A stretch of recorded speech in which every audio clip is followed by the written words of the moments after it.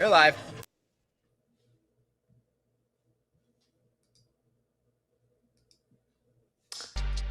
Hey, welcome on in to a Wednesday night edition of BetMGM Tonight here on Westwood One Sports. I'm Pat Boyle. Kate Constable is my co-host for tonight. She's in for Brad Evans, and we are brought to you by BetMGM. Make it legendary. Download the app today. Please gamble responsibly. We're with you every Monday through Friday, 6 to 11 p.m. Eastern. You can watch the show live on YouTube. Just search BetMGM Tonight and hit that subscribe button. You can watch the show live on Twitter at BetMGM Tonight. And you can listen to the show on the Westwood One Sports app, the Odyssey app, SiriusXM Channel 375, and hundreds of local affiliates throughout North America. We're going to talk some Lakers here out of the gate. Are they better now without LeBron with the flurry of moves that they made today? 310-840-4910 is the number to join the show. You can call, you can text 310-840-4910. So, Kate, LeBron informs the Lakers, I'm moving on. We talked about that yesterday. If you want to weigh in case you missed it, do you think he's going to Golden State, Cleveland, or somewhere else? But the Lakers, Rob Pelinka said, let me cook.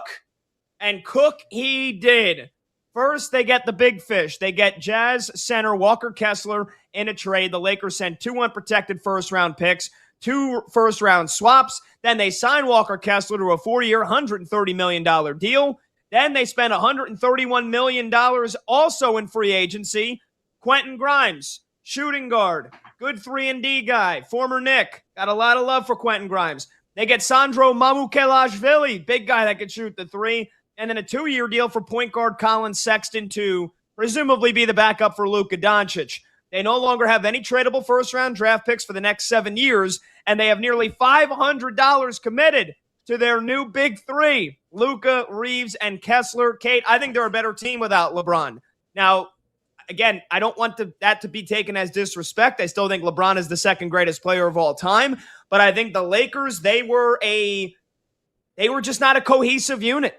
And they needed to build a team around Luka Doncic. I said it a couple of weeks ago. They need to kind of mirror, as much as we crap on him, rightfully so, for the terrible worst trade of all time, the team that Nico Harrison built around Luka that went to the finals. The Lakers needed to try to mirror that. They're trying to replicate it, and I think that they are. And I think they're a better team without LeBron James. I really, really like the moves that Rob Pelinka has made so far today. And I think the Lakers are a top 4 team in the West because of it. Pat, good evening. Good to be here with you tonight. I'm going to go ahead and say the Lakers are a more talented team with LeBron, but they are a better basketball team all around without LeBron on the roster. I will agree with you on that.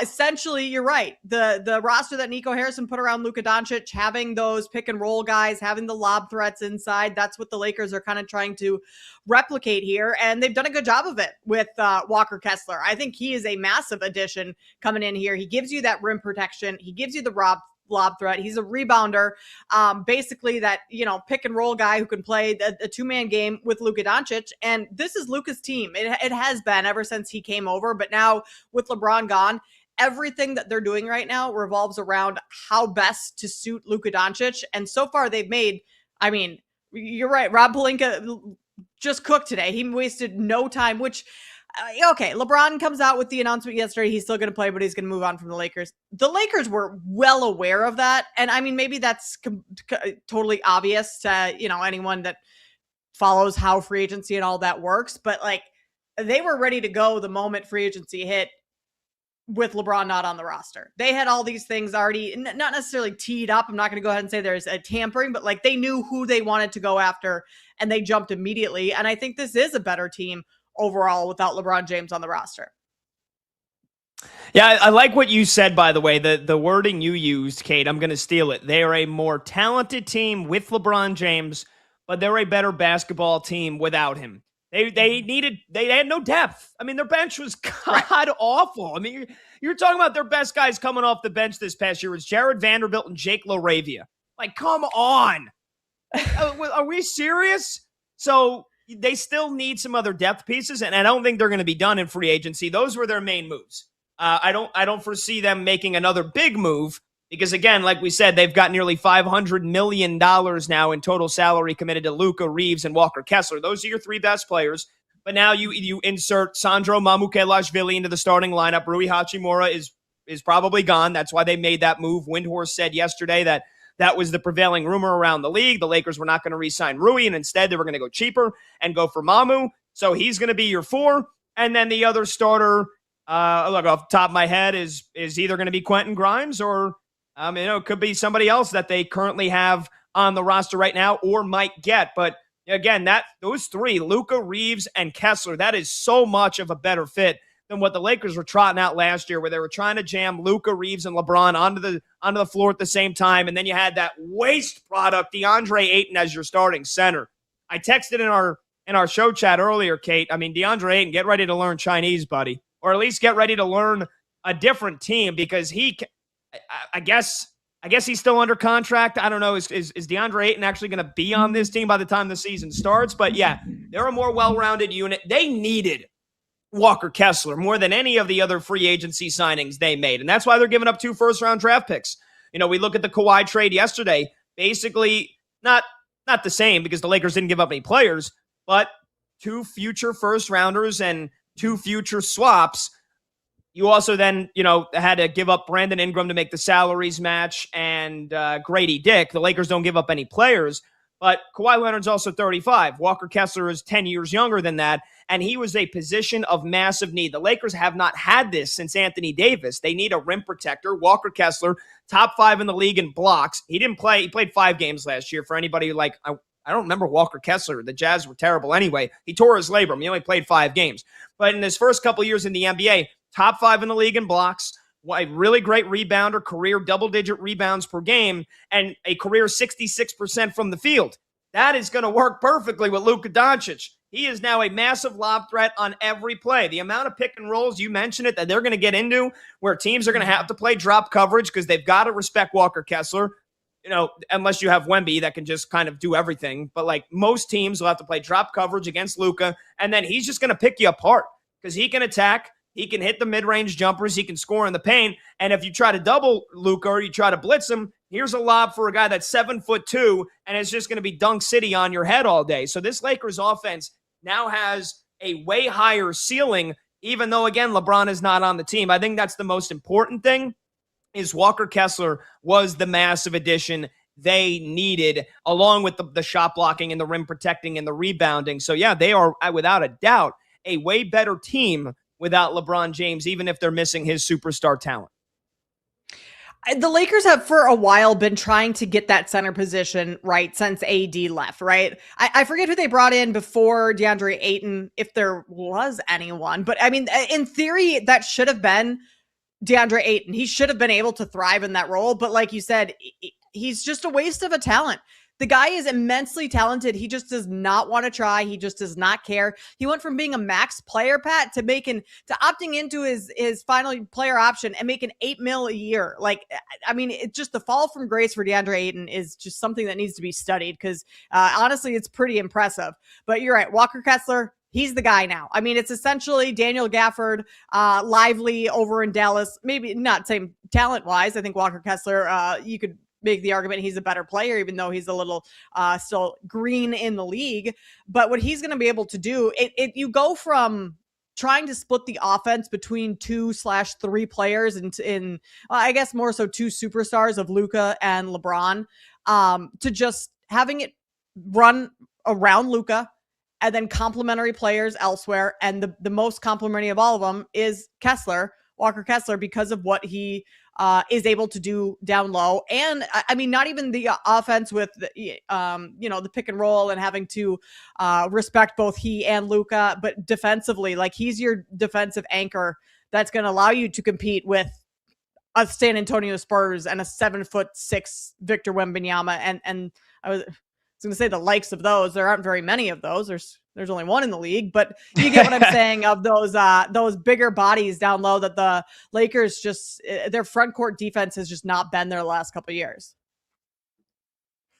No, it hasn't. And remember, they didn't fill that need last year after they traded AD and got back Luka. They were playing with Jackson Hayes and Alex Len as their two centers. And then when they played that series against Minnesota, those guys were barely even on the floor. They're playing like small ball, and that's when Minnesota, the Timberwolves, were like, all right, screw this. We're just going to let, like, Rudy Gobert is going to score 30 points because he's going to dominate you because you have nobody to defend him. And that's what they did. So, and then they went into last year with DeAndre Ayton as your center, and that is, I guess that's an upgrade from having nobody, from Jackson Hayes and Alex Len, but it ain't that much of an upgrade considering how much of a wasted talent DeAndre Ayton is. So Walker Kessler by far raises this team's defensive ceiling and raises their lob threat, their shot, their interior scoring as well, and it will make teams stay honest about having their center play inside the paint or stay close to home rather than just double teaming Luka Doncic every possession. The other two moves here, Quentin Grimes and Sandro Mamukelashvili, you might think on paper or on the surface, all right, who cares? Like, these are not really that good of moves. Like, they're paying them basically $15 million each year.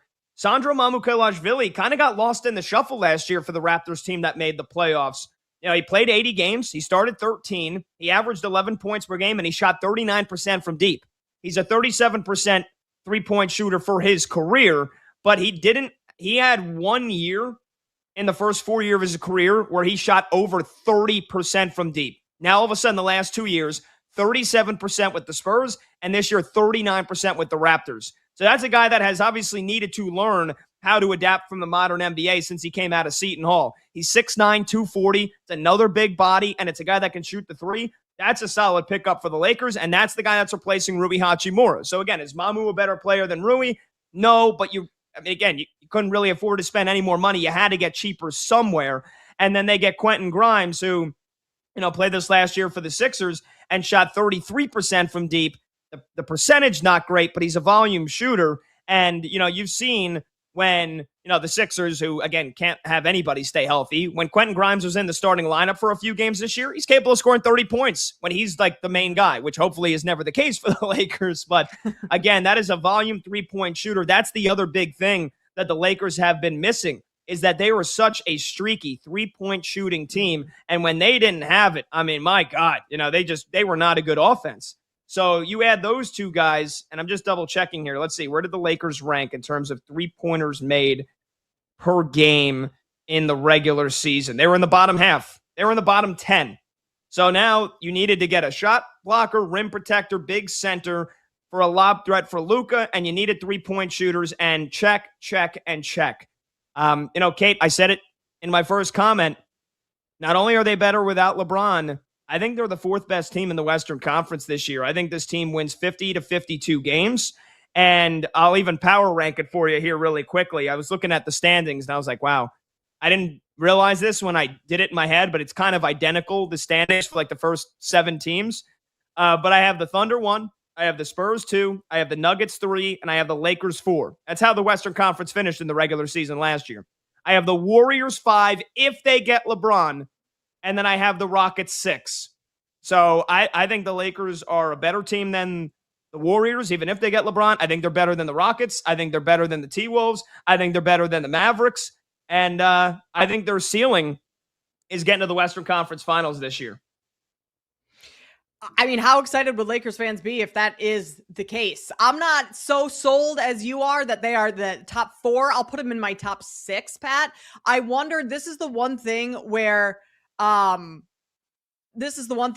I think maybe they are worse without LeBron, is the veteran leadership. Like, because they're a fairly young team now. Luka is essentially your veteran leader. So without having LeBron in the postseason, in the playoffs, things like that, for the locker room, off court type stuff, I think that could be a detriment to them, but not something that's totally, scary to me, where I would not think the Lakers could compete or be a top 5, top 6 team in the West whatsoever. I'm with you on them being. You got something going on right now, Pat. What do we have? I do. I'm just gonna let you go. I don't mean to cut you. I don't mean to cut you You're off. Good. But we've got a blockbuster Jaylen Brown trade that just happened. Holy smokes! I didn't think it was gonna happen. It's happened. Shams just tweeted a minute ago. I haven't seen Boston it. Celtics. Where's he going? Take a guess. Take a guess before I say it. It's in the East. Cavs? Nope. Give you one more shot. Dang. I have my Twitter up and it just, my thing refreshed. He's going to the 76ers. Yep. The Wow. Boston Celtics are trading Jaylen Brown to the Philadelphia 76ers for Paul George, 2 first-round picks, and 2 second-round picks. Holy smokes. Wow. I can't believe they traded him. And they get back Paul George, which is like, this is basically a salary dump. Like, they don't want Paul George. Let's be honest. You can't tell me that the Boston Celtics think that Paul George is a better player than Jaylen Brown. You needed the salaries to match, and Paul George is making a boatload of money to stink up the joint most nights. This is about the Celtics getting 2 first-round picks from Philadelphia and probably thinking, Brad Stevens is probably thinking, all right, we need to hit a small reset or a retooling, if you will. The Celtics are still trying to compete. They have Jason Tatum. Now he's going to be fresh, coming back for a first full season off the torn Achilles, and they got a decent squad around him. So this isn't like they're going to have Paul George, and they're probably going to play with him this year, and they're going to try to make it work and see what other depth pieces they can get around him. But this is Brad Stevens also, I think, just as much betting that the Sixers are going to be a disaster, or at least Joel Embiid's not going to be able to stay healthy. But I mean, even if Embiid, let's say Embiid has another injury this year and he plays like 15 games, you still have Maxey, and now the Sixers have Jaylen Brown. So honestly, it's fresh off the dome here, Kate. This kind of looks like a big L for the Boston Celtics. You're trading Jaylen Brown to get back Paul George and 2 first-rounders that, again, even if the Sixers are worst case scenario, they're not going to be that bad with Jaylen Brown and Tyrese Maxey. You got 2 all-stars. And if Embiid stays healthy, the Sixers, holy crap, they might be pretty freaking dangerous this year. And what are those 2 first-round picks going to be for Boston? I can't believe this. What is Brad Stevens thinking? How could you trade Jaylen Brown for Paul George and 2 firsts? I don't get it. Pat, essentially, they traded Jaylen Brown for 2 firsts because you're right. What is Paul George at this stage in his career? What is he doing on the basketball floor? I mean, not being on the basketball floor, but like, what impact does he really have in terms of championship caliber type of winning? So you're getting Jaylen Brown you're trading Jaylen Brown for 2 first-round picks. You are about to trade Jaylen Brown for Giannis. Giannis just went for a whole load plus a couple first-round picks. Like, that is not anywhere near, I think, what they should have gotten as a return for Jaylen Brown. And the Sixers rather, even, like, you're right, even if Embiid doesn't stay healthy all season long, I mean, I think Jaylen Brown and Tyrese Maxey next to each other. Then you have VJ Edgecombe, who, I mean, was phenomenal as a rookie last year. What type of jump is he going to make this year? You add in, like, let's just go ahead and say Embiid's healthy all season long. All of a sudden, this is a top team, top 3, top 2 team in the Eastern Conference. I think you'd have to go ahead and say that they're going to be up there. Yeah, I mean, the ceiling is they take the throne from my New York Knicks and they snatch the crown because you have Maxey, Jaylen Brown, and Joel Embiid. And like I said, it is always, Kate, a massive if for Joel Embiid to stay healthy. But if he can, Embiid, Jaylen Brown, Maxey, that's as good as the Knicks. I'm sorry. It is. I hate to admit it, but it is. This is I just don't like it. Again, it's a massive upside for Philadelphia. And sure, there's always the risks. Like, there's really no risk not on paper with Jaylen Brown. He's in the prime of his career still. He's a finals MVP. I can't imagine. I can't believe the PR hit he's taken throughout the last couple of weeks here. Like, I said it yesterday when I was saying I don't think Boston's going to trade him, because name me 20 better players in the NBA than Jaylen Brown. And that's being conservative. Name me 15 better players than Jaylen Brown, because you probably run out of names once you get to 13 or 14. He is still an all-NBA, second-team all-NBA caliber player. He's one of the best 15 players in the NBA, in my opinion. And you just traded him away so you had to acquire Paul George's $50+ million salary and 2 first-rounders. That's it? Okay, you said it best. You were trying to get a deal for Giannis, and instead you got Paul George. What the hell is Brad Stevens doing? It makes no sense to me. What is Boston doing? They're going to light the city on fire tonight. Brad Stevens usually, you don't say those types of things after moves he makes. He's kind of done it almost, I think you could say, of all GMs front office personnel, like he typically does the right moves and puts together, solid rosters, but the Celtics just got significantly worse. And I don't think we know yet when those first round picks are, what years those are, but they have to be down the road a little bit. And so what are you doing now with Jason Tatum essentially in his prime with Paul George next to him? And then the picks that you're getting for Jaylen Brown, like those might not come for a long time. So all of a sudden you went from a tandem of Tatum and Brown to essentially just Tatum. I mean, you're not beating the Knicks with that. You're not beating this Sixers team with that. I don't think the Heat, even with Giannis, are going to be ultra competitive this year because their roster as a whole needs to fill out more. But I don't see the Celtics being a championship team next year with the roster that they now have of Tatum and Paul George.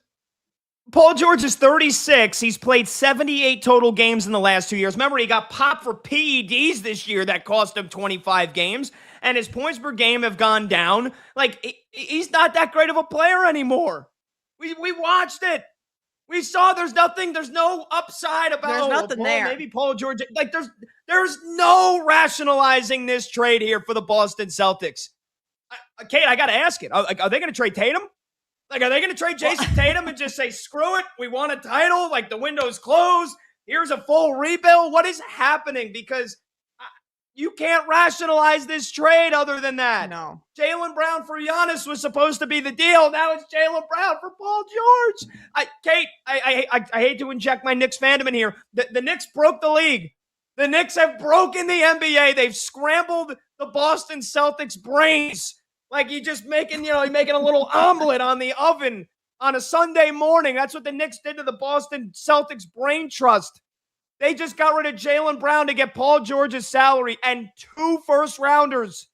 Make it make sense, because this makes 0 sense for Boston, and this is an A-plus trade for Philadelphia. They got Daryl Morey out of the freaking building, and in a couple of weeks they land Jaylen Brown, and all it takes is Paul George and 2 firsts? Come on! You can't tell me that the Sixers are sad to have Paul George gone. Like, that wasn't a hard trade for them to pull the trigger on letting go of Paul George whatsoever. Not at all. I'm just kind of speechless. I'm kind of floored at what Boston didn't have to trade Jaylen Brown. Yes, they dangled him out there, and maybe at that point the relationship is fractured. So maybe the right thing to do is to part ways with them, but you didn't have to do that.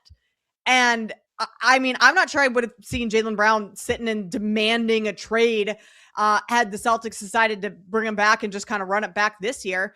I feel like they just kind of got antsy and went after the first next best deal that they thought they were getting.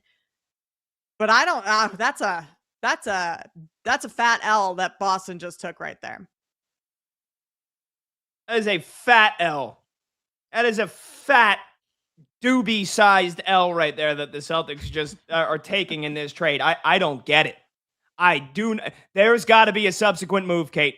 There has got to be a move to then trade Paul George's salary elsewhere. There is no way that they can go into this season with Jason Tatum and Paul George as your two best players, and you're telling me that you're gonna tell the fan base that you're ready to compete.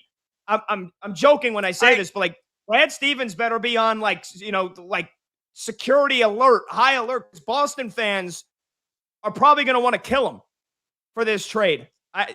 Holy smokes. So, Pat, here, Sham just tweeted out 2028 first round pick that could convert from a first to a swap if that's more favorable to Boston. Unprotected in 31, and then a second round in 28 and a second round in 2030. So two first rounds over the next, what are we in, 26 right now? 5 years? Yeah. I think you're right. I think there's more to this. I think something else is likely going to go down tonight. There's no way it has to. There's no way that Paul George and 2 firsts is enough for Jaylen Brown was the finals MVP. What was that, 2 years ago? 3 years ago. And 3 seasons ago. It was like 24 months ago. Yeah, had his best year last year, averaged almost 29 points per game, was in MVP talks at some points throughout the season. Carried the Celtics without Tatum. It was supposed to be a lost year for the Celtics. It was supposed to be just kind of not a rebuild, but we'll retool, and once Tatum's back fully healthy, then we go full throttle. And what did Jaylen Brown do? Took him to the playoffs, and didn't get out of the first round, but yeah, that's a head scratching move right there for Boston. Kate, I gotta give the ESPN Twitter account credit, because I think they just tweeted out a graphic of Paul George and Jason Tatum, and they put in all caps JT and PG in Boston with a fire emoji. Like, they know what they're doing. That's an elite troll. That's an elite troll, because there's no way any Celtics fan with a pulse and one brain cell is celebrating this. The Boston fans should be ready to light the city on fire if there is no subsequent lateral move here and they're not redirecting Paul George elsewhere, because this has got to be, I'm not trying to be prisoner of the moment, Kate. Like, the Luka Doncic trade will never be topped, but this ain't far behind it. If this is the trade on its own, because this is downright stupid for the Celtics to do. Well, ESPN just followed that up with another one of Philly's potential starting lineup. Maxey, Edgecombe, Brown, Dean Wade, and Embiid. Like, what's a better starting five in the NBA right now? That's up there. I'll say the Knicks. But that's fine. I figured you'd go there. But that's a top 5 starting 5. I'll say that without having really, OKC, Brandon in our chat threw that in. That's a fact. Yeah, the Spurs. Brandon. Knicks. Yeah. So essentially it's probably right in saying top 5, top 6 starting 5 in the NBA next year. Well, yeah, and just their 3. It's their best 3 that I think you can say, like, we'll put that up against anybody else in the league. And you have the caveat, the asterisk, of course, Embiid, if he can stay healthy. Maxey, Jaylen Brown, and a healthy Joel Embiid, that might be a better big 3 than anybody else has right now. Yeah. Wow. All right, we have to grab a break. It's 28 minutes into the start of the show, but holy crap. The big blockbuster trade here this is probably a more seismic trade than Giannis, because I didn't see this one coming. Not in this way. Jaylen Brown is now on the 76ers, and the Celtics get back Paul George and 2 first-round picks with, one or 2 future swaps, but really it's Paul George and 2 first-round picks.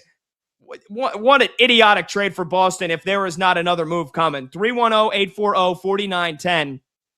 Light up our phone lines and light up our text lines. What do you think about this trade? Because me and Kate are trying to rationalize it. It makes zero sense. 310-840-4910. And, wow, that makes our initial topic, it blows it out of the water. But if you wanted to weigh in on the first 20 minutes of the show, are the Lakers better now without LeBron with the moves they made today? But wow, breaking news. Jaylen Brown is now on the 76ers. You're listening to BetMGM tonight. We're sponsored by Progressive Commercial Insurance, protecting your business vehicles 24/7. See if you could save at progressivecommercial.com. All right, we'll get your phone calls and your texts when we come back. We'll try to make more sense of what the hell just happened. I'm Pat Boyle. She's Kate Constable. This is BetMGM tonight on Westwood One Sports. Just like your fireworks this time.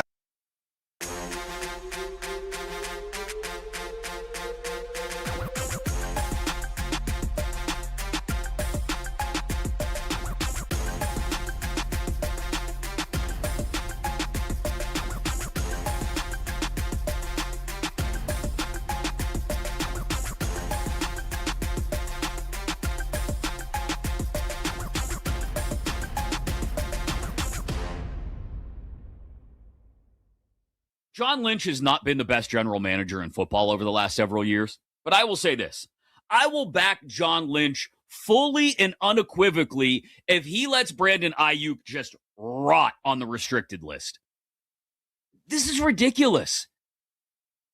You can't just go on social media every day and say that you're going to play for the Commanders when you're still technically under contract with the 49ers. You can't do that. That's not how it works.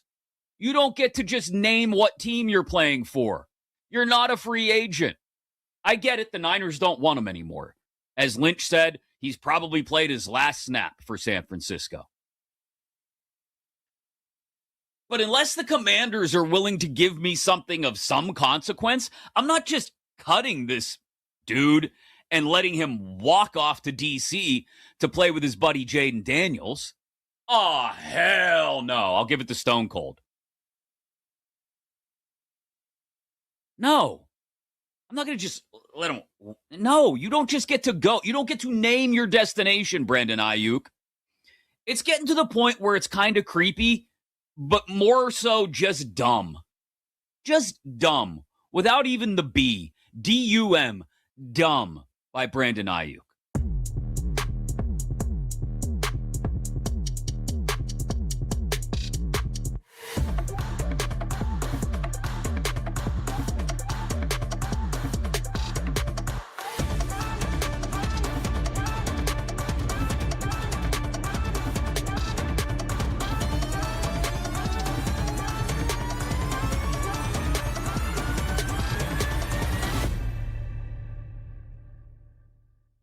But let's stop losing the forest for the trees here.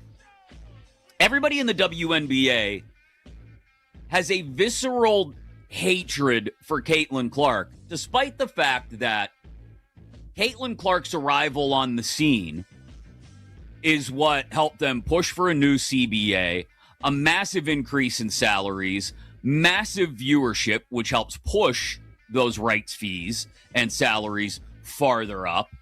Without Caitlin Clark, I wouldn't say there's no WNBA. It's existed for 2 decades now. But without Caitlin Clark, the WNBA is not nearly as close to the average sports fan's radar as it is right now in this moment. And yet Caitlin Clark gets a hand to the neck, gets kicked occasionally, smacked occasionally. And again, she's not the only person who receives a little physical punishment in sports. But she receives all of this, and the one person, the one star who has helped make the NBA, who has made the WNBA what it is right now, is Caitlin Clark. And that Alyssa Thomas transgression draws a 1-game suspension?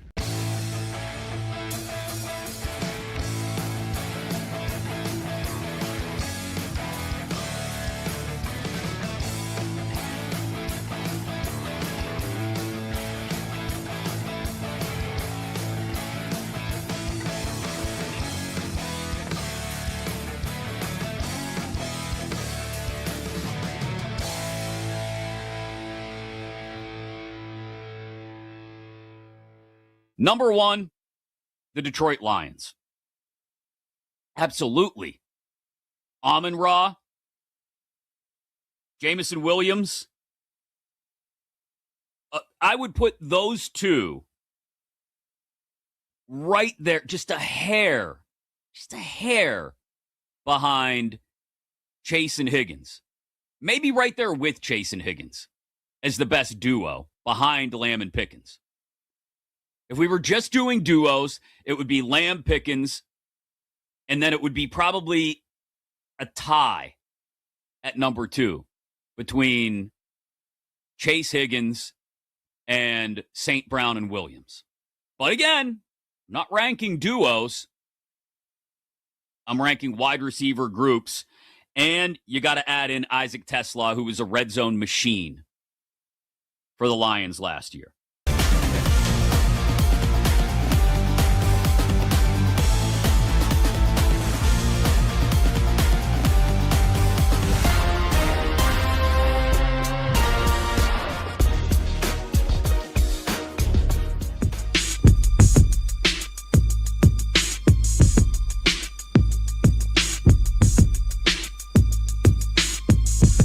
When the game goes live, the conversation turns up. BetMGM tonight Live now.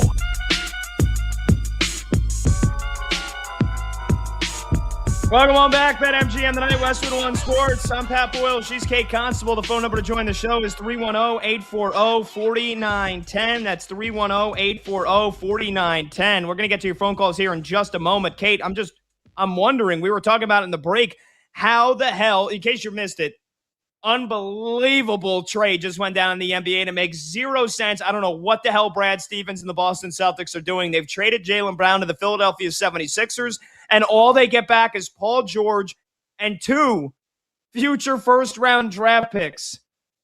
I said it last segment. Nothing will ever top the Luka trade, but this ain't far behind. How is VJ Edgecombe not involved in this trade, Kate?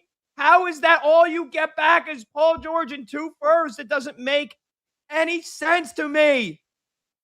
Pat, scrolling through Twitter in our last commercial break, it doesn't make sense to anyone right now. Everyone is up in arms on Twitter right now, except for maybe Sixers fans because they got the better of the deal. But you're right. I would have preferred VJ Edgecombe in that deal than Paul George. Like, I'm still kind of dumbfounded at it. And especially, I mean, not only you trade Jaylen Brown, and they wanted to. It's been talked about for, a little over weeks now with the Giannis stuff, but like also to trade him to the Sixers too. Like, you just made another Eastern Conference team so much better. And Kate, not only that, the team that just came back from 3-1 down to beat you. That's a good point too. Yeah. We said in the last one, but there has to be more to this because 2 first rounders doesn't make sense. I mean, I'm just like floored at all these responses on Twitter of like people who cover the league and are very well respected and are saying, I'm still very confused. What the hell's going on? This is one of the funniest trades in NBA history. Like, no one understands what's happening here. And usually when that's the case, it's because we don't know the whole story. So I'm hoping there's more to this for at least, I mean, I don't really have a dog in the fight. I'm not a Celtics fan or a Sixers fan, but for Celtics fans' sake or for Brad Stevens' sake, I hope he's got another trick up his sleeve because this is just shocking. Yeah, and again, we were wondering, like, is there another is there a move coming for, like, who cares in the moment if there's another move coming? How is that the return? How is that all you get back? How do you not get VJ Edgecombe? How do you not get him? What is the market just bad for Jaylen Brown? Like, there's no way teams aren't interested in him. That's hard to fathom. Unless they're not interested in like his like the politics of it all and how he goes on the street. But that can't be. You have a talent like Jaylen Brown, you overlook that type of stuff, and he's not even in like the crazy level of that stuff yet. Sure, he goes on a couple streams and says some weird things, but like I don't know. I just wonder what the market was like what other offers they were getting, and is this what they thought was the best one, and they thought, well, we better jump on it because we're not getting anything else for him. Or anything else that they deemed worthy. That's the only other thing I can think of. It had nothing to do with the politics of it all. Kyrie Irving did way worse than what Jaylen Brown did. When he was putting out that book phrase or whatever the hell he was doing, where it was anti-Semitic stuff. And then the Mavericks were like, yeah, sure, we'll take them off your hands, Brooklyn. Don't worry about it. And then they go to the NBA Finals with him and Luka. So nothing to do with that. I am a Knicks fan. I hate the Celtics. I hate Jaylen Brown. Like, as a Knicks fan, you can't tell me there's 20 players in the NBA better than him. You can't. No. You can't. Like, unless, and I'm not even, like, again, I'm trying to make sense, so I'm not, like, making light of Kristaps Porzingis, the syndrome that he has, the POTS, where he got that when he was with the Celtics, and he barely couldn't even, like, stand up, and whatever, all the symptoms that he has going on, like, did that rub off on Jaylen Brown and nobody knows about it except for Boston? Because there is no rational world where the return you get for a guy that was Finals MVP 24 months ago is 36-year-old Paul George and 2 first-round picks when we saw the haul that the Bucks got for Giannis. Right. I mean, the Knicks traded 5 first-rounders for Mikal Bridges, and everybody laughed at the time, and I hated it until a month ago. You know, Rudy Gobert just a couple of years ago got 4 first-round. How many didn't Desmond Bane get 4 first-round picks? How is this the return? Doesn't make any sense. It makes no sense. No sense whatsoever. You're right. When you compare him to Desmond Bane, Mikal Bridges, what the Bucks just got for Giannis, like we're talking Jaylen Brown, easily top 10 player in the league. Is he a top 5 player in the league? Maybe slot of 6 or 7. And you only get 2 first-round picks back for him. Paul George is a non-factor to me. I mean, I know he is a factor in the trade, but like in terms of making the Celtics any better, Paul George is a non-factor in that category in my mind. So I'm looking at this as essentially you just traded Jaylen Brown for 2 first-rounders when you're right. Desmond Bane goes to the Magic for 4. I'd take Jaylen Brown over Desmond Bane any day of the week. And I think most people, most teams in the NBA would feel the exact same. I mean, I go back to Shams yesterday saying that, it's 40 cents on the dollar for teams when they're shopping Jaylen Brown. But how? Like, what is it that we're missing? Because the eye test, the stats, the championships, everything like that adds up for Jaylen Brown, yet 40 cents on the dollar doesn't seem right. And it doesn't. And I'm looking up his contract off the top of my head. I mean, he got the Supermax for $300 million, but like, he's 29. He's going to be 30. Like, you could say that's maybe an overpay. You could maybe say it's an overpay. He's only got a couple of years left. Like, he's got 3 years left. I mean, there are worse contracts. There are way worse contracts than what Jaylen Brown is getting paid. A guy that won Finals MVP 24 months ago. So it can't be the contract. It can't be the play.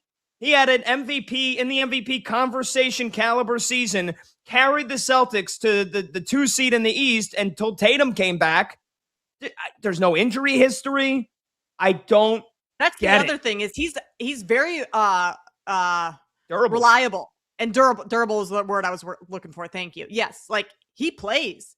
He's not missing. He's not sitting out 20 games a season. Like, he's on the floor and he gives you numbers night in and night out. It's not like he even goes through slumps or has any sort of issues like that. I'm just shocked that if this is the market for him, then that's one of the bigger surprises of this NBA offseason is the lack of market for him. Yep. We got a 530 number texting in. Celtics got fleeced giving up Jaylen Brown for washed P. George and picks. Yeah, without a shadow of a doubt, 1,000%. 1,000%. We got to take a break. We'll get more of your calls, more of your texts on this brain-busting trade. Jaylen Brown to the Sixers, and all the Celtics get back is Paul George at 2 first-round picks. 310-840-4910. We'll go streaking when we come back. I'm Pat Boyle. She's Kate Constable. This is BetMGM tonight on Westwood One Sports.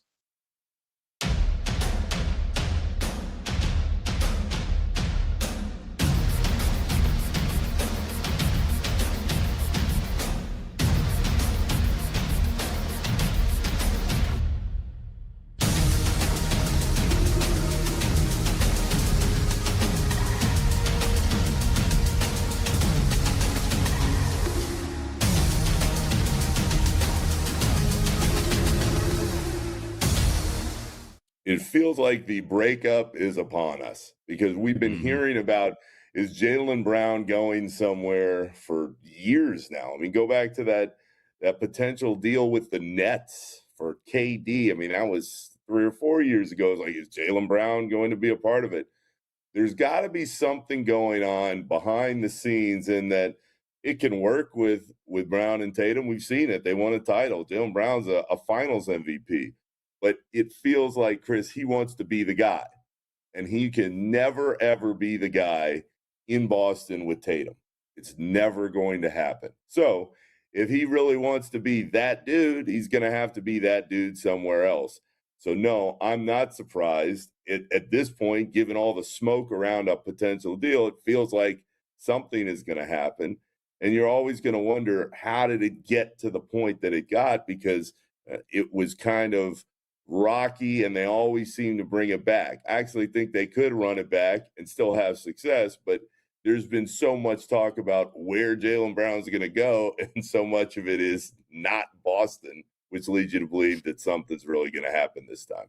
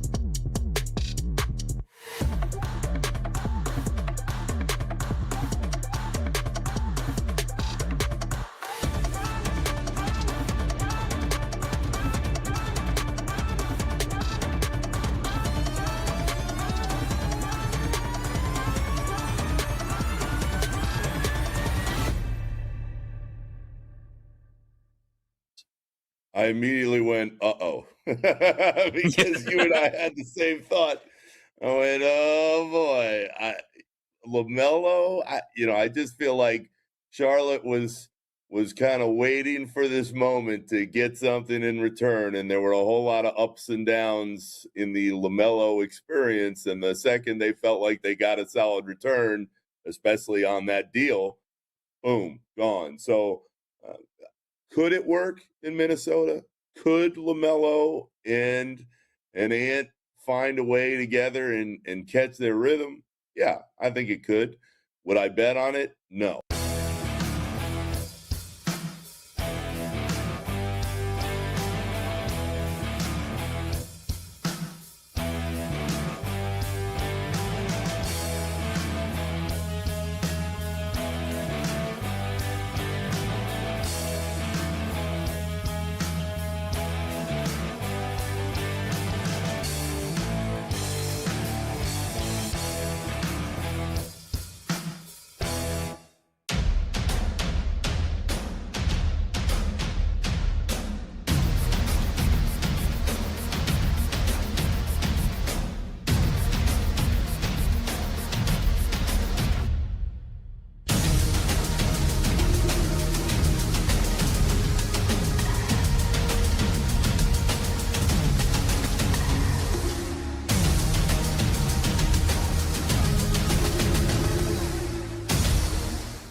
Why not the Pittsburgh Penguins?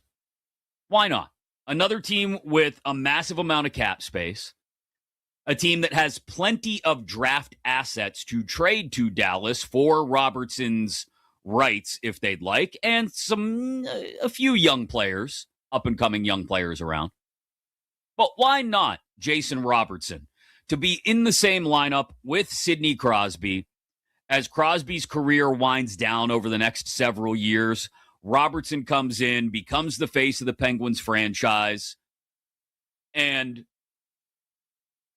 gets to play with Sidney Crosby. Look, I don't think there's a kid who's grown up playing hockey in the last 20 years who didn't wonder what it would be like to play with Ovechkin or Crosby at some point. Here would be your opportunity.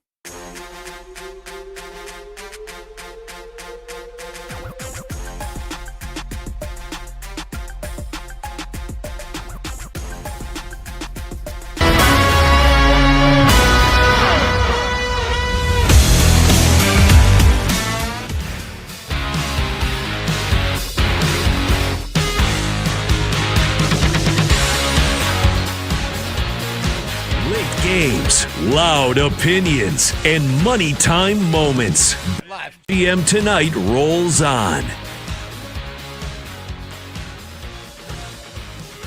Welcome on back, BetMGM tonight, Westwood One Sports. I'm Pat Boyle. She's Kate Constable. Phone number to join the show, 310-840-4910. Wow, we'll get back to the Jaylen Brown blockbuster trade going to the Philadelphia 76ers for only Paul George and 2 first-round picks. We'll get back to that in just a bit, but it is just past 6:45 p.m. Eastern. It is just about time. Let me take care of some housekeeping here first. Looking to take your MLB action to the next level this season? Boosted odds are here to crank up every pitch, swing, and home run. BetMGM is hooking you up with your very own MLB Odds Boost token. Just add any MLB bet to your bet slip, activate the Odds Boost token, and lock it in. If your bet hits, you're cashing out with an even bigger payout. All right, here we go. Let's go streaking. We won a game yesterday. We win one today, that's 2 in a row. We win one tomorrow, that's called a winning streak. It has happened before. We're good streaking! All righty, the premise of the game, we go around the crew. Everybody picks one batter that they think will correctly get a hit for tonight's games. There's a busy slate of matinee day baseball, so a couple of games to pick from. That's fine. Let's get you our records actually really quickly before we do that. I am yours truly, 36-12, so 36 out of 48 correct picks. Producer Brandon Combs, 35-14, so nearly identical to me, 35 out of 49.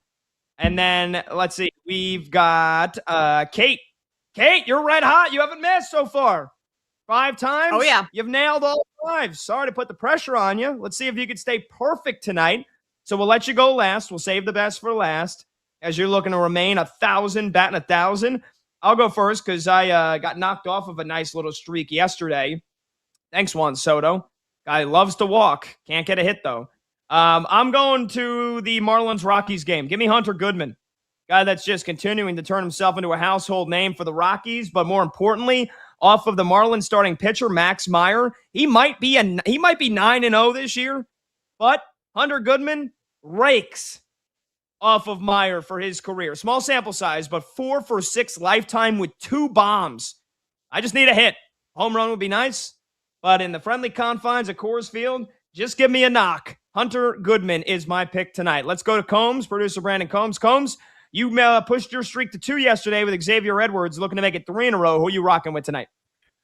Tonight, I'm actually going to go to L.A., a team that I don't usually lean on, and I probably should a little bit more. But they're playing against the A's, and they're playing at the A's. So I'm going to go with Mookie Betts, who has just been on fire over the last 7 days or so, hitting just under 400. So give me Mookie Betts to get me to number 3 tonight. And that way very Kate can't good. make Matt fun of me for not having a is streak. filling in. What'd you say? I said that way Kate can't make fun of me for not having a streak. She likes to make fun of me when she's on the show. You got a streak going right now, right? Or you got 0? I'm at 2. Oh, yeah, okay. That's a streak. 2's a streak. See, Pat? See More what I'm than talking one. about? Gotta give Praise all time. Brandon a hard time every now and then. Before we get to Kate, who's trying to stay perfect, Max Sheedy is filling in for our VP, Michael Montgomery, Monty, tonight. Max is going with Michael Harris from the Atlanta Braves. So Max making the debut and going with Michael Harris. All right, Kate, a perfect 5 for 5. Can you make it 6 for 6? Can you stay perfect? Who are you going with tonight? We can if Jackson Cheerio can get a hit tonight. That's who we are going with. He is hitting 429 against Andrew Abbott. He's hitting righties at lefties, 333 against lefties. And he's been pretty hot at the plate lately. So Jackson Cheerio, get me to 6 tonight. All right. You know what? I normally look to see who everybody's taking before I make my selection. I didn't. I had Jackson Cheerio ready to go. And then I saw that you had him. Oh, so I'm pretty confident you're going 6 in a row here, Kate. That makes me a little bit more confident as well. Pretty confident. All right, we will reset when we come back. We'll continue to take your calls and your texts on, again, a trade that has blown my mind and Kate's mind, and we're trying to make sense of it all here, but it is a massive one that puts the Sixers right at the forefront of the contenders in the Eastern Conference and in the NBA. Jaylen Brown traded from the Celtics to Philly, and all Boston gets back is Paul George and 2 first-round picks. So we'll reset, talk about that, and give you a World Cup update. We just had another thrilling finish. This is BetMGM tonight on Westwood One Sports.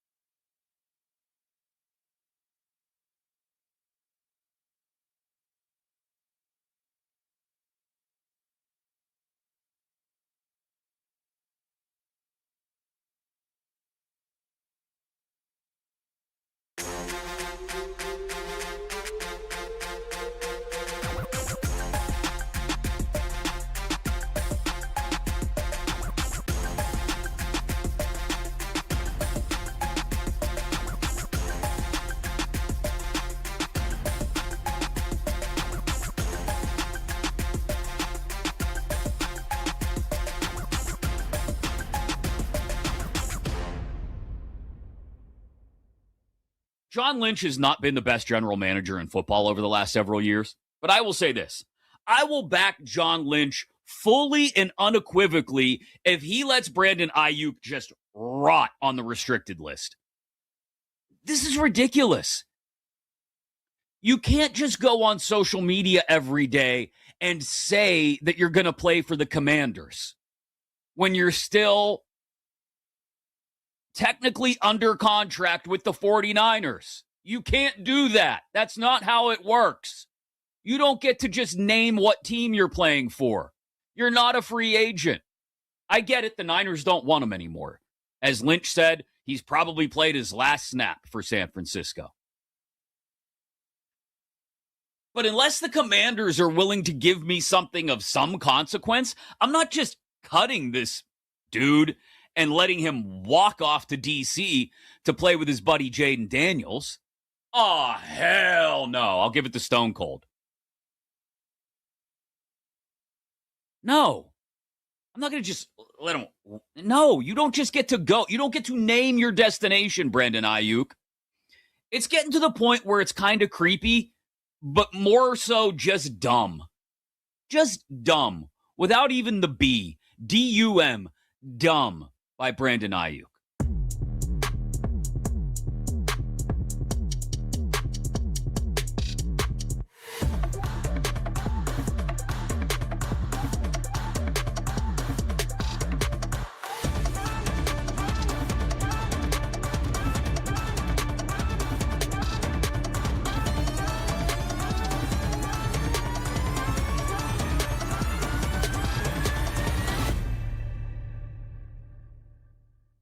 But let's stop losing the forest for the trees here. Everybody in the WNBA has a visceral hatred for Caitlin Clark, despite the fact that Caitlin Clark's arrival on the scene is what helped them push for a new CBA, a massive increase in salaries, massive viewership, which helps push those rights fees and salaries farther up. Without Caitlin Clark, I wouldn't say there's no WNBA. It's existed for 2 decades now. But without Caitlin Clark, the WNBA is not. The day shuts down. The games light up. This is BetMGM Tonight on Live One Sports. Hey-o! Welcome on back to BetMGM Tonight here on Westwood One Sports. I'm Pat Boyle. She's Kate Constable filling in for Brad Evans tonight. And we are brought to you by BetMGM. Make it legendary. Download the app today. Please gamble responsibly. Hour number 2 of what is turning into a wild Wednesday show kicks off right now. You can watch the show live on YouTube. Just search BetMGM Tonight and hit that subscribe button. You can watch the show live on Twitter at BetMGM Tonight. And you can listen to the program on the Westwood One Sports app, the Odyssey app, SiriusXM Channel 375, and hundreds of local affiliates throughout North America. The talk and text line to join the show. We've got a lot of text to get to. If you want to get in on the phones, they are open. 310-840-4910. Again, you can call, you can text 310-840-4910. This segment is sponsored by Progressive Insurance. Save on commercial auto insurance from Progressive. Get a fast quote at progressivecommercial.com. Kate, we're still trying to make sense of it. It does not make sense. It doesn't. The Boston Celtics have agreed to trade Jaylen Brown to the Philadelphia 76ers, and all Boston's getting back is Paul George, 2 first-round picks, one of which is 2028, the other is 2031, and 2 measly second-round picks. And Shams further continued to report. He was on TV, and he was basically saying this was all the Celtics that initiated this trade. The Sixers apparently did not. They were not dying to make this trade happen for Jaylen Brown. Now, who knows in reality what was the case, but according to Shams, he said this was the Celtics trying to get rid of Jaylen Brown. And I guess it makes sense, Kate, because over the last week, we've gotten some reporting. I thought a lot of it was smoke signals, some rumors that Jaylen Brown, his trade value wasn't that high, that some teams valued him as like their fifth or sixth best player on their team. And I'm thinking, as a diehard Knicks fan, I hate the guy and I hate the Celtics. I think you people are nuts. This is crazy. But apparently, politics of it, no injury history. The guy won the finals MVP 25 months ago. He just had a near regular season MVP caliber season without Tatum, carries them to the 2 seed. They blow a 3-1 lead to the Sixers, and now they've essentially blown up the whole team. This is, I keep coming back to this because I don't care if there's another move coming for Boston, if they're going to then try to use Paul George and his salary in another trade. The fact that you only got 36-year-old Paul George and 2 first-round picks, and we've detailed some of the recent trades. Mikal Bridges got 5 first-rounders. Desmond Bane got 4 first-rounders. Rudy Gobert got 4 first-rounders. Hell, Walker Kessler today. The worst trade ever. And what I think is the worst trade ever, the Lakers got, or the Mavericks got 1 first-rounder. At least they got Anthony Davis. You got 36-year-old Paul George and 2 first-rounders from the Sixers, which, I mean, Philadelphia with Jaylen Brown, Tyrese Maxey, and Joel Embiid, that's a good squad. That's a dangerous squad. So, Brad Stevens, I don't know what happened to him. I don't know who allowed him to make this trade. I don't know who allowed him to do this. But this trade makes absolutely 0 sense. It is an F for Boston, and it's an A+ for Philly. Walker Kessler today, granted another player I don't believe was in the trade with that, but he had 2 first-round picks for him. You're telling me Walker Kessler and Jaylen Brown are similar caliber players? I'm not buying that. And this, I was just kind of like trying to make sense of all this in the break, Pat. And okay, so maybe the market is down for Jaylen Brown. I don't understand that. Shams is reporting that he didn't ask out.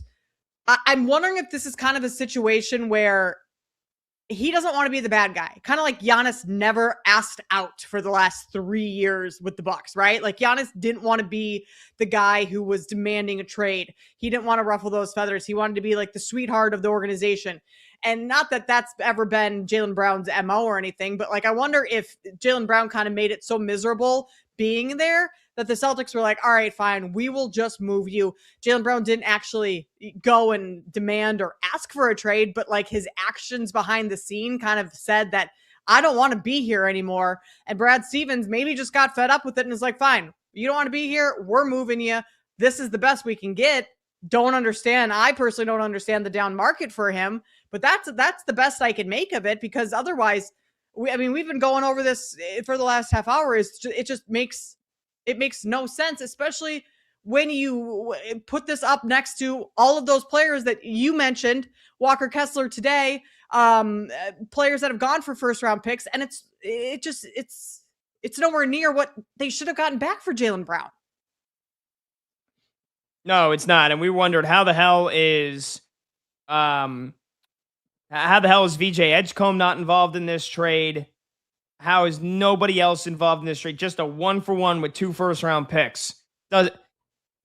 It's a horrendous trade for Boston. I mean, we can speak in hyperbole. We want. We can try to make. It's just a horrendous trade for the Boston Celtics. There's no other way around it. This is a terrible, terrible trade. I don't care how low Jaylen Brown's trade value is. There's no logical explanation for getting Paul George and 2 first-round picks back as the return. I saw, by the way, one of my buddies, Zach Gelb, who's in the industry, Antoine Walker came on his either his show or I think it was 104.3 WQAM. At least I saw the video that Zach posted, and that's what I'm going off of. Antoine Walker, who played for the Celtics from 96 till 2003, was on that show and said that he thinks the Celtics trading Jaylen Brown, this is before it happened, would strictly be a business decision for the new ownership group, and it would have nothing to do with basketball. And if that's the case, with the Celtics just changing hands here with the ownership, and remember, right before, what's the former Celtics owner's name? Chisholm, right? William Chisholm? Or White Grousebeck? Right, those are the former owners, if I'm not mistaken. Either way, remember, like right after the Celtics won the title, they basically said, "Here you go, Jaylen Brown. Here's $300 million. Let's pay all these guys as much as we can because we're going to sell the team." That's the next owner's problem to deal with. Now that's that problem. And if that is true, what Antoine Walker is saying, that they're trading Jaylen Brown because this is a business, this is a money thing, and has nothing to do with basketball. Why did you buy the team? Like sell the team. Why'd you buy the team? Because this is basketball suicide, what the Boston Celtics have done, Kate. Pat, I'm looking at the odds on BetMGM right now. Celtics are plus 1,300 to win the title next year. 76ers are plus 2,500. That doesn't make sense to me. How do you lose Jaylen Brown and you still have the third best odds in the league to win the title? Can Tatum take a team all by himself, essentially? He and Derek White to the NBA, to the Eastern Conference Finals, NBA Finals? I don't know about that. How are the Sixers 25-1 with, and again, the caveat, the asterisk, if he can stay healthy. But how are the 76ers 25-1 with Joel Embiid, Jaylen Brown, Tyrese Maxey, VJ Edgecombe, and they just signed him. I mean, I've a couple of weeks ago or like 2 months ago when the playoffs are going on, I was like, who did this guy, like what dirt does he have on the organization? Because why does Dean Wade continue to play? And he was on the Cavaliers. They just signed him. I'll throw him in there just because he's probably in the starting five. But like the Sixers' best four players, Embiid, Jaylen Brown, Tyrese Maxey, VJ Edgecombe. That's 25-1. That's way better than that's twice as worse as the Celtics odds. Get the hell out of here. The Heat and Pistons. It doesn't make any sense. It does not make any sense. I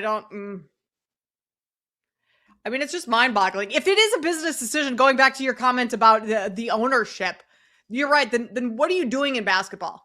Go make money elsewhere. There's plenty of other ways. If you're a billionaire, you can go invest in all sorts of other things and still make a boatload of money. I mean, you're a billionaire. How much more money do you need? But if that's all this is, then go find somewhere else to make money. That doesn't have to do with basketball. If you want Jaylen Brown off the team for a money decision versus actual on-court talent and chasing a championship. Yeah.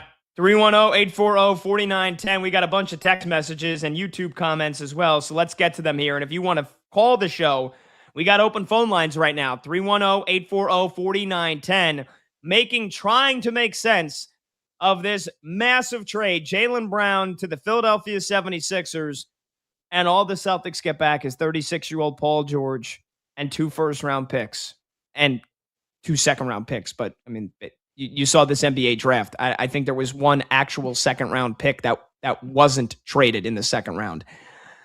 All right, let's start with, and Combs, by the way, producer Brandon Combs puts in our show chat, just watch the clip of Jaylen Brown's podcast where he calls Embiid a shameless flopper. Yeah, now they're teammates.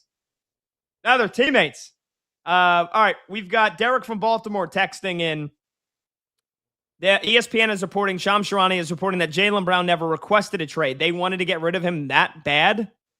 Yeah, apparently, which I'm trying to make any rational explanation for it. The Antoine Walker clip that I just saw on social media where he said it maybe would be strictly business, has nothing to do with basketball. In terms of the basketball reasoning, there's 0 sense. I mean, I'll continue to say it. I'm a diehard Knicks fan. I hate the Celtics. I hate Jaylen Brown. You can't tell me there's 20 better players in the NBA right now than Jaylen Brown. His contract is not that bad. He's got 3 years left at an average of just under $60 million a year. There are worse contracts. He's basically never been hurt. He's durable. He had a in the conversation of MVP caliber season this year, and 2 years ago he won the Finals MVP. I don't, Kate, I don't get why Boston wanted to get rid of him that badly. And if there's something internally going on, if he hates Tatum, if he internally requested a trade and they're just not saying it, doesn't make sense that this is the return. It doesn't, right? Because after Luka got traded, right, the coming days, Kate, it was like, oh, the Lakers think that he's fat, or the Mavericks think that he's fat and that he's not committed and that he wasn't going to sign a contract extension and he didn't really want to be here. And they're worried about his, he's fat. He can't control his diet. He's a losing player. And it's like, I disagree with all those, but like, okay, I could see it. And then Luka was like, no. Like, I was planning on signing a contract extension. So that was like rebuffed. What is the reasoning? What are going to be the quote unquote reasons why the Celtics needed to get rid of Jaylen Brown? I can't wait to hear them once we get some rumors and reports as to why they needed to get rid of him.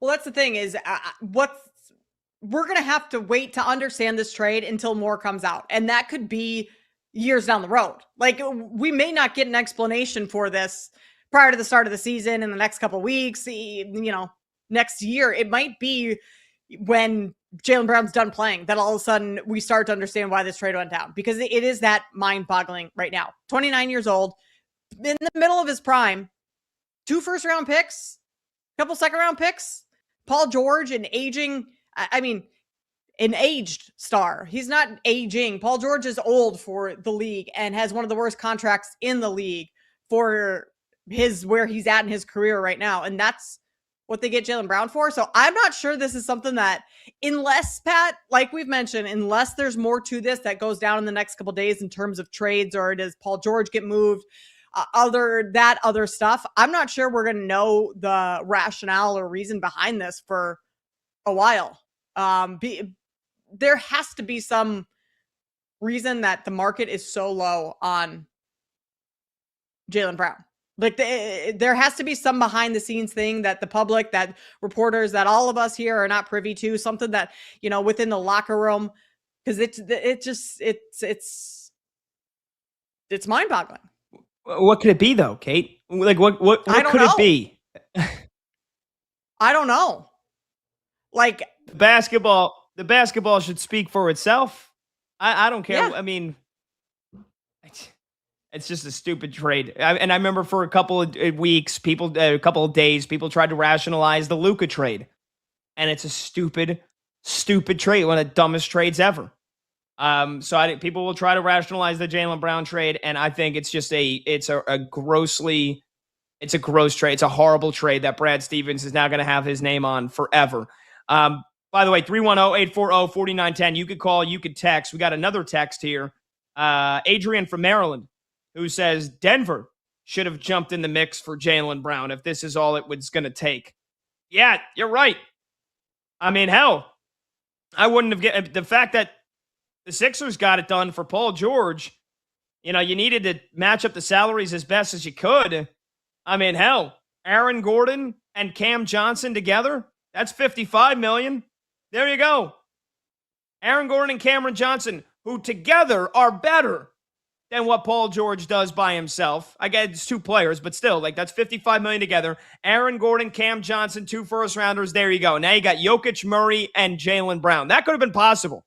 That could have been a possible trade, considering what the Sixers got Jaylen Brown for. I mean, it feels like a lot of teams maybe would have jumped in on this a little bit more seriously if that's all that they had to give up to get Jaylen Brown. Like, how many other teams are sitting out there thinking, like, crap, we had that type of stuff to give up. Why didn't we offer something that little?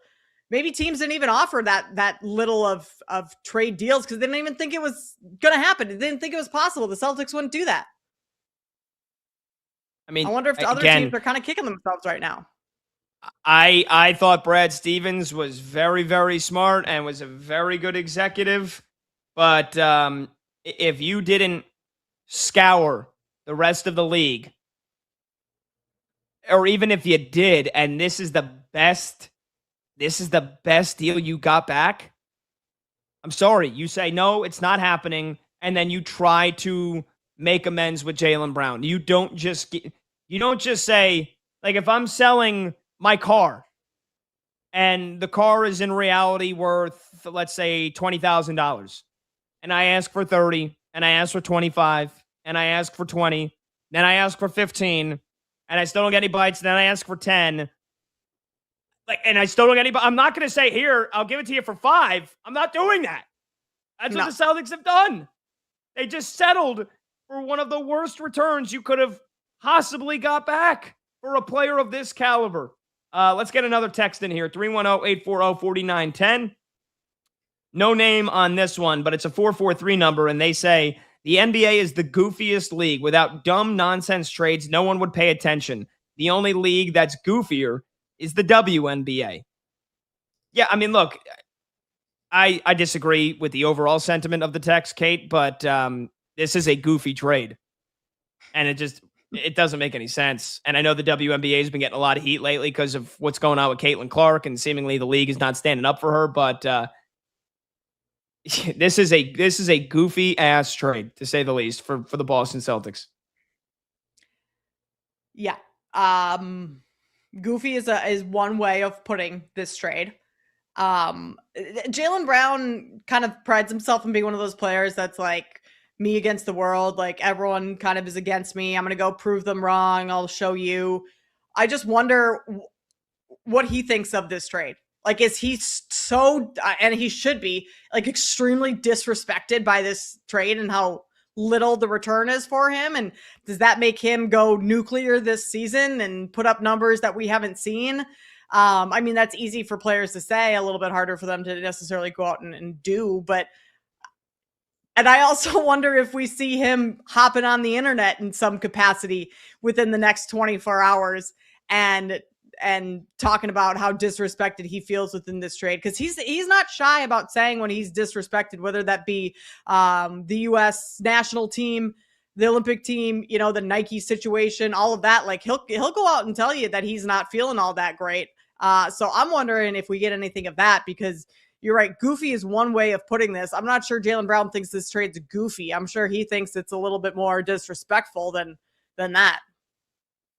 Yeah, and again, like, not to just throw out stats without any context behind it, but for those of you listening, and maybe you disagree even slightly, or maybe, again, you're trying to make sense of this as well. Like, Jaylen Brown finished 6th in the MVP voting this year. He just got his 5th All-Star selection. He's going to be 30 by the time the season starts, which Kawhi Leonard's 35 and getting like a decent return for the Toronto Raptors and the Clippers. And Jaylen Brown, let me remind you, won the Finals MVP 25 months ago. He has never played fewer than 57 games in any season. And he's only had 2 seasons where he's played fewer than 62 games. He has never averaged, in the last 7 years, he has not averaged fewer than 33 minutes per game. This year, a career high 28.7 points per game. A career high 6.9 rebounds per game. A career high 5.1 assists per game. A 7th straight year averaging at least a steal per game. He shot 47% from the field, 80% from the line, 35% from deep. The best season of his career. And yes, Tatum was hurt, coming back from the torn Achilles. That makes it even the more impressive that the Celtics got into the 2 seed without Tatum for 80% of the season. And Jaylen Brown is getting traded for Paul George and 2 first-round picks. I'm going to keep saying it, Kate. Make it make sense, because it doesn't.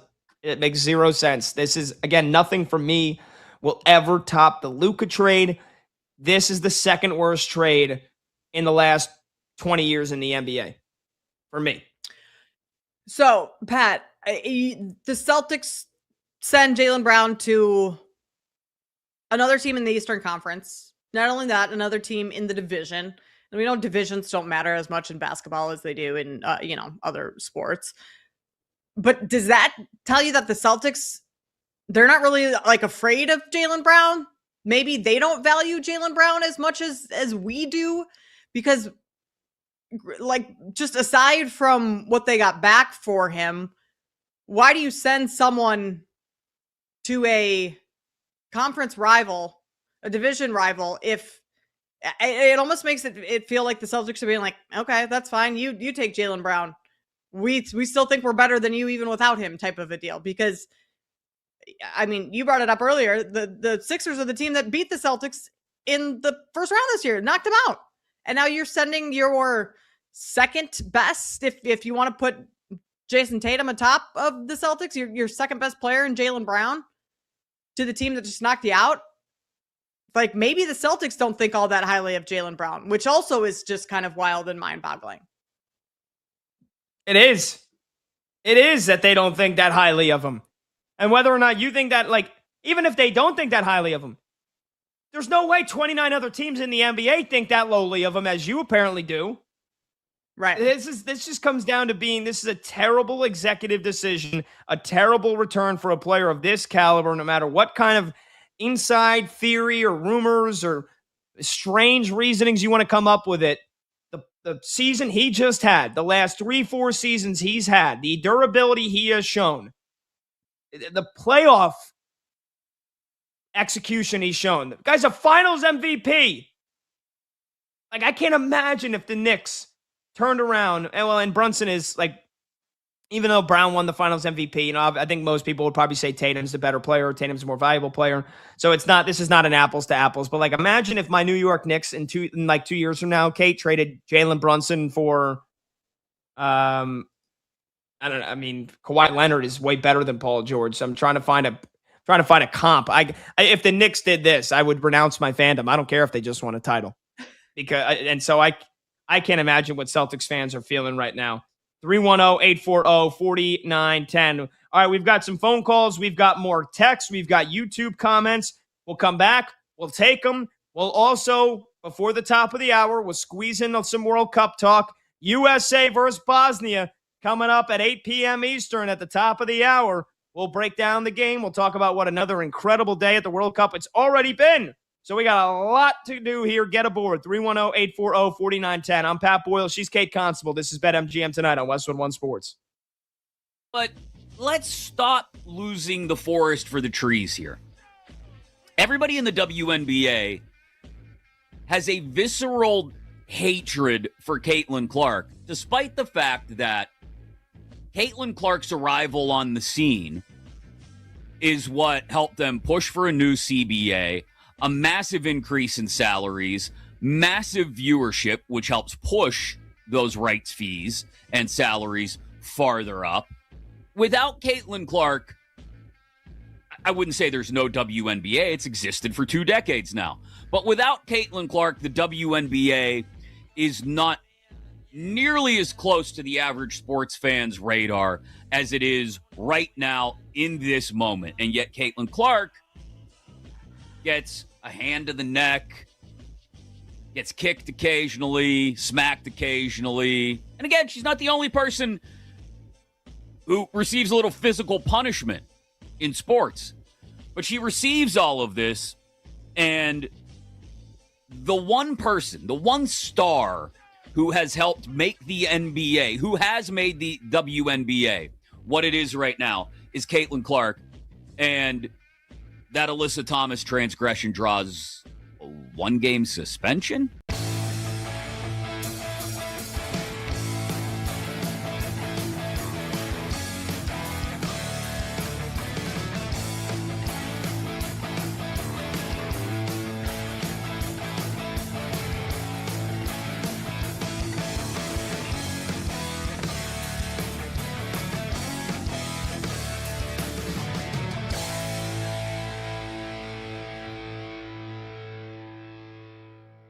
Number 1, the Detroit Lions. Absolutely. Amon-Ra, Jamison Williams. I would put those two right there, just a hair behind Chase and Higgins. Maybe right there with Chase and Higgins as the best duo behind Lamb and Pickens.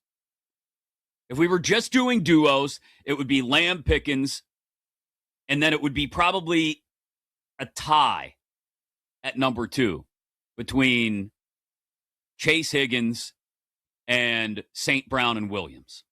But again, I'm not ranking duos. I'm ranking wide receiver groups.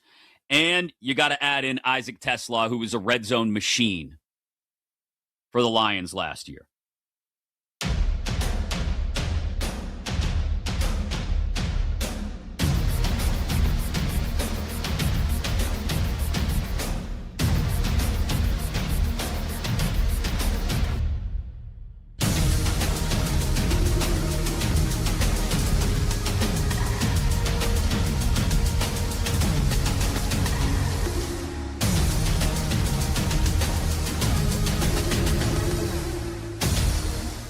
It feels like the breakup is upon us because we've been hearing about, is Jaylen Brown going somewhere for years now? I mean, go back to that potential deal with the Nets for KD. I mean, that was 3 or 4 years ago. It's like, is Jaylen Brown going to be a part of it? There's got to be something going on behind the scenes in that it can work with Brown and Tatum. We've seen it. They won a title. Jaylen Brown's a finals MVP. But it feels like, Chris, he wants to be the guy. And he can never, ever be the guy in Boston with Tatum. It's never going to happen. So if he really wants to be that dude, he's going to have to be that dude somewhere else.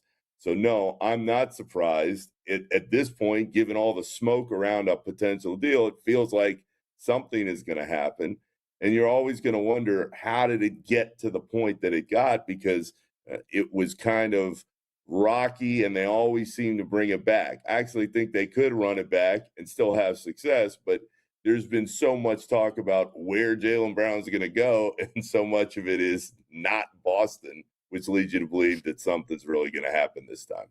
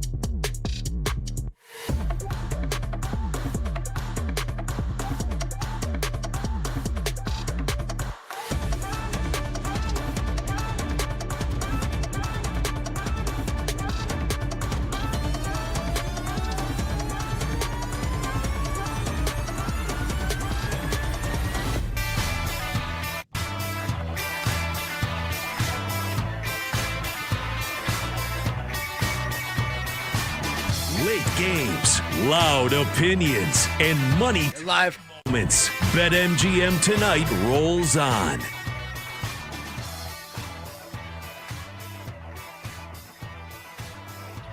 Welcome on back. BetMGM tonight, Westwood One Sports. I'm Pat Boyle. She's Kate Constable. The phone number to join the show, 310-840-4910. We're going to get to your calls and your texts here in just 1 second. Just a quick programming note. Coming up at the top of the hour, 8 p.m. Eastern, we're going to talk to a two-time NBA champion, Michael Thompson, as a Lakers broadcaster for Spectrum Sportsnet. Going to ask him what the hell he thinks about this trade, and then ask him about LeBron and the Lakers move. So a lot to get into. Can't wait to chat with Michael Thompson coming up at the top of the hour. You don't want to miss that. But let's get to more of your calls and texts here as we continue to make sense, to try to make sense of this Jaylen Brown trade that has now just rocked the NBA for the last 60 minutes. Jaylen Brown to the Sixers to team up with Tyrese Maxey, Joel Embiid, and VJ Edgecombe. And all the Boston Celtics get back is 36-year-old Paul George and 2 first-round draft picks. It's stunning. Stunning trade. I've ripped it. Me and Kate have ripped it left and right. I don't know what the hell Brad Stevens was doing. This is a horrible trade for Boston. Vlad, there's no other way to put it. It's a horrible trade. All right, let's get to some phone calls here. Johnny's next up in Atlanta on BetMGM tonight. Johnny's on line 1. Johnny, what the hell happened here, man? How does this trade go down? Man, I have no idea. It shows that only GM that had planned this offseason was the Milwaukee Bucks GM. He the only one out of all these trades got a lot back from one of their best players. The Philly, Boston, man, I don't know what they were thinking about. That was the dumbest move ever. And guess what? The East is wide open. So you know who's coming here? It's going to be LeBron because he need the easiest way to get to the finals. Only person who's there is the Knicks because Detroit, they're going to break up their team because they're going to do something stupid by trading Jalen Duren. So the East is wide open, and Brad Stevenson should be fired because he's the second person got robbed with a water gun because they nothing you got back for him. That's my take. Yeah, Johnny, we normally disagree, and I normally hate your takes. I mean, that's a great take. The Milwaukee Bucks GM, John Horst, who got a decent return, probably as decent of a return as you could get back. Remember, Kate, here's the thing about Giannis. He's on an expiring contract. His contract expires in a year.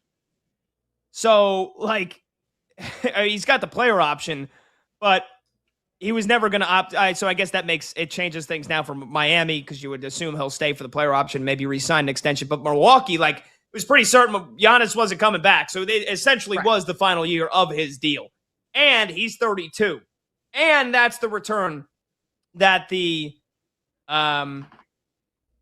Milwaukee Bucks got back for Giannis. I'm just bringing it up once again here. So the Miami Heat had to give up. They got Bobby Portis as well, who's a decent piece. But the Miami Heat had to give up Tyler Hero, Kel'el Ware, Jaime Jaquez, Kasparis Jonas, along with the first-round pick in this draft that just happened, the number 13 pick, along with 2 more unprotected first-round picks, a second-round pick, and a first-round pick swap. So basically 3 first-round picks, along with 4 players. And they got Bobby Portis back. But that is what Milwaukee got back for Giannis. And I cannot believe that for Jaylen Brown, who's 30, coming off of the best season of his career and 3 years left on his deal, and he's basically never been injured, this is what the Boston Celtics get back. So the Bucks, they get back multiple young rotation players, lottery prospects, lottery picks from this year, future draft assets, and Boston gets back an aging veteran and Paul George. Yeah, a couple future draft assets. But that's it. That's it. Especially when the Celtics were going after Giannis. They were going after that type of player in return. And instead, you get a player in Paul George who has an awful contract, which, essentially the contracts that works with Jaylen Brown's, but it's an awful contract for someone like Paul George, and two first rounders when you were trying to get Giannis before. And you were going to give up Jaylen Brown and 2 firsts for Giannis. It doesn't feel like a smart trade, Pat, for the Boston Celtics. So if everyone likes to give grades on trades pretty quickly. This is like a D grade for, maybe an F grade for the Celtics. And it's an A for the 76ers. They got significantly better. And they didn't have to give up a whole lot. 2 future first rounders. That's not a whole lot. No, that's what the Lakers gave up for Walker Kessler, and then had to sign him to a contract. But that's what that is what the Raptors gave up for Kawhi Leonard. Again, they did send Brandon Ingram and Grady Dick back, but let's take Grady Dick out of the equation. They said Brandon Ingram because you had to match up the salaries. Brandon Ingram is, I'd say he's a tier above Paul George, but it's a similar trade. And we're talking about 35-year-old Kawhi, who then needs to sign a contract extension. This is 29-year-old, about to be 30-year-old Jaylen Brown, who's got 3 years left and is coming off the best season of his career. So, yeah, that whole, it's just crazy. It's just crazy. We got a couple of YouTube comments. JoJo, and some numbers and letters after that, says, this trade eliminated any good Brad Stevens has done in the last 10 years, doing his best Nico impression. Yep, Nico Harrison. And Kate, I'm going to continue to say it. You're a little bit nicer in your assessment of this trade.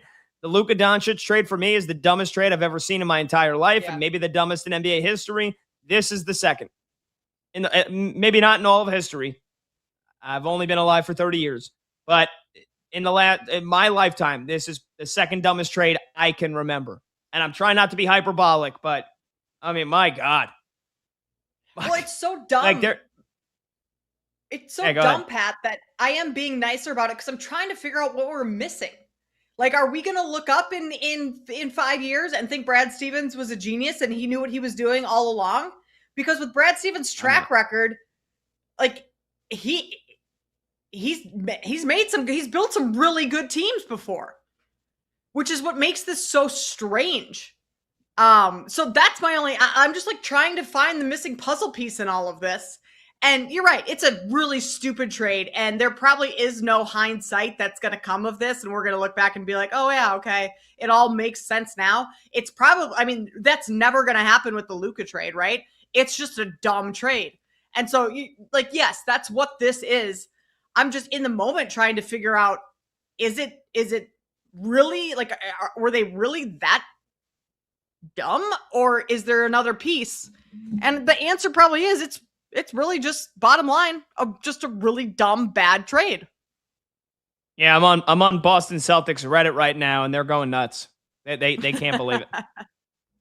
They're going nuts. Somebody said generational fleece by Philly, can't even lie. Somebody else said this is one of the worst trades in NBA history. Somebody said Brad Stevens has lost his bleeping mind. Somebody said no excuse for Brad. He bleeping salary dumped JB. I mean, my God. We got another YouTube comment from West Coast 250 and said, what's the over-under of how many drinks Brad Stevens consumed while he approved this? Yeah, 12, 15. He got his 4th of July weekend started early, just started cranking the bourbon and the whiskey and the rye and the scotch, put it all into one drink, and then was like, oh, you know what, let me just trade Jaylen Brown. Why not? We get it done tonight. We got another text coming in here, 305 number. Oh, Mr. 305, that's a Miami text number. It says, in hindsight, Miami gave up too much for Giannis. I would have given up Andrew Wiggins in 2 firsts. Yeah. Now, look, Giannis is a tier above Jaylen Brown. Giannis is still, and I know he's had some injury problems here the last year and a half, but he's still a top 5 player in the league for my money. I said, Kate, I mean, am I wrong here? Name me 20, and I'm being conservative. Name me 20 better players than Jaylen Brown. I don't think you can do it. No, I think you're right. I don't think you can. But he was a Finals MVP.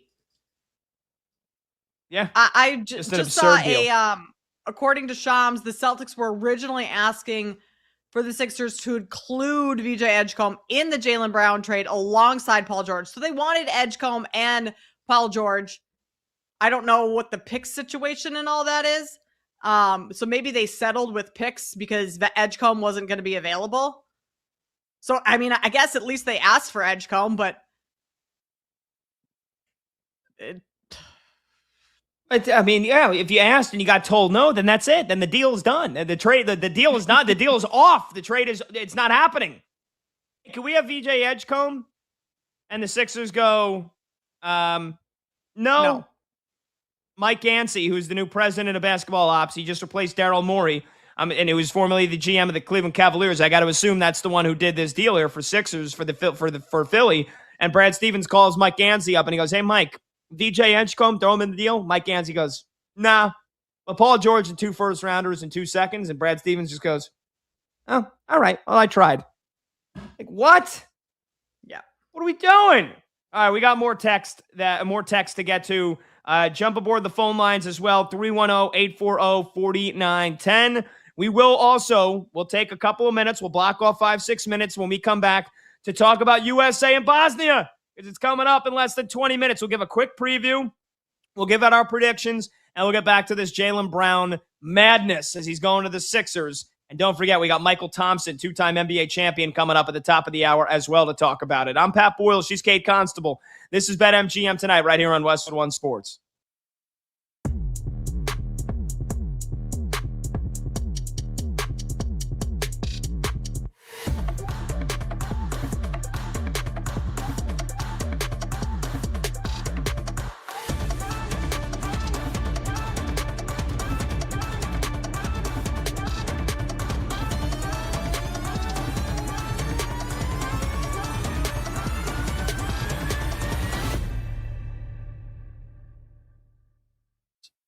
I immediately went, uh-oh, because you and I had the same thought.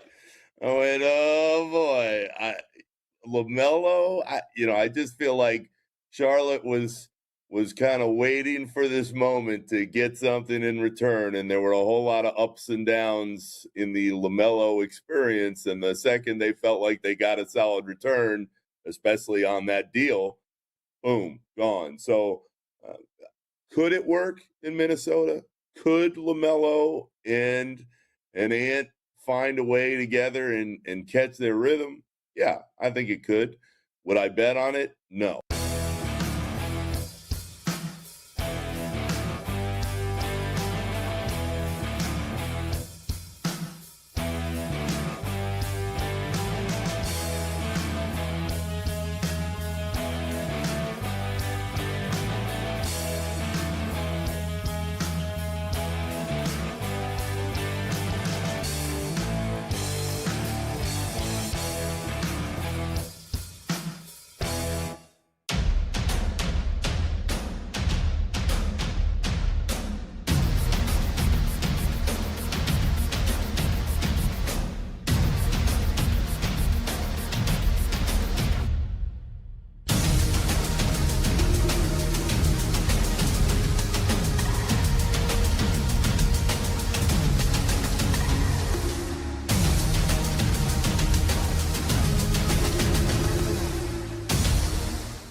Why not the Pittsburgh Penguins?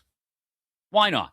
Another team with a massive amount of cap space, a team that has plenty of draft assets to trade to Dallas for Robertson's rights if they'd like, and a few young players, up-and-coming young players around. But why not Jason Robertson to be in the same lineup with Sidney Crosby as Crosby's career winds down over the next several years?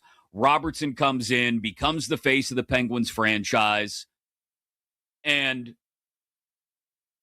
gets to play with Sidney Crosby. Look, I don't think there's a kid who's grown up playing hockey in the last 20 years who didn't wonder what it would be like to play with Ovechkin or Crosby at some point. Here would be your opportunity.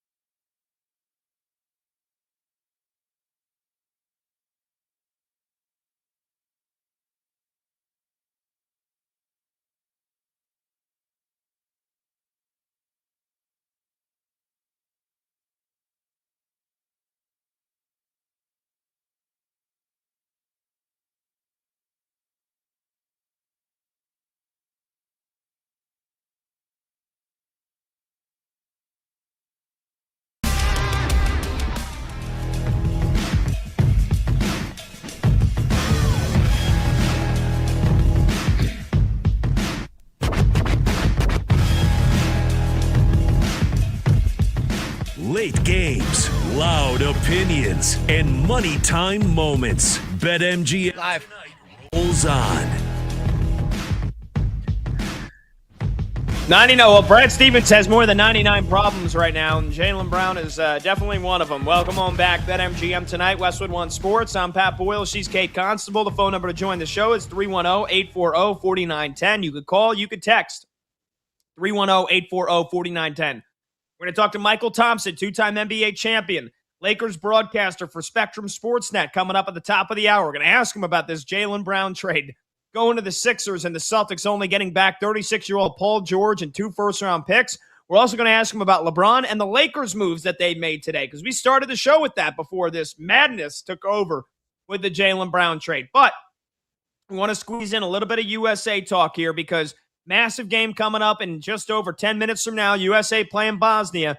And when the U.S. scores, you score too. Win a share of $500,000 in bonus bets for every U.S. goal. Place a $5 or more pre-match bet on any World's Game match in which the U.S. is playing.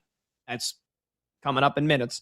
And apply your Goal Rush token. You'll win a share of $500,000 in bonus bets for every goal scored by the U.S. in the match. The bonus bets will be split among all eligible winners after the match. All right, Kate. USA Bosnia. U.S. massive favorites in this one at BetMGM. To win it in 90 minutes, Team USA is minus 275. And to advance to the next round, Team USA is minus 625. That is a big favorite. Is USA ready to be this big of a favorite? And let me remind you, against the Bosnia team that knows how to beat some teams that are better than them, because I'm half Italian, Italian-American. I root for Italy. I love Italian soccer. They're a disgrace. They've missed the World Cup for the 3rd straight year. They got knocked out by Bosnia back in March in the playoff to get to the World Cup. They lost in a penalty shootout. And the match before that, in the semifinals, Bosnia beat Wales in a penalty shootout. Wales, not that great of a team, but still a decent team in Europe. So, and here in the group stage, they got some good results. They tied Canada, who's in the round of 16. They did lose pretty comfortably to Switzerland, but then they crushed Qatar. And so Team USA, those first 2 wins, I feel like the red, white, and blue is being buoyed by, the impressive win against Paraguay, and yes, an impressive 2-0 win against Australia. But, Kate, this is a big price here on the red, white, and blue. And I think this might be a very cagey, kind of physical, chippy game. Like, USA's got way more speed and athleticism, but again, Bosnia, they've played teams that have more speed and athleticism than them before. They have the experience. They know how to make games ugly. They know how to win ugly games. I'm a little nervous I'm very nervous for this one. I can't lie. There are a couple things that make me nervous. Is that the U.S. is not typically favored in these matches, right? Like, they don't typically come into the knockout stage as the favorites and having high expectations. It's usually, a win if they win. Like, that's the kind of the win of the World Cup, is just winning their first knockout game. So I'm nervous about how they approach this. And not that I think the approach isn't going to be there, but just the it's uncharted territory in terms of being such heavy favorites. And then also, you mentioned Bosnia's defense. Like, that's their calling card. They're going to try and slow the game down. Their defense is what's going to carry them here. If Bosnia gets up at all early, and I don't necessarily I think this is a 2-0 US wins this game tonight. That's my final score prediction.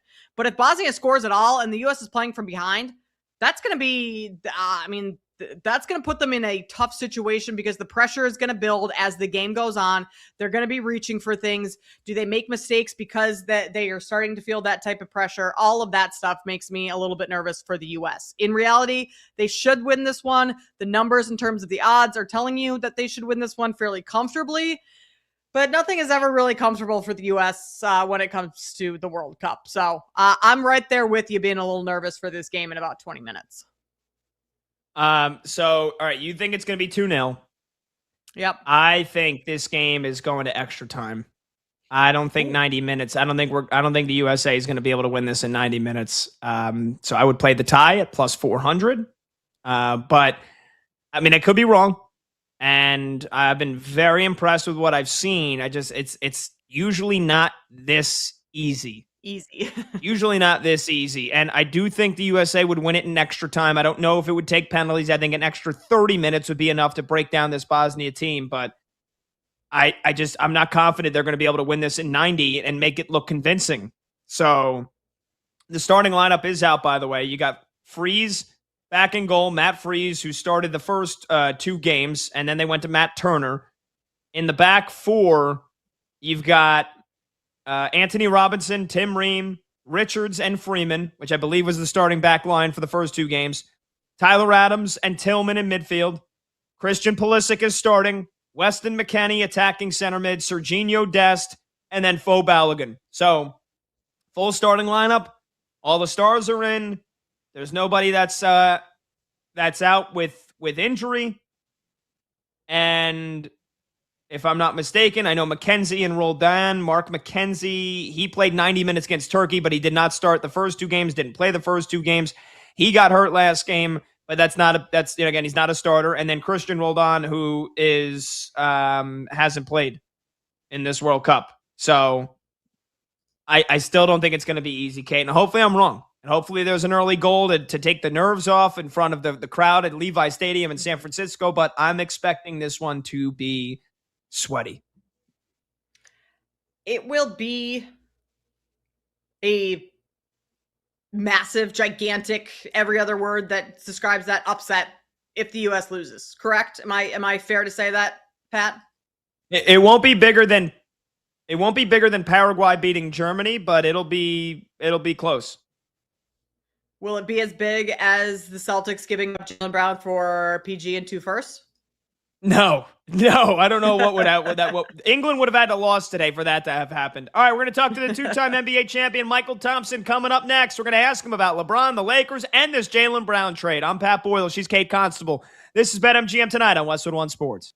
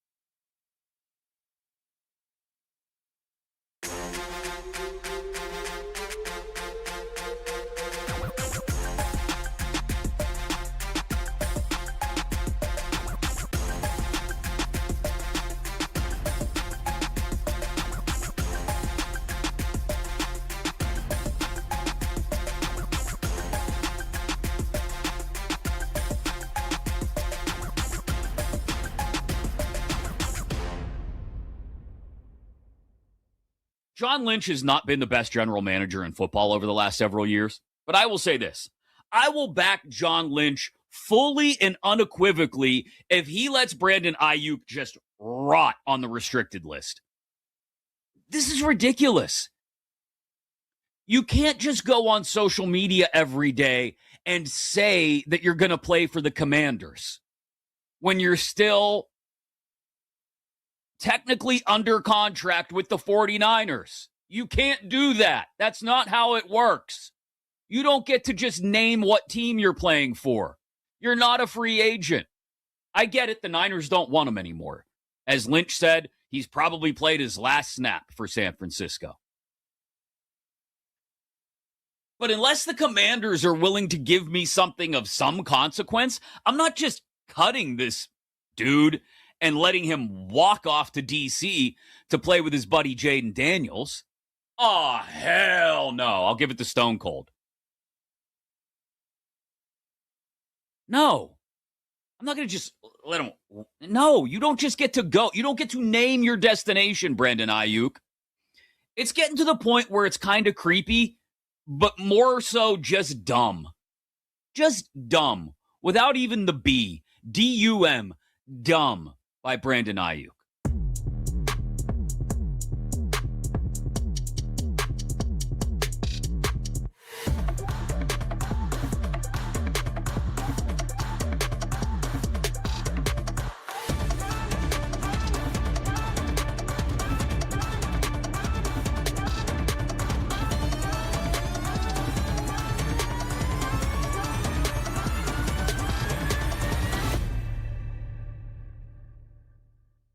But let's stop losing the forest for the trees here. Everybody in the WNBA has a visceral hatred for Caitlin Clark, despite the fact that Caitlin Clark's arrival on the scene is what helped them push for a new CBA, a massive increase in salaries, massive viewership, which helps push those rights fees and salaries farther up. Without Caitlin Clark, I wouldn't say there's no WNBA. It's existed for 2 decades now.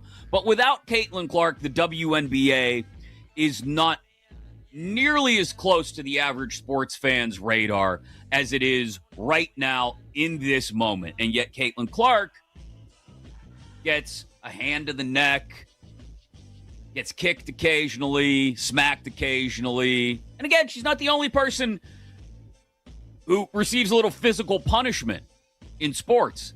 But she receives all of this, and the one person, the one star who has helped make the NBA, who has made the WNBA what it is right now, is Caitlin Clark. And that Alyssa Thomas transgression draws a 1-game suspension?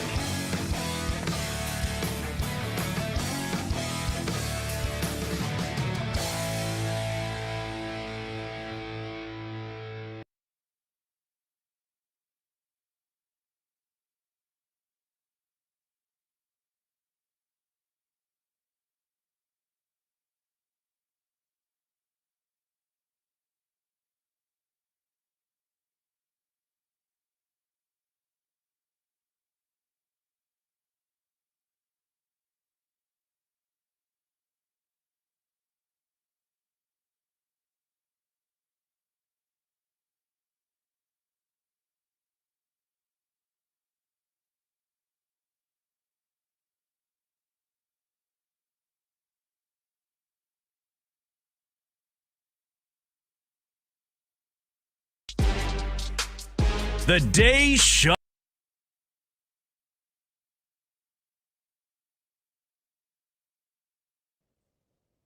Sport.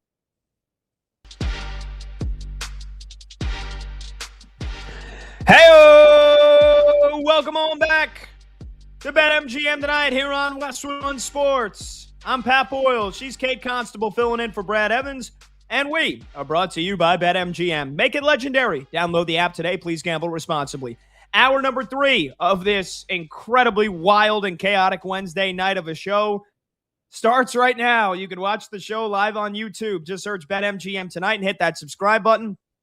You can watch the show live on Twitter at BetMGM tonight. And you can listen to the program on the Westwood One Sports app, the Odyssey app, SiriusXM Channel 375, and hundreds of local affiliates throughout North America. We'll get back to your phone calls and your texts in a little bit. If you want to get in line to join the show, it's 310-840-4910. But after trying to make sense of this Jaylen Brown trade for the last hour and a half, on top of the big news that we already had with the Lakers and the big news yesterday about LeBron, let's get a former NBA champion here to try to make sense of this all. That's Michael Thompson, who joins us now, the 2-time NBA champion with the Lakers in the 80s. He's a Laker broadcaster for Spectrum Sportsnet. Michael, it's Pat and Kate. Thanks so much for joining us, man. How you doing? Who cares? You guys interrupting me. I'm watching the USA Boston. Who cares about the NBA? Well, unfortunately, our bosses do, Michael. But no, I mean, look, we even just squeezed in the last 10 minutes on the show to talk about Team USA. All right, so before we get to the basketball stuff, Kate thinks it's going to be 2-0. USA wins. I think it's going to be sweaty. I think it might go to overtime, extra time, and I think USA would win it there. What do you think? What's your prediction tonight? I think the U.S. is going to win 1-0. It's going to be a tight game, like you said. But, guys, I think the most exciting moment in all of sports, think about this now. We're going to talk about the NBA here in a second. But this is my theory. This is my opinion. And I think a lot of people agree with me. I think the most exciting, most tense, the most pressure-filled moment in all of sports are PKs to decide a game in the World Cup. Think about it. You do not want to be the one guy to miss a PK because your whole country is depending on you. Yeah, I think that's well said. Yeah. I think that is well said. Yeah. And it is so much more mental than it is physical because from the time you're 3 years old, you know how to kick a ball from 12 yards out. And, you have one of three directions you can go, left, right, or middle. You just got to hope that the goalie doesn't pick the right way. And even then, if the goalie picks the right way, you still have a good chance of scoring. It is so much mental and all that pressure. Man, I mean, look, I'm sure you felt that kind of pressure playing in a couple of NBA finals. But, Michael, let's get to brass taxes here. What the hell just happened with this Jaylen Brown trade? What was your initial reaction to seeing this an hour ago with the Celtics only getting Paul George and 2 first-round draft picks back? Yeah, shocked. I thought for sure Paul George is a good player, but I thought for sure the Celtics would be able to get more, maybe like 2 young players for Jaylen Brown, because Jaylen Brown is still in his prime. Was he 28, 29 years of age? Still has 4 or 5 prime big-time years left.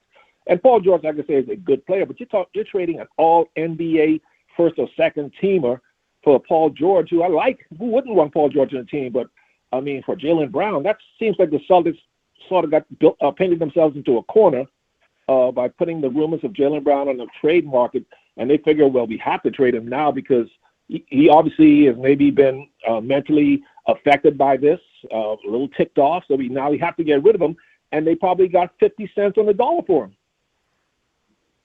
And that's so. I mean, I don't get it though, Mike. How is this the return that Boston gets back? You mentioned Paul George, still a nice player at 36 years old, had a decent season, but nowhere near the player right now that Jaylen Brown is. He just finished 6th in MVP. He's the Finals MVP 25 months ago, and he just had the best season of his career, helping the Celtics get a 2 seed, playing the majority of the season without Tatum. Like I'm a diehard Knicks fan. I'm still soaking in the championship, and I don't think there's 20 better players in the NBA than Jaylen Brown right now, and that's being conservative. So I just don't understand, how does Brad Stevens say yes to this return? I saw Shams Charania, report that the Celtics reportedly asked for VJ Edgecombe, who just came off a great season in his second year with Philly, or in his rookie year, excuse me. But like, it doesn't make any sense. What else could be the reasoning that this is the return?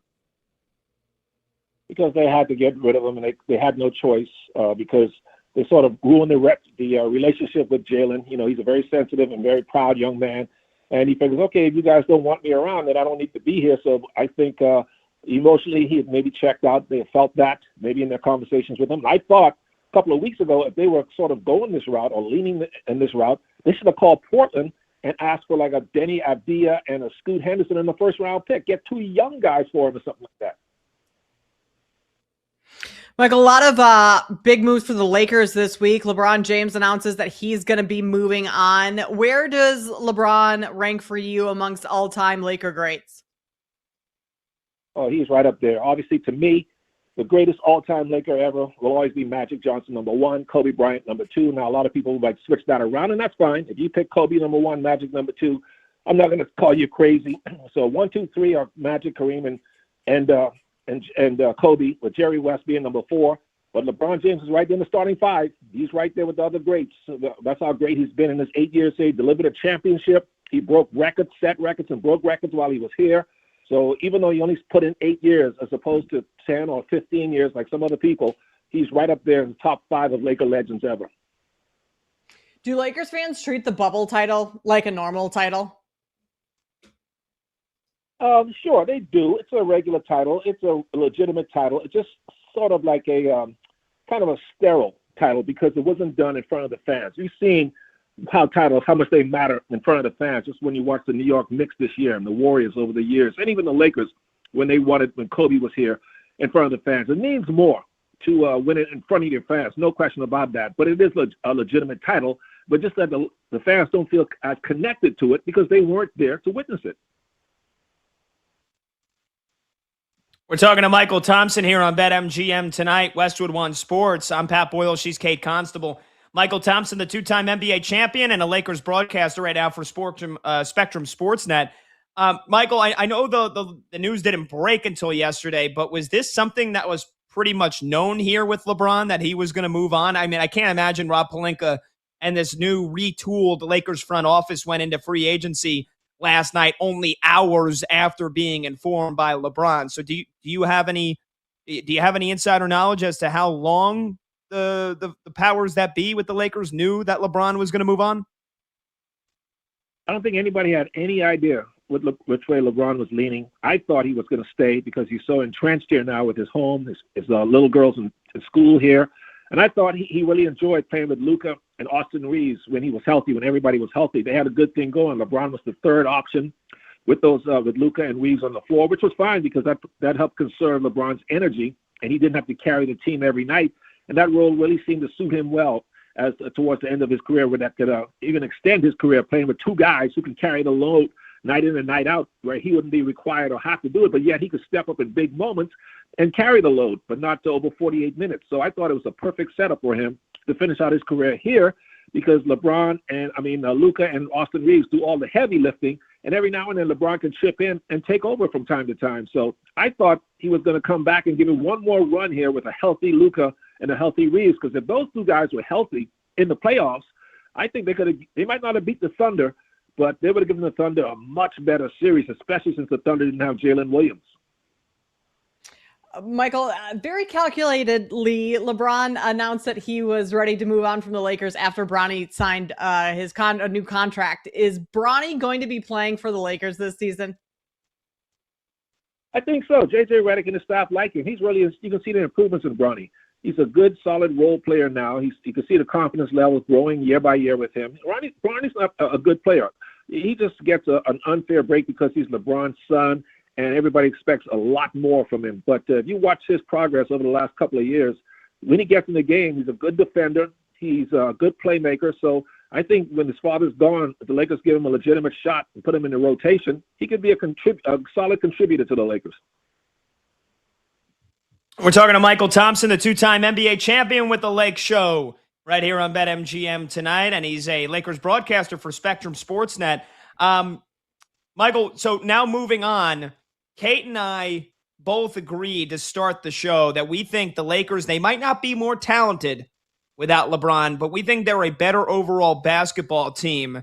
So what did you think of the Lakers' moves today, the flurry of moves that they made, the trade for Walker Kessler, getting Quentin Grimes, getting Mamu, and getting Colin Sexton? And then part two, do you agree? Do you think that they are going to be a better overall basketball team now without LeBron, that they've been able to make these moves?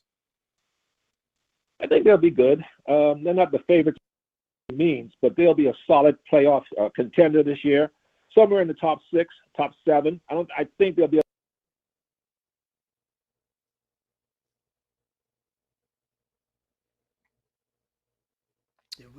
Pat, we may have just lost.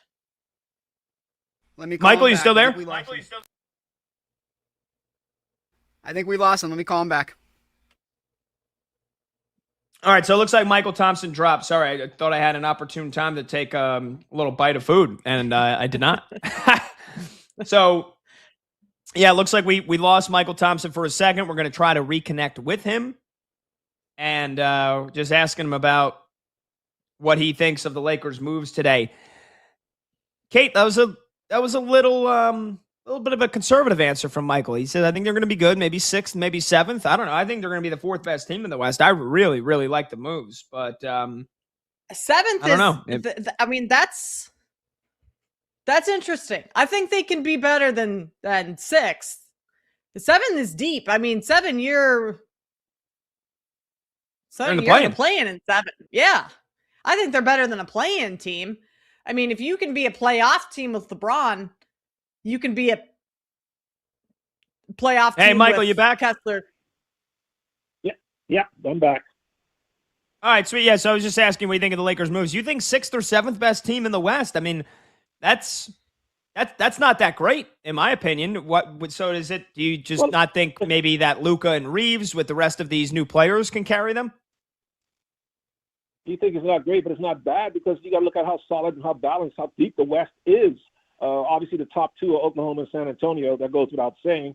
Then after that, Minnesota, Denver, Houston, if they're healthy.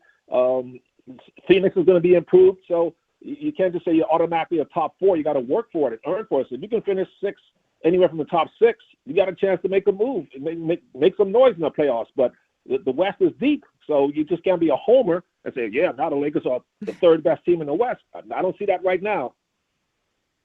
Where do you think, if you had to guess, where's LeBron James going to be playing next year?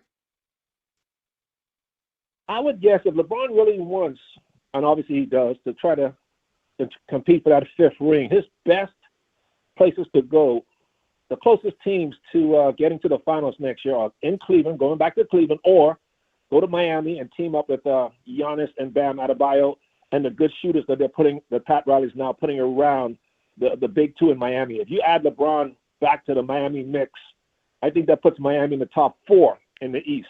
And of course, if he goes to Cleveland, as deep as they are, that puts them in the top 3 with New York, Toronto, and the Cavs if he goes there.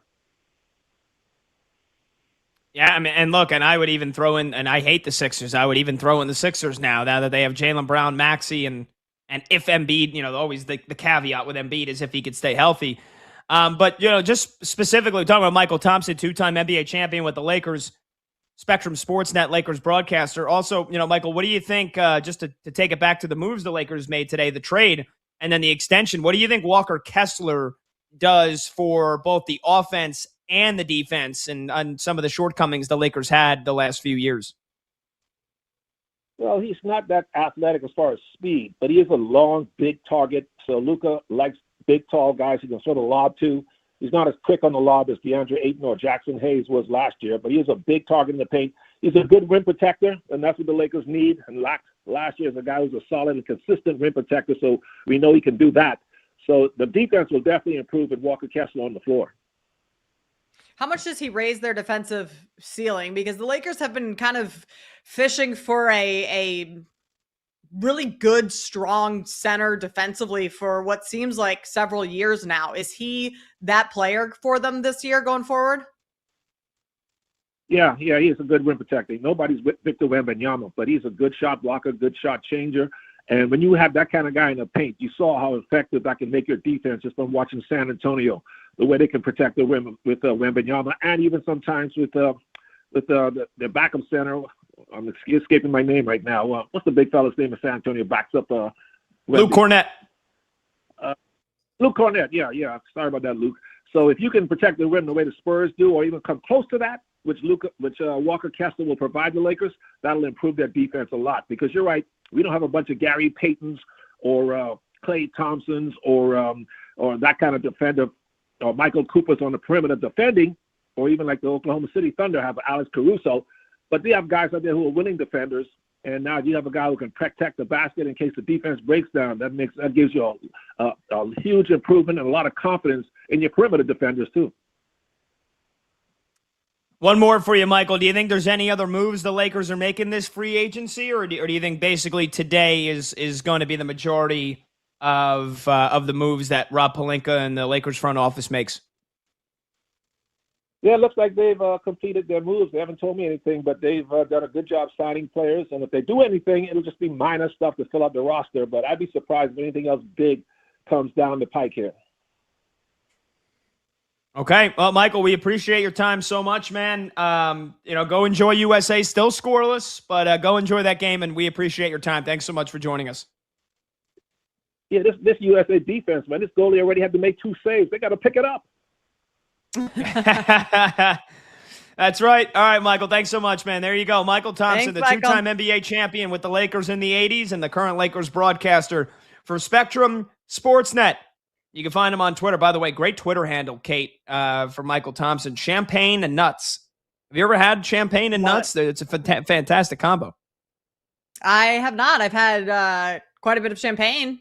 We'll leave it at that. But not champagne and nuts, no. I was mostly joking. I don't know if that's a play on something. I guess it is. Okay, I was going to say Googled I've never heard that.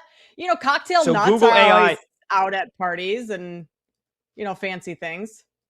Yeah, Google AI tells me champagne and nuts are a classic pairing because the high acidity and effervescence of the wine cut through the rich buttery fats of the nuts, For the best Ooh. experience, match the Nuts flavor profile to the style of your bubbly, utilizing simple or elevated preparations. I Delish. never knew that.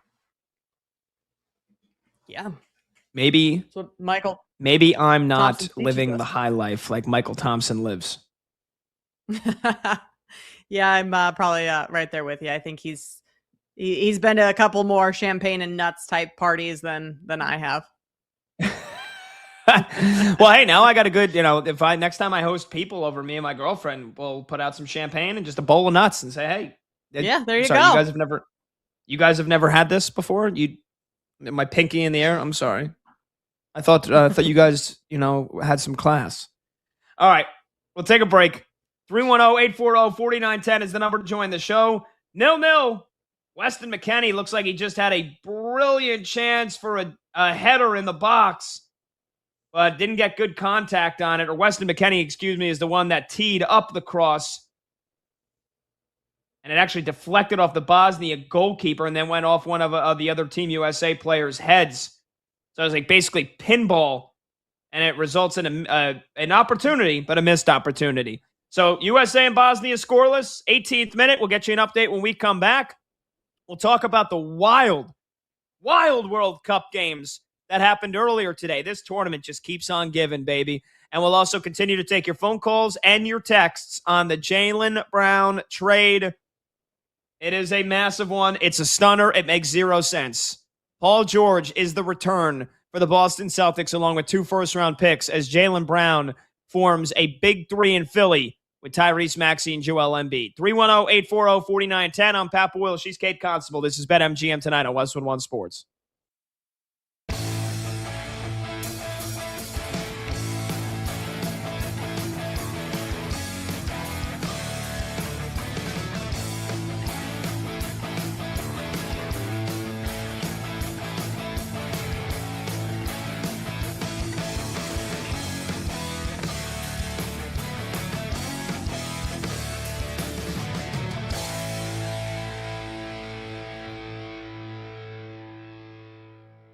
Number 1, the Detroit Lions.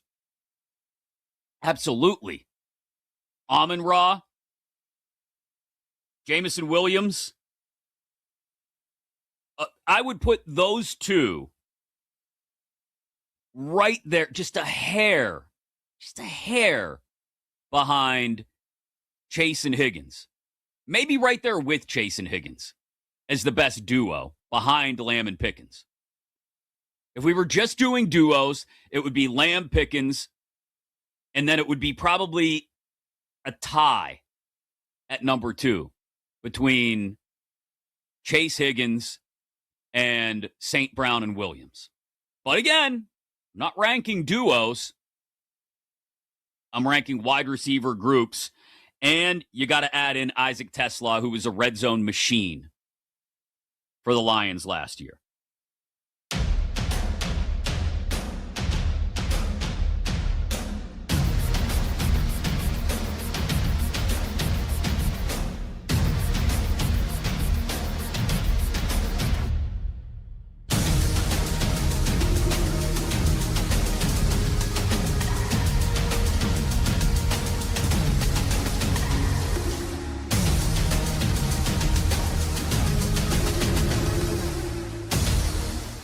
It feels like the breakup is upon us because we've been hearing about, is Jaylen Brown going somewhere for years now? I mean, go back to that potential deal with the Nets for KD. I mean, that was 3 or 4 years ago. It's like, is Jaylen Brown going to be a part of it?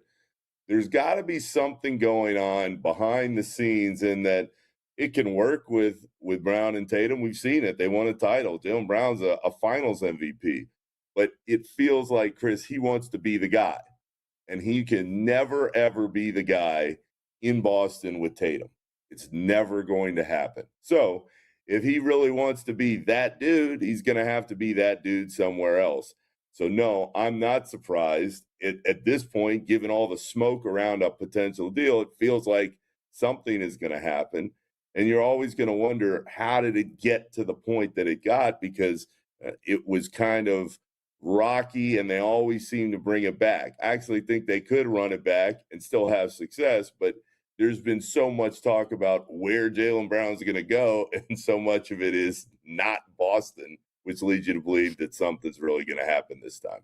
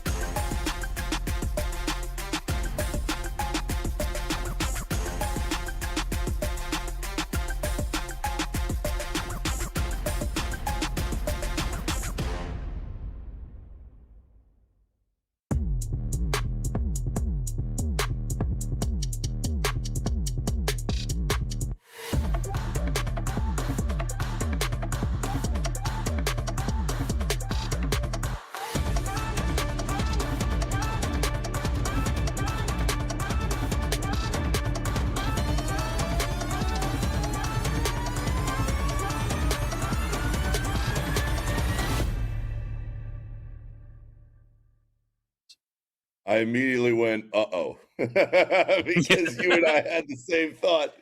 I went, oh boy, LaMelo. I just feel like Charlotte was kind of waiting for this moment to get something in return, and there were a whole lot of ups and downs in the LaMelo experience. And the second they felt like they got a solid return, especially on that deal, boom, gone. So.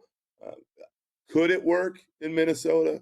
Could LaMelo and Ant find a way together and catch their rhythm? Yeah, I think it could. Would I bet on it? No.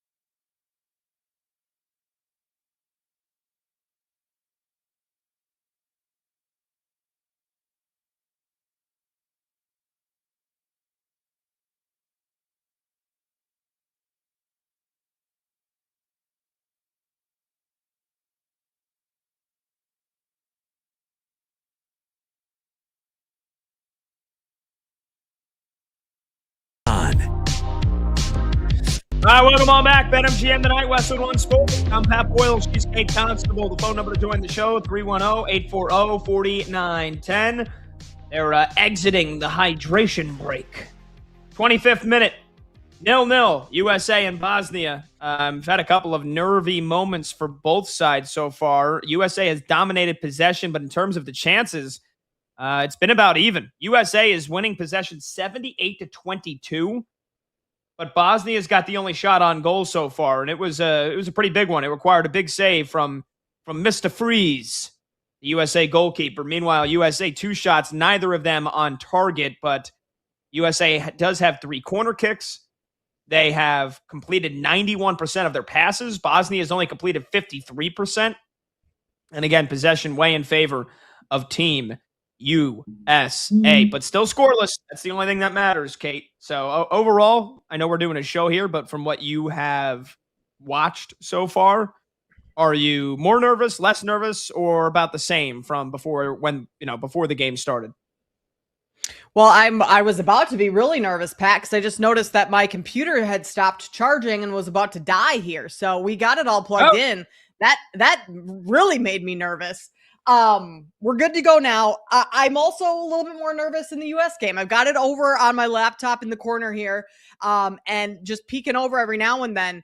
I'm not feeling too confident with where the ball's been. I think Bosnia has given the US a couple decent runs for their money and opportunities that they've had to score that I'm not as confident as my 2-0, I should say, prediction prior to the start of this game with I'm seeing bits and pieces and limited stuff here, so maybe I don't have the whole story in front of me, but I don't like the small bits and pieces that I have been seeing.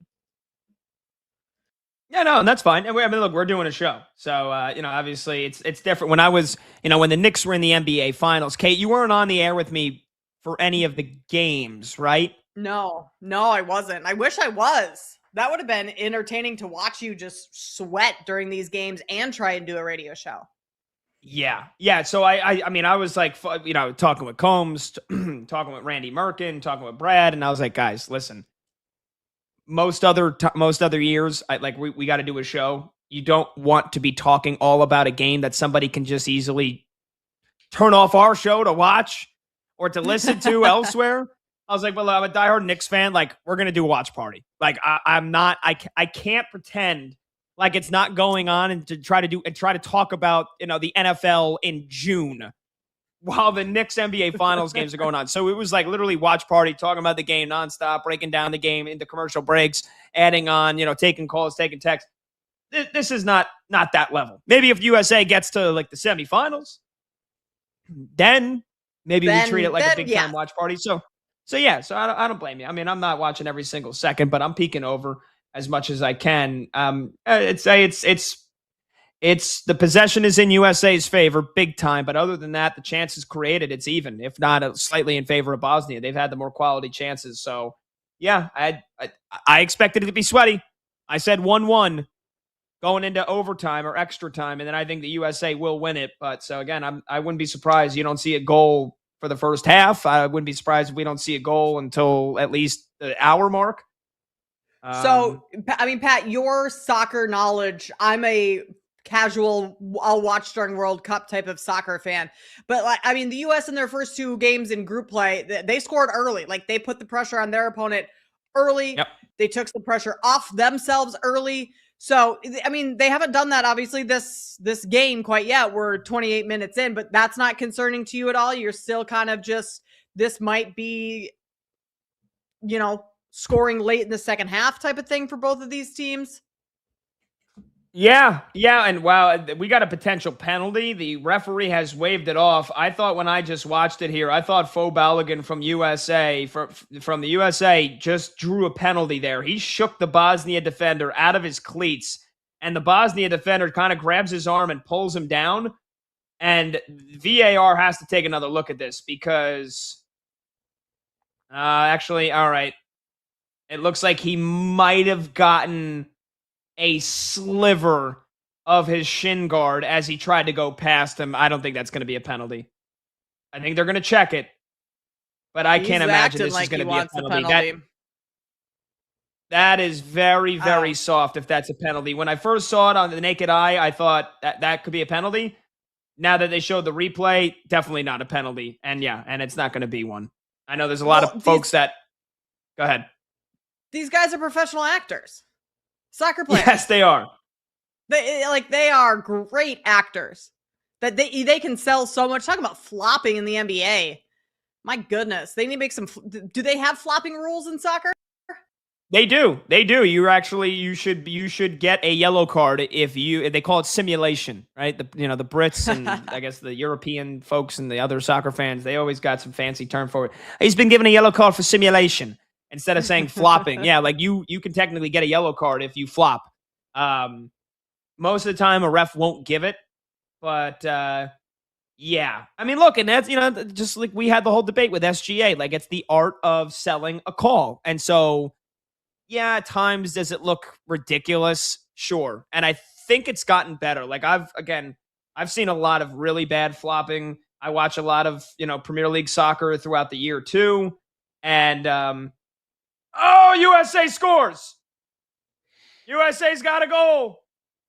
Fo Balogun, the striker, off a bad turnover from Bosnia. And now they're going to say they're waving it off. Offsides. Terrible. Offsides. Goal. Look at this one as well. My I got to look at this one. behind you. Bosnia gives it away, and USA immediately pokes it to Balogun, and he might be a foot offside. He looked a little Oh, offside. man. Dang. I think it's offsides. Yeah, I don't think this is going to be a goal. Damn, for a hot minute, I thought that was going to stand, and wow, that's not even that long of a check. Offside, no goal. Waved off. Faux Balogun had a goal. Offside by about a foot. Pretty close. Yeah, so It just looked to like get the back to the defender on the flopping comment. back end maybe snuck back behind Balogun, where Balogun was above him. Yeah, it was close. It was close, but I think it was the right call. Well, hopefully we get the like the cartoon, like the mannequin, where they basically have the zone of offside and onside. They should show that soon, because most of the time when you show the replay just on TV, like it's at an angle and it's like, what? How am I supposed? How? That's what you're giving us right now. You got thousands, hundreds of thousands, millions of people in elation right now, and then it's ruled offside, and you look at the replay that they show, the first replay, and it's just like a disjointed angle. How are you supposed to tell from that? So hopefully we get the FIFA animatronic offside, that what the VAR, the assistant referee in the video booth gets to take a look at. But just to get back to the flopping thing, I think flopping has gotten a lot better. Somebody that watches Premier League soccer, I've watched, World Cup, Euros for the last 20 years. Flopping used to be really bad. Yeah, they're showing it now. And he was offside by almost a full body length. It was close, but he was pretty clearly off. So the flopping has been better. But as part of it, Kate, is, you have to sell a call. If you get touched, if you get fouled, if you get infringed upon, these guys they'll exaggerate it a little bit, but because a lot of the times, at least when I played soccer in high school, and I was a goalie, but when we would play on the side, and when I watch it, there are guys that are strong enough, if they get a little clip, they can fight through it, but it might stop their momentum. So would you risk that to then maybe lose possession a second or two later, or are you going to just, you're going to go down because you got kicked in the ankle or kicked in the shin guard? You're going to do that. Just feel like makes it a bad product when they're on the ground all the time. Well, it's laying on the ground and it's acting as if you just got shot. That's what I don't like. Yes, that's it is how they act. It's like they need an ambulance immediately. And I think part of that is probably to try to get the ref to give out a yellow card. If you in the moment are able to make it look like it was a really dangerous tackle and you got messed up, those first second or two, but after again, the writhing around on the pitch, on the grass, some of it's time wasting too. Cause if you see it in the 80th minute and the team is up and you see a guy do that, you probably think to yourself, oh, he's faking it. And they probably are most of the time. They probably are most of the time. So yeah, I agree. Flopping's not great, but it's like when NBA coaches are waiting to see if they should call a challenge or not, and they send the guy up to the scorer's table to check in. Just stalling. Yes. Yep, exactly. 310-840-4910. Kate, did you happen to catch the England game today? Because my God, was that a scare for our former, what would you call it, captors? We broke away from England. You get the joke.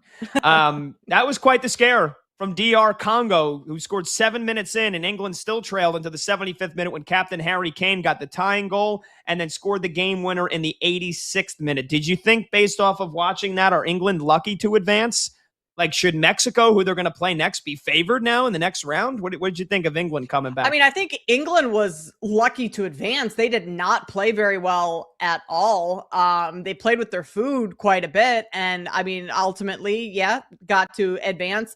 I'm not sure that it's necessarily they're not playing well right now. We need to all panic and Mexico should be favored. But if they show up to this next game against Mexico and start in the manner in which they started today, you're not winning. England's not winning that game. So they need to kind of look in the mirror and get it together. But I'm not sure it'll be, I'm not sure it's let's hit the panic button quite yet. I think one of the things that should make England somewhat nervous is it's being played in Mexico City. Mexico's been great defensively, and the crowd, the atmosphere, all of that is, going to heavily favor Mexico. That could be a little concerning for England if that kind of gets them back on their heels a little bit early on. So I still think England should be favored, but maybe at the slightest bit based on even some of those just external factors of the crowd and all that. And they are slightly favored on BetMGM just to advance to the next round. England minus 150, Mexico plus 120. Okay. Here's the reason why I loved Mexico so much going into their game last night against Ecuador. They haven't given up a goal in the tournament. They still haven't given up a goal. And not only that, Kate, you mentioned it's in Mexico City at the Estadio Azteca, the place where the Mexico national team, when they're not hosting a World Cup, like they play friendlies or they play competitive matches, when they have the Gold Cup, which is like the North American version of the European Championships, they play at the Azteca. They haven't lost a competitive match there in 13 years. 13 years. Really? And it's not like it's the same players.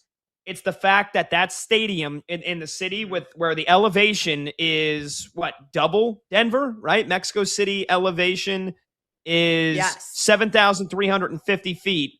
So it's 1.5 times Denver, playing in that elevation, and just the crowd. I mean, they are an incredible fan base. Like they called it the 12th man. We said about Seattle, other teams and colleges have adopted that, but like it really is. You're playing the 11 guys on the other side, and you're playing the crowd. I think Mexico's going to knock England out, and I agree with you. I think they were lucky to advance because they played very poorly for the entire first half, and they get caught by surprise. And then all of a sudden that first punch, like Mike Tyson said, everybody's got a plan that they get punched in the mouth.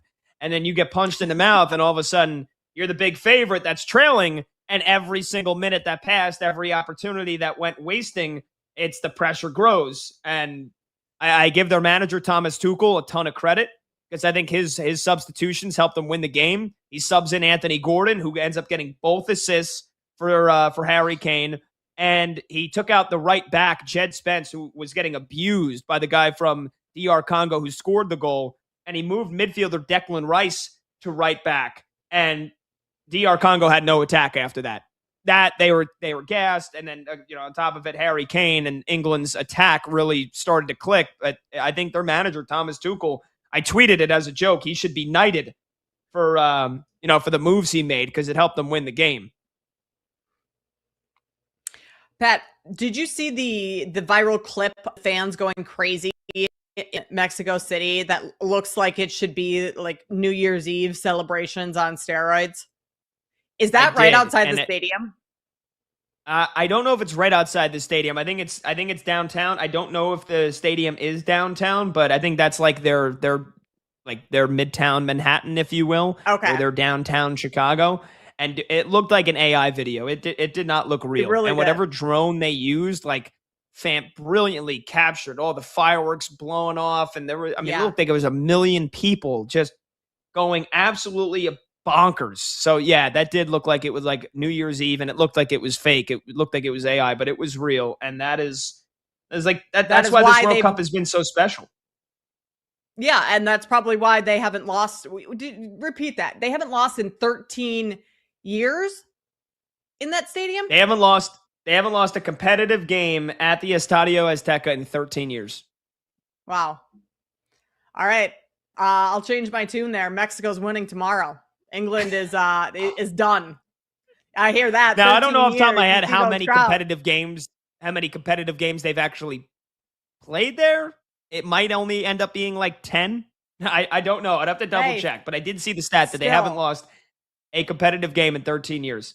So yeah, look, I think Mexico's winning anyway, because I think I think they're like, we talk about who the dark horses to win, the World Series, the Super Bowl. We talk about who the dark horses, like they are the dark horse. They're the one.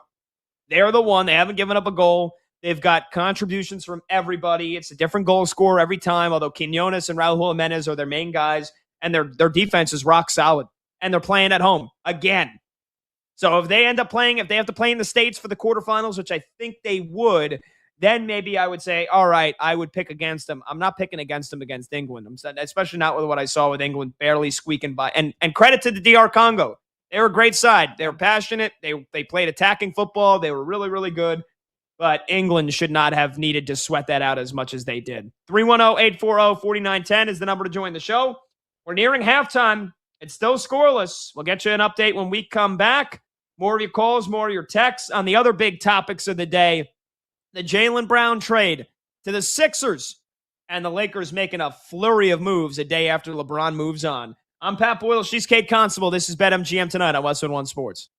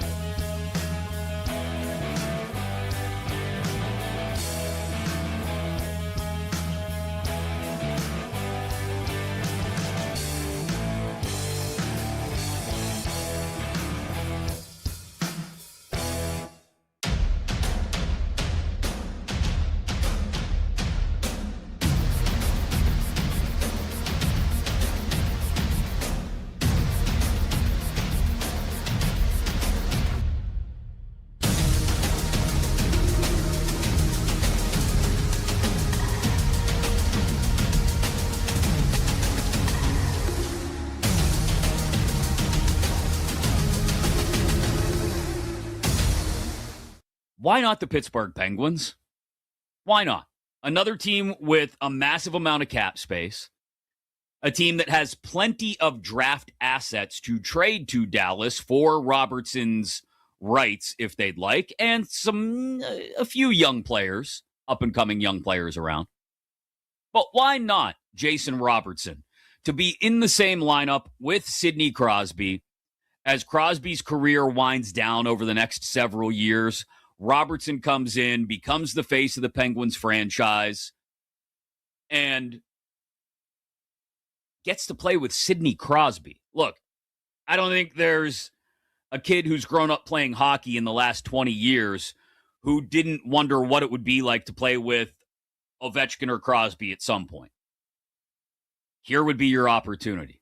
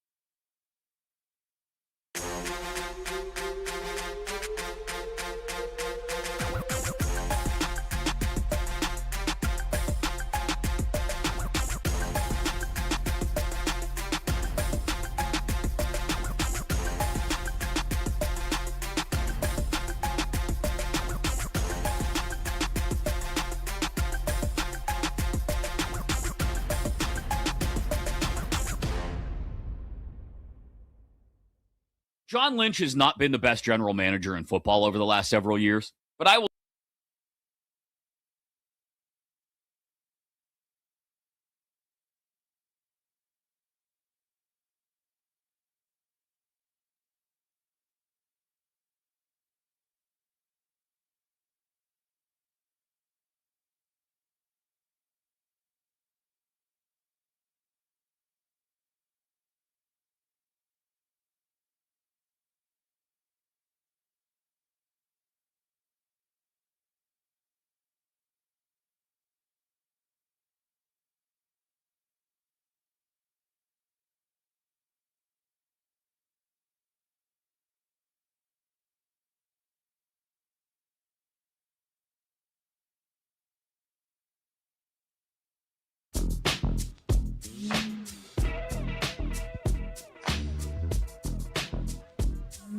Welcome on back, BetMGM, tonight, Westwood One Sports. I'm Pat Boyle. She's Kate Constable. The phone number to join the show is 310-840-4910. That's 310-840-4910. Before we get an update on USA and Bosnia, Kate, I think I got the tweet of the night here. Somebody said, Philly sent, let me find it again. Philly traded a 29-year-old disgruntled and possibly misunderstood Brown in the prime of his career to New England, and Boston sent one right back. And that is A.J. Brown from the Eagles to the Patriots, and Jaylen Brown from the Celtics to the Sixers. Brown for Brown, both 29 of them, both disgruntled. Cue Larry David, Curb Your Enthusiasm. Are you disgruntled? That's a solid tweet right there. I'm such a bad tweeter, Pat. Like, I wish I could come up with good tweets like that. Same. It's like it's a talent. It's a skill that some people have with that type of stuff. I do not have it. But that's a solid tweet right there. It is. By the way, I'm watching Rich Paul, I think, said to Max Kellerman, whatever podcast that is. He said, I've talked to about 12 to 14 teams. If anyone knows LJ, which I've never heard LBJ, I've never heard LeBron be referred to as LJ. If anyone knows LeBron, he wants to be competitive. As long as there's indoor and outdoor golf, he'll be fine. Now, the irony in that is that there's indoor golf anywhere. Anywhere. And you might not be able to golf in, I'm just going to throw out a city because I know it's cold in the winter. You might not be able to golf in Cleveland, which is also kind of where I think LeBron goes. You might not be able to golf in Cleveland in January, but you could probably golf in Cleveland when it's in the off season. And how much golfing is LeBron really doing during the season? That's a good question, by the way, Kate. How much golfing do you think NBA players do during the season for those of them that like golf? I heard that and I heard this on another podcast of someone's today, that the Warriors golf a ton during the season. Like, if they're in Miami, if they're somewhere warm, Steph will go play around. That is, I believe I heard that on the Hoop Collective with Brian Windhorst. I have not fact-checked that. I have no inside scoop onto what the Warriors are doing. I can't imagine too many players, though, Pat. Like, we all know MJ used to golf during the season. No one right now golfs the way he used to before games. So I don't think there's too much golfing going on during the season. But I would say there's probably a nice top golfer, too, in Cleveland, right? LeBron can hit up those the links in that manner if he really needs his golf fix. Because Rich Paul said he wants to go somewhere where he can be happy. Do golf courses make him happy? Is that the key to making him happy? Or is it where he can win a championship? Is that what's going to make him happy? Again, his happiness is I don't know subjective. About you. Yeah, I don't know about you. They spend half the season on the road. So it's like, okay, that's kind of out of your control. And so when you're at home, that's, 3 months worth of a 6-month season. And half of those days, so you have maybe 45 days when you're at home that you could maybe golf during the NBA season. Between the back-to-backs and 82 games in 6 months, if there's an off day, I'm not I'm not golf. Maybe I'll golf like 2 or 3. I don't like golf that much. I'd rather play tennis. But like maybe I'd go golfing once a month. I'm not going golfing like every off day that I have when I'm at home. And again, maybe they're not playing 18 holes. Maybe they're only playing 9. Maybe they're just playing like an hour and a half worth. But still, like I have a day off. I want that day off. I'm not going to then golf on top of that. Like, no thanks. Well, also, Pat, like, I mean, maybe this is the girl in me, but like, if I'm married to an NBA player and he's gone all the time and he has one day at home, you're not going golfing. You're hanging out with the family, right? You're not going golfing. Yeah, I don't know. Maybe a $40 million a year, whatever that check shakes out to be, each game check or every 2 weeks. Maybe that would might you know, change get things you some for me freedom. a little bit. Yeah, that certainly might you want to go golfing? change my tune. Sure. Yeah, Can I just you have got the link, $500,000 to go shopping next week? By the way, That wouldn't be too USA bad. is up 1-0. Faux Balogun scored right before we came back from a commercial break off of a deflected pass. He picked it up, nutmegs the goalkeeper. 1-0 USA. And then just now, Faux Balogun hit the crossbar, nearly scored again. But it is about to be halftime any second. USA leading Bosnia and Herzegovina 1-0, trying to get to the round of 16. We'll get you an update when we come back. We'll reset. We got a lot to do, so get aboard if you want to join the show at 310-840-4910. I'm Pat Boyle. She's Kate Constable, and this is BetMGM Tonight, right here on Westwood One Sports. John Lynch has not been the best general manager in football over the last several years, but I will say this. I will back John Lynch fully and unequivocally if he lets Brandon Ayuk just rot on the restricted list. This is ridiculous. You can't just go on social media every day and say that you're going to play for the Commanders when you're still technically under contract with the 49ers. You can't do that. That's not how it works. You don't get to just name what team you're playing for. You're not a free agent. I get it. The Niners don't want him anymore. As Lynch said, he's probably played his last snap for San Francisco. But unless the Commanders are willing to give me something of some consequence, I'm not just cutting this dude and letting him walk off to D.C. to play with his buddy Jaden Daniels. Oh, hell no. I'll give it to Stone Cold. No. I'm not going to just let him. No, you don't just get to go. You don't get to name your destination, Brandon Ayuk.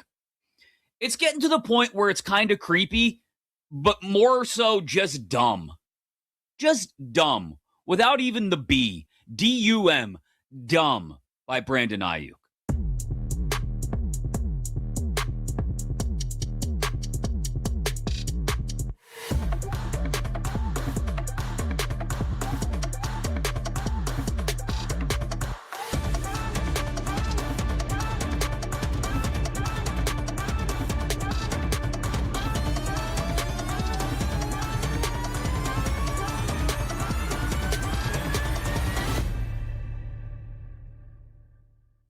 But let's stop losing the forest for the trees here.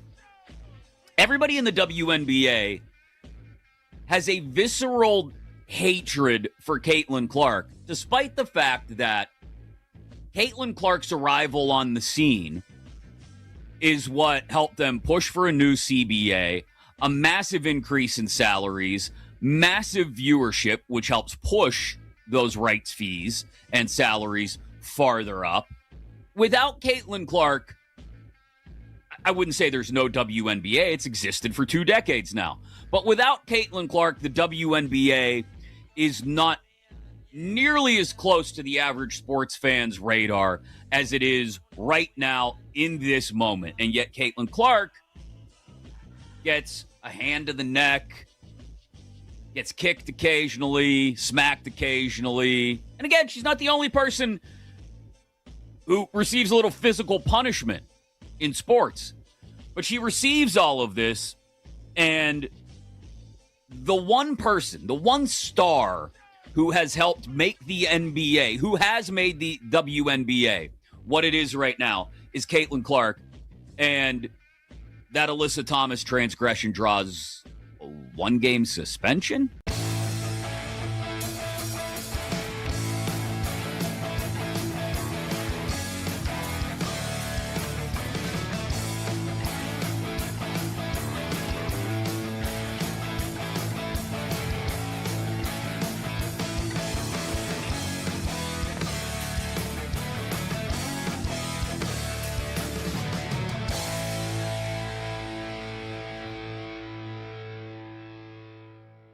Number one, the Detroit Lions. Absolutely. Amon-Ra, Jamison Williams. I would put those two right there, just a hair behind Chase and Higgins. Maybe right there with Chase and Higgins as the best duo behind Lamb and Pickens. If we were just doing duos, it would be Lamb, Pickens, and then it would be probably a tie at number 2 between Chase Higgins and St. Brown and Williams. But again, I'm not ranking duos. I'm ranking wide receiver groups. And you got to add in Isaac Tesla, who was a red zone.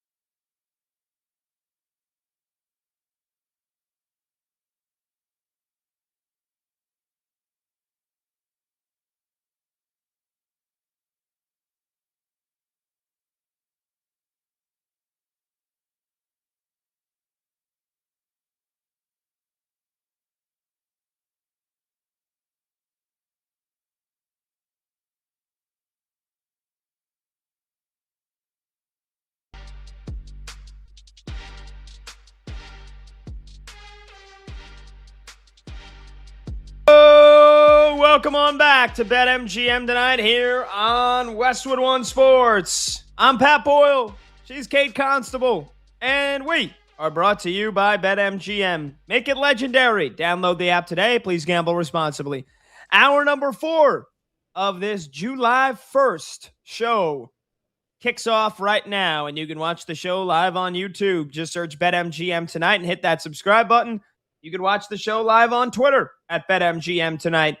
And you can listen to the program on the Westwood One Sports app, the Odyssey app, SiriusXM Channel 375, and hundreds of local affiliates throughout North America.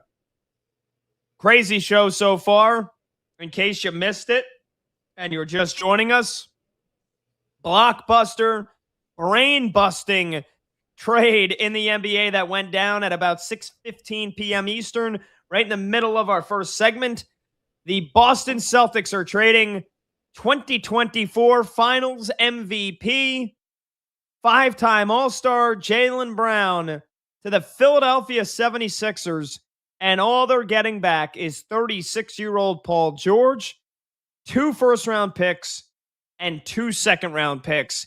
It is a shocking trade, and it's one that makes zero sense. I think Brad Stevens is, I think he's high off his ass. To say what I'm really feeling here, Kate, about this trade. This does not make any sense. We've been trying to make sense of it all shows so far. There's really not much rationale behind it for the Boston Celtics. And the Philadelphia 76ers are now a real legit contender in the Eastern Conference. Jaylen Brown joining up with Tyrese Maxey, Joel Embiid, and VJ Edgecombe. We've also talked about the Lakers. They made some big moves today. They traded for Walker Kessler from the Jazz, finally got themselves a great rim protector, shot blocker, and lob threat. And then they signed him for a 4-year, $130 million extension. They also brought in Quentin Grimes, Sandro Mamukelashvili, and Colin Sexton. And so we debated to start the show before the Jaylen Brown news. Are the Lakers now better with LeBron moving on and the moves they made today? Also, Team USA is up 1-0 at the half against Bosnia, so you want to get in on any of that. The talk and text line is 310-840-4910. That's 310-840-4910. Kate, we've had almost 3 hours to think about it here. And, I keep seeing from a lot of folks that apparently the Giannis trade had a good shot of happening if the Celtics included Hugo Gonzalez. And that was where the Celtics said, no thanks, because the Celtics refused to include Hugo Gonzalez to get Giannis. And Hugo Gonzalez, again, he's only 20 years old. He could end up being a really great player. But in his rookie season, the 20-year-old from Spain averaged 4 points per game, under 3.5 rebounds, a half of an assist. He did shoot 48% from the field and 36% from deep, but he averaged 4 points per game. You were refusing to give up that player to get Giannis, and instead your pivot is to trade Jaylen Brown to the Sixers and get back Paul George and 2 first-round picks? Like, what are we talking about, Kate? I hope Hugo Gonzalez gets some solid playing time this year. Averaged 14, just over 14 minutes last year. If he is not on the floor for 25 minutes a game, what are we doing? Like, if you didn't want to give him up in the Giannis trade, this kid better be playing a major role in your organization going forward. Because and it's all hindsight. Now okay, this is what you got back for Jaylen Brown, and it's not anything near what Giannis would have returned you. But if Hugo Gonzalez is what held them up for the Giannis trade, then I hope he turns out to be just this absolute superstar, dynamic player. Because if not, the Celtics are going to look back and say, what in the world were we doing? Not a good look if Hugo Gonzalez ends up being out of the league or a rotational player in the next couple of years. And I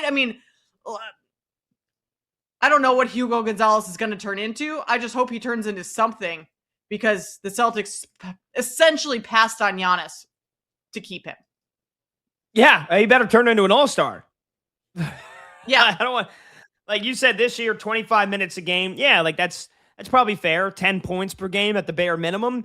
Within 3 years, he better be an all-star, and he better be a perennial all-star. Like, he better be, right alongside Jason Tatum, and that's the duo that the Boston Celtics use to be a perennial playoff team every year. Because you could have had Giannis and Tatum, and I'm like and I'm assuming Jaylen Brown would have went to Milwaukee, right? So you could have had Tatum, Giannis, and the rest of the squad. It wouldn't have been Tatum, Giannis, and Jaylen Brown. You could have had Tatum and Giannis, and you didn't want to include 20-year-old Hugo Gonzalez. And so now you got Paul George and 2 first-round picks from the Sixers, which might not even be that good because the Sixers look like a pretty damn good team now. No, Hugo Gonzalez better be an all-star. By the way, I like Underdog NBA. I feel like they're a very reliable account on Twitter, especially if you like fantasy. They've got the lineups always, the injuries, like news, like they're always right on top of it. I don't know. I can't decipher how good Underdog NBA has been on rumors, although they normally just aggregate stuff. But according to Tony Jones, who covers the Sixers and the NBA for The Athletic, and so that should be a very reputable source. And now I'm at his page, and The Athletic NBA has reposted it 14 minutes ago, or they've tweeted it out 14 minutes ago.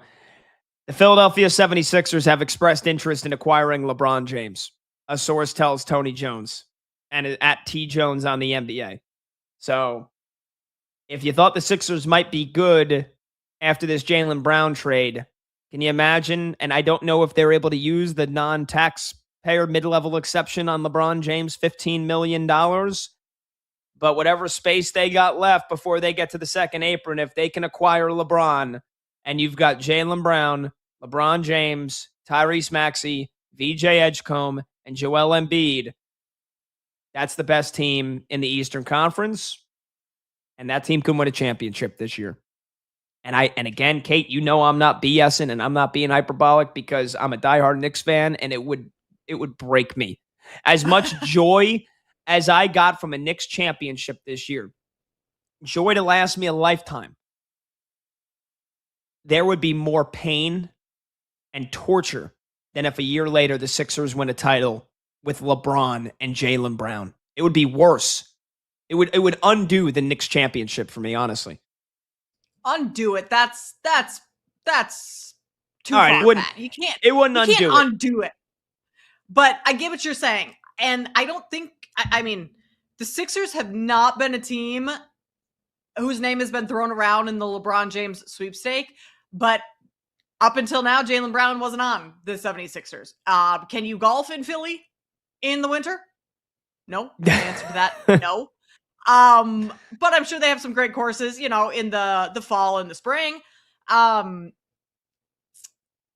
opens up a whole nother option, I think, for LeBron.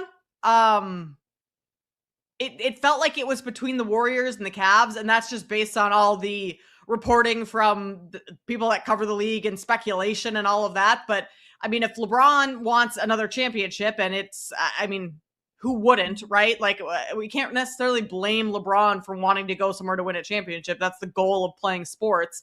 If that's what he's looking for in his final season, I think Philly might be a decent destination for that to happen.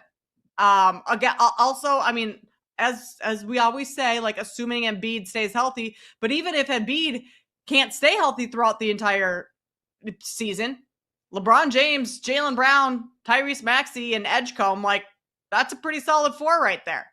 I don't know. I'm with you. I don't know the logistics of it all and what the Sixers, their books are like. But if they can make that happen, I think they have to go for it. I wonder on the flip side, Kate, is there any shot that the Celtics are going to try to go after LeBron?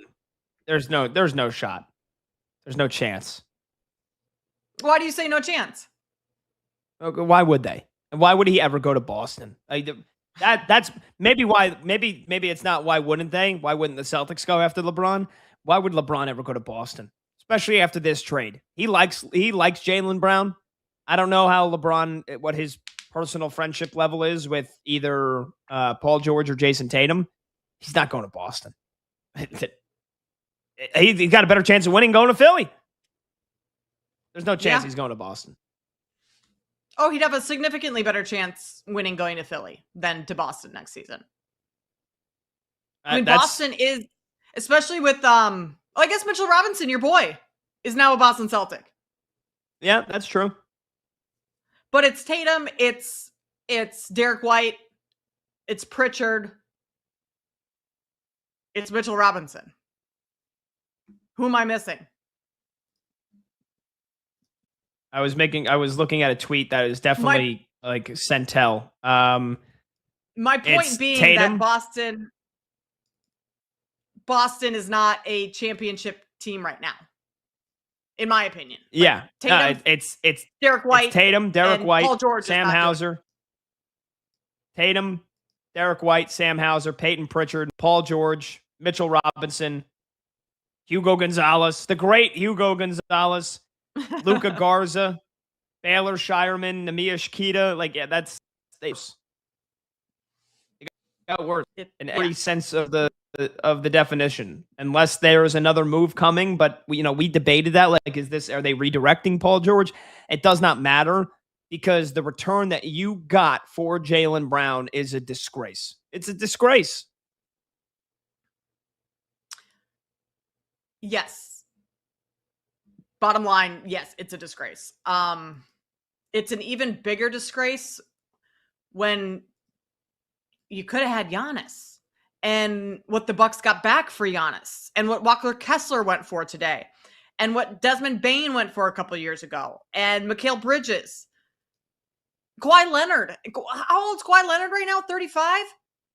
Yep. Like, Kawhi Leonard went for more, and Kawhi Leonard may not even be able to play, with this aspiration stuff going on. I mean, I think he will. I think, if anything, just the Clippers will be punished, and I'm sure the Raptors did their due diligence with the league office before for Kawhi. But the point being that Kawhi Leonard, at age 35, with his injury history, went for more than Jaylen Brown.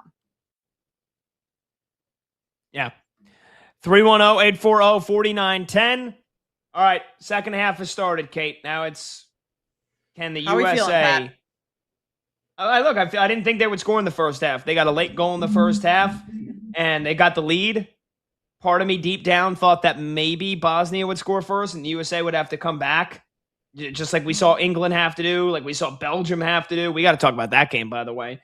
But USA's got the goal first. So, like, you always feel like you're the favorite. You got the goal lead. Sure, Bosnia could come back and tie it. And it feels like at worst right now, USA would be heading to overtime. But they're ahead, and they're at home, and they've played pretty well. So I feel a lot more confident than I did before the game. And you were the one that said 2-0. So I think that that's very much possible here. I said 1-1 going to extra time. You said 2-0. And I'd say it's probably more likely that it would go 2-0 because Bosnia they're not known for their offense. And now they're going to have to find an equalizing goal. And I mean, they're known more so for their defense. And I mean, it kind of, the analogy that I give myself just to understand strategy in soccer a little bit better is like in the NFL, teams who want to lean on the run, slow the game down, muck it up, all of that stuff. It feels like that's kind of how Bosnia plays in terms of their defense and wanting to slow the game down a little bit, limit the number of opportunities that the U.S. has. Well, the U.S. already scored once. So that kind of, I mean, as we get deeper into the game too, that strategy kind of has to go out of the way because they need to counter and get on the board themselves. So I think that the U.S. already being up 1-0, like, puts pressure on Bosnia more so than it would to a primarily offensive team that's attacking a ton versus a team like Bosnia that wants to sit back and rely on their defense. Yeah, I agree. 100%. So again, USA is in a great spot right now, up 1-0, 49th minute, second half just underway. So, Kate, we have a couple minutes here. Why don't we talk about that Belgium game? Because we talked about England and the DR Congo. That Belgium game was still going on when our show started, and it was lunacy. I mean, I put in our show rundown all the negatives about Belgium. They were down 2-0, barring a miracle comeback. Is this a no-show? The end of the line for one of the great midfielders of all time, Kevin De Bruyne. And instead, they're down 2-0 in the 85th minute. They score. Then they score again 5 minutes later to tie the game. And then they win it on a penalty that was awarded basically in the final minute of extra time. In the 120th minute, you had the two sides basically fighting one another. Then Senegal was wasting time. The penalty doesn't end up getting taken for another 5 minutes, but Belgium makes it. And so they come back from 2-0 down with about 6-7 minutes to go, and they win the game in extra time. And Senegal, I mean, this is a collapse. And out of all the thrilling finishes we've seen so far at the World Cup, we get another one. It's like and maybe that's the other reason why I'm still a little bit nervous, because it feels like, Kate, every single game, maybe with the exception of Mexico and France, every single game in the knockout stages has had a late tying goal or it's had some kind of chaotic drama. And we got the latest installment of this in that Belgium win. Incredible comeback. And I got to give Senegal credit. They were the better team for 95% of the game. And then they slipped up for 5 minutes, and that was it. I mean, you wrote in the rundown, yes, barring a miracle comeback. That kind of was a miracle comeback. Like, you score 3 goals to win in the final. I mean, with the penalty in the final moments of the game. That's kind of miracle-esque in the World Cup. I thought Senegal was a significantly better team than Belgium, and Belgium is very lucky to be moving on. which now the U.S. will play, knock on wood, if the U.S. moves on here. Where had the U.S. had Senegal in the next round, that path for the United States might have been a little bit easier into the, what would that be, the quarterfinals? Yeah. Yeah, and I think you're right, and I am not a Belgium defender, but like, a lot of people said, "Oh, this team is fraudulent. They're frauds. Like they have no business being here. Should have on the group stage." Like, okay, yeah, like they have underperformed, and Belgium basically had their golden age at the World Cup 4 years ago, and they didn't even make it out of the group stage in that one either, if I'm not mistaken. Yeah, I'm looking back. Yeah, they lost. They beat Canada, then they lost to Morocco, and they tied Croatia 0-0, and they got knocked out in the group stage. And that was like the greatest Belgium team of all time. And they couldn't even make it out of the group stage. So now 4 years later, it's like, all right, a lot of those guys now were like, they were like 30 to 32 years old. That was like their last chance. Now they've got a younger team. And so I guess expectations shouldn't have been that high, but I don't know. I still thought that they were the better team going into that game against Senegal, but then they were just getting outplayed and outclassed. And so for them to come back and win that thing at the death, that I still think, yeah, Senegal was probably a better matchup. They were a faster team. They were faster than Belgium. Belgium is more X's and O's, tactical, good passing team, good at whipping in crosses, but they just struggled to put the ball in the back of net until the last 5 minutes of the game. So I agree. I think the better matchup probably is Belgium. But, my one friend who was all excited when they were down 2-0 and they came back and he goes, "Damn, I wish we would have played Belgium." I was like, first of all, let's make sure the U.S. can beat Bosnia tonight. Second of all, be careful what you wish for after Belgium ended up coming back. So, yeah, if USA holds on and wins, they will play Belgium in the round of 16, and that should be a good one. USA will probably be a slight favorite in that game. I just wonder, both with Belgium and England, what this next game looks like for them, because are they vulnerable in this tournament? Are they underperforming? Does that carry on with them to the next round? Is this a wake-up call for both of those teams, having to win late in the game, where they come out and look like completely different teams in this round of 16? Like, those are the questions that I have for those two teams, who, because Belgium was favored over Senegal going into that game. Am I wrong on that? Like, Belgium was the team that should have advanced. They were like -1. They were like -175. They weren't a huge favorite. They were definitely the favorite though. But still, so I wonder if this is enough of a wake-up call for those two teams, or if they are just underperforming to the market's expectations of them so far.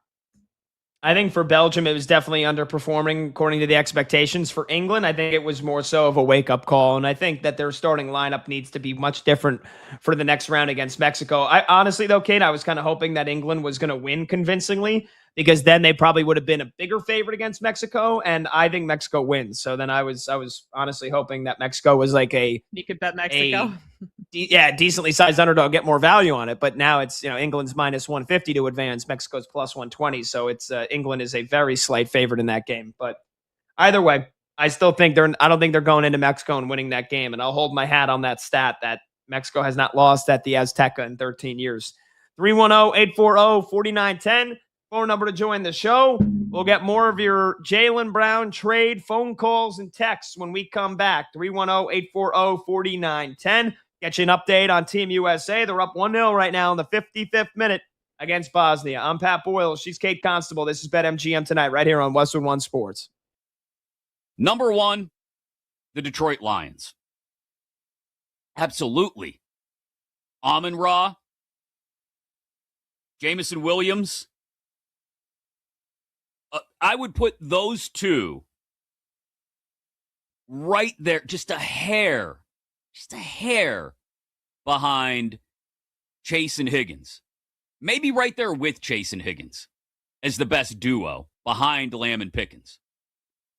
If we were just doing duos, it would be Lamb, Pickens, and then it would be probably a tie at number 2 between Chase Higgins and St. Brown and Williams. But again, not ranking duos. I'm ranking wide receiver groups. And you got to add in Isaac Tesla, who was a red zone machine for the Lions last year.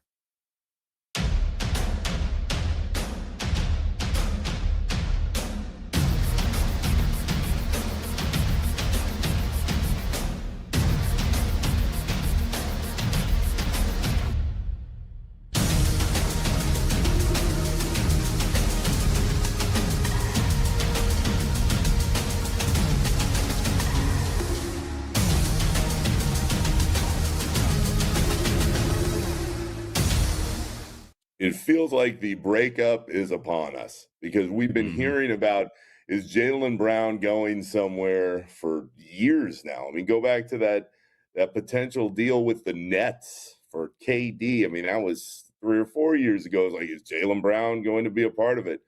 There's got to be something going on behind the scenes in that it can work with Brown and Tatum. We've seen it. They won a title. Jaylen Brown's a finals MVP. But it feels like, Chris, he wants to be the guy. And he can never, ever be the guy in Boston with Tatum. It's never going to happen. So if he really wants to be that dude, he's going to have to be that dude somewhere else. So, no, I'm not surprised. At this point, given all the smoke around a potential deal, it feels like something is going to happen.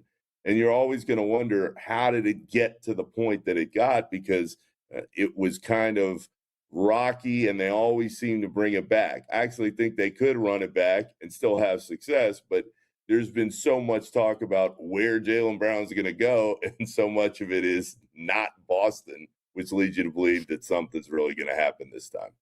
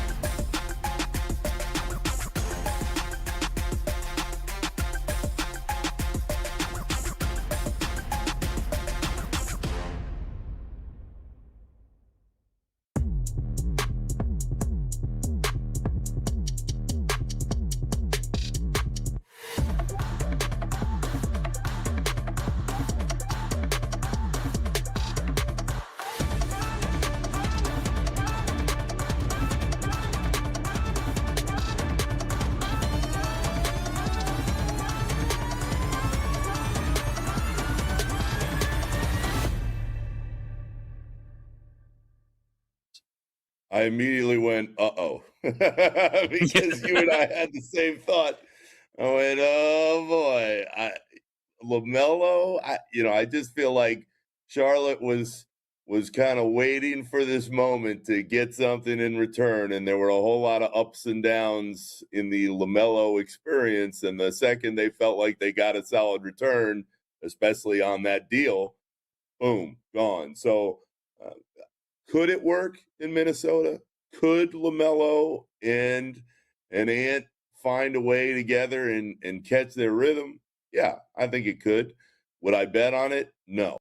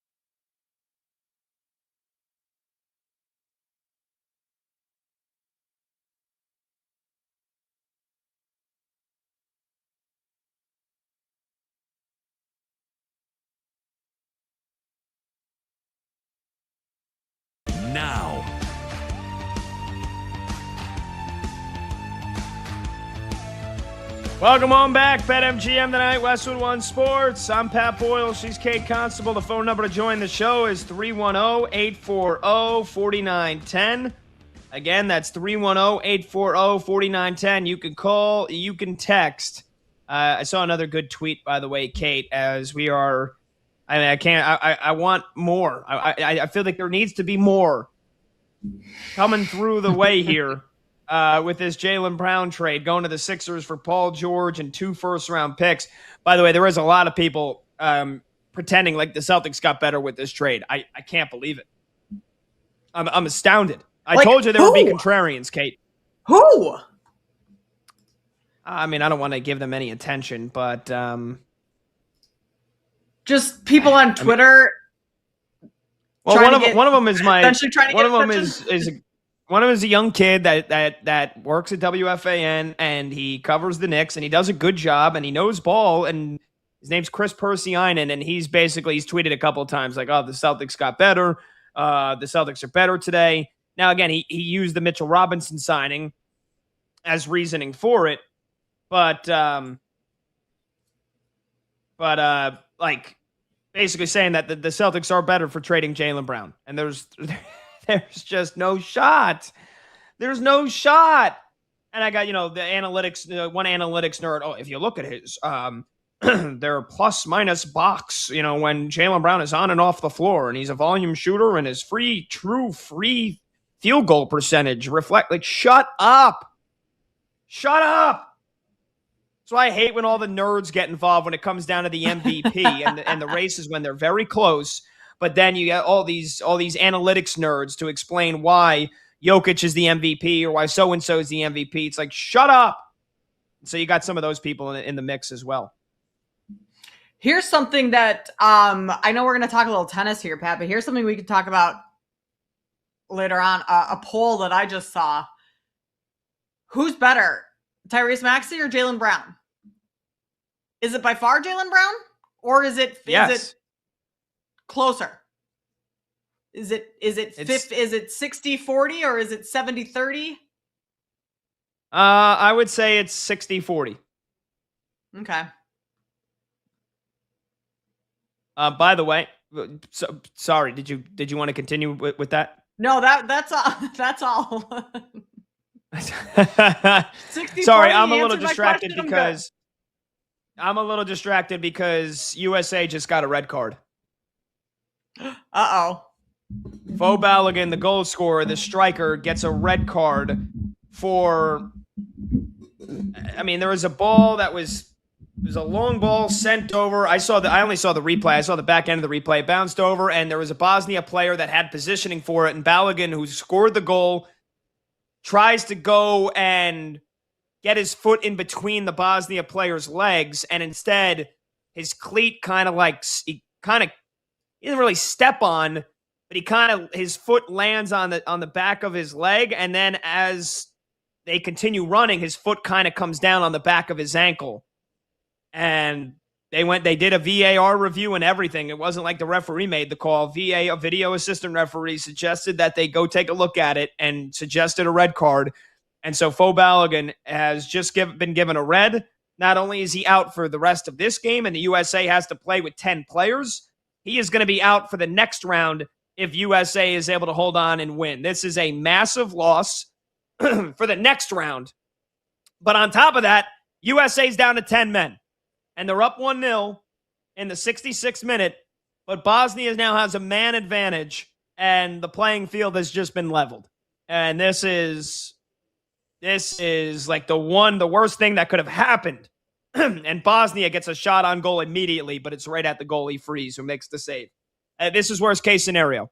And if you were feeling confident, you shouldn't anymore, because now this is going to be a sweat of epic proportion for the final 30 minutes just to hold on and win this game 1-0. Because I can say with nearly a guarantee, as somebody that played soccer, somebody that watches soccer, there is a 99% chance USA is not scoring again.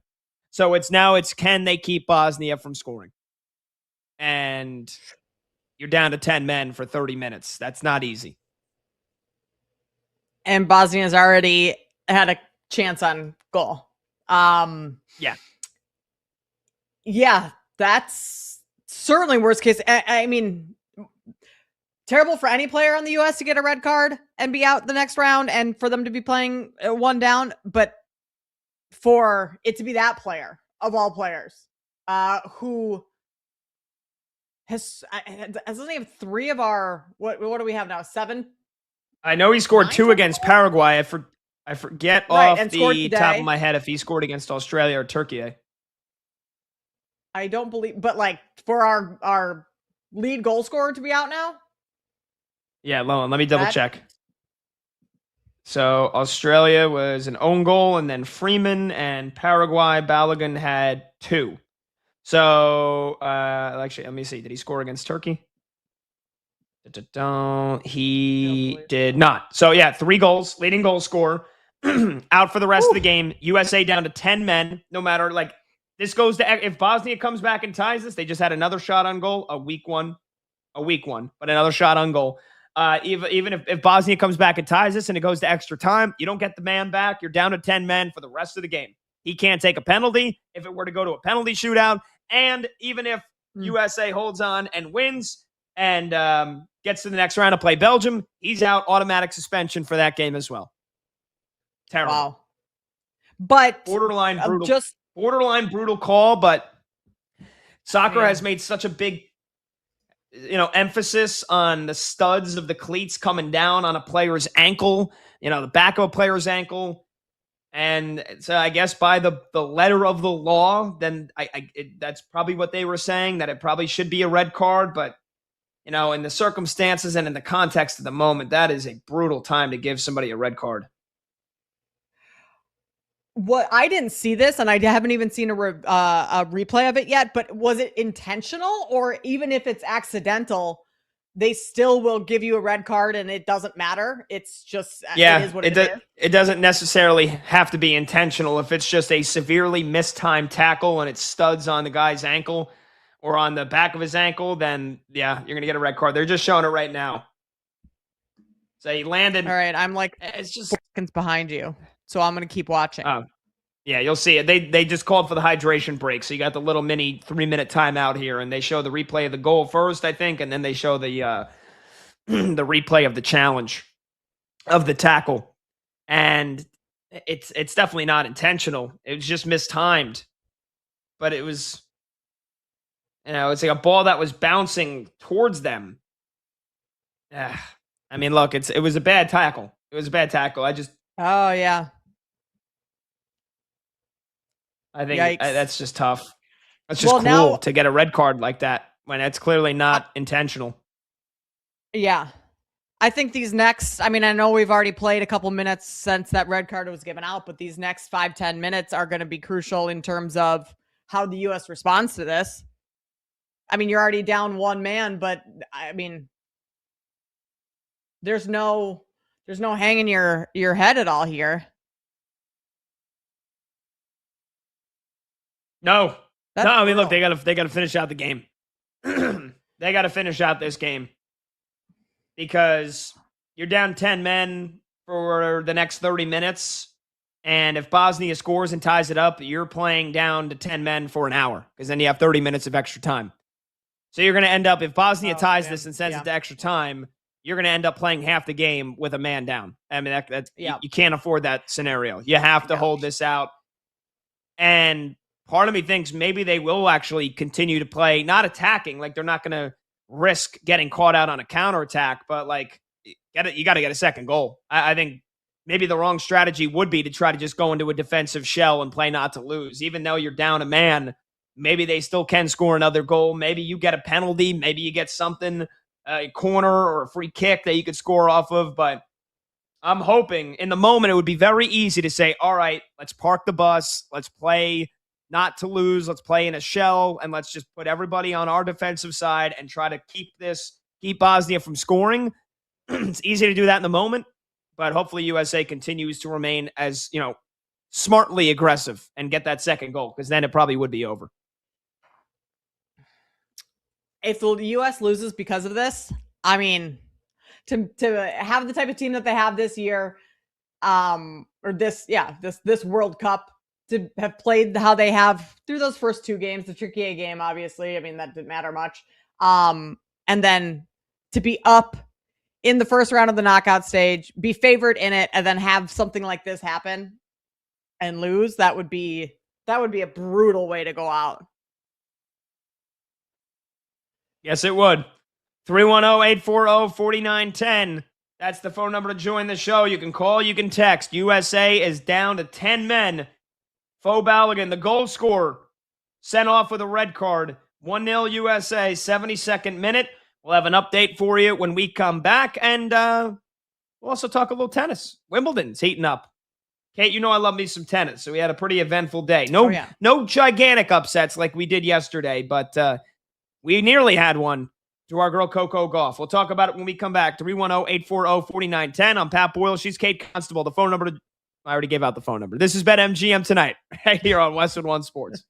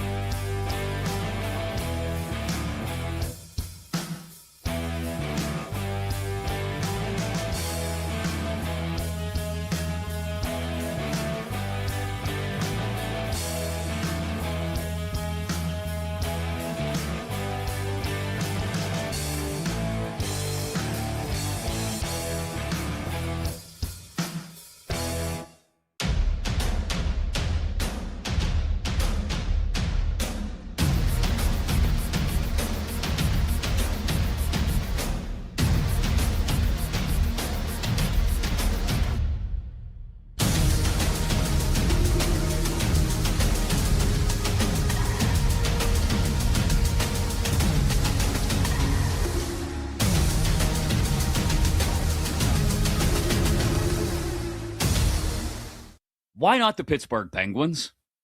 Why not? Another team with a massive amount of cap space, a team that has plenty of draft assets to trade to Dallas for Robertson's rights if they'd like, and a few young players, up-and-coming young players around. But why not Jason Robertson to be in the same lineup with Sidney Crosby as Crosby's career winds down over the next several years? Robertson comes in, becomes the face of the Penguins franchise, and gets to play with Sidney Crosby. Look, I don't think there's a kid who's grown up playing hockey in the last 20 years who didn't wonder what it would be like to play with Ovechkin or Crosby at some point. Here would be your opportunity.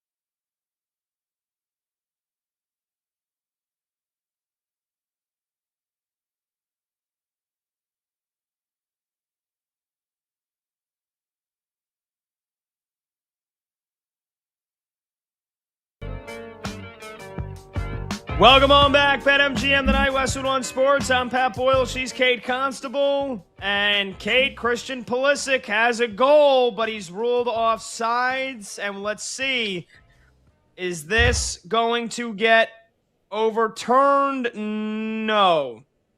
No, Pulisic was absolutely off sides. I think the only thing you can maybe make the argument is that the ball never, it's not. It doesn't matter. No, he is way offside on that one. It was an attempted shot that got blocked, and when the shot was attempted by the other player on USA, he was off by like 3 feet. So, yeah, he then he scoops home the rebound, but he was way offsides. Well, that would have basically ended it, even with USA down to 10 men because of a red card to Faux Balogun, who scored the first goal for USA. 2-0 up with only about 12 to 15 minutes to play. That would have been it. But instead, it's the second goal this game that USA has been ruled out for offsides. They still lead 1-0. It's now in the 80th minute. Bosnia's manager just got a yellow card. He's going nuts on the touchline, on the sidelines, because he picked up the ball and he's trying to give instructions to his team, and I think they gave him a yellow, or he's yelling at the ref. Yeah, so they gave him a yellow card. You can't yell at the ref like that. Can you pick up the ball like that? I was trying to. I didn't see right away when it happened. If it was Bosnia's throw-in, then yeah, your manager could pick it up. Oh, okay. Because yeah. But if it was USA's throw-in and he picks it up, you could say that he's wasting time, delay a game. Yeah. But this game's getting. I don't know if it's getting spicy. chippy as much as it is. Bosnia is just kind of melting down right now. USA went down to 10 men about 12, 13 minutes ago. And Bosnia has not been able to score yet, and they still got 15 minutes. They got to stay composed. I mean, if you're a USA fan like we are, then you want them to melt down. But it feels like they're melting down right now. Like they're very frustrated. And you got to the pressure is on them despite us only having 10 players. I mean, time is ticking away, and they need to generate more opportunities. Sooner rather than later. That would be a case for, it shouldn't be a case for melting down, but as pressure mounts, sometimes that happens. You got a critical free kick here right outside the 18-yard box for USA. This is a dangerous proposition, and it looks like either Tillman or Anthony Robinson are going to take it. You score here, and the game is basically over. I would say basically, because Belgium again was down 2-0 and they weren't, Senegal didn't have 10 men and Belgium still came back. So I guess 2-0 with USA having 10 men still would be possible, but it would be highly unlikely considering Bosnia has not been able to score yet. But this is it. This is your chance right here for Team USA to nearly put the game to bed if they can score off of this. And it looks like it's going to be Tillman that takes it. Oh, and he scores! Wow, he drills it. Right into the back of the net. What a free kick. What a goal. 2-0 USA. Wow. And they can taste the round of 16 now. Wow. What a kick.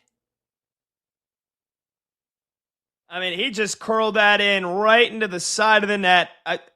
Off the naked eye, it looked like to me that the Bosnia goalie maybe should have saved it, but that's a heck of a free kick there. Wow, what a goal. I mean, he kind of put that. in the perfect spot. Yeah, you need that as the insurance, and you got it. Incredible. And if we thought Bosnia was melting down 2 minutes ago, they may be melting down for the remainder of this game, trying to do something to get back into it. But no, this is it. I mean, you're right. That's the insurance run, the insurance goal that you needed. But Pat, we can't be so certain, because look what happened with Belgium earlier today and England. Like, there's still time left. We can't count our the goalie got a hand on it, but yeah, that should have been saved. Malik Tillman. Yeah. Malik Tillman in the 82nd minute off the free kick. It should have been saved, but it was still a pretty damn good free kick.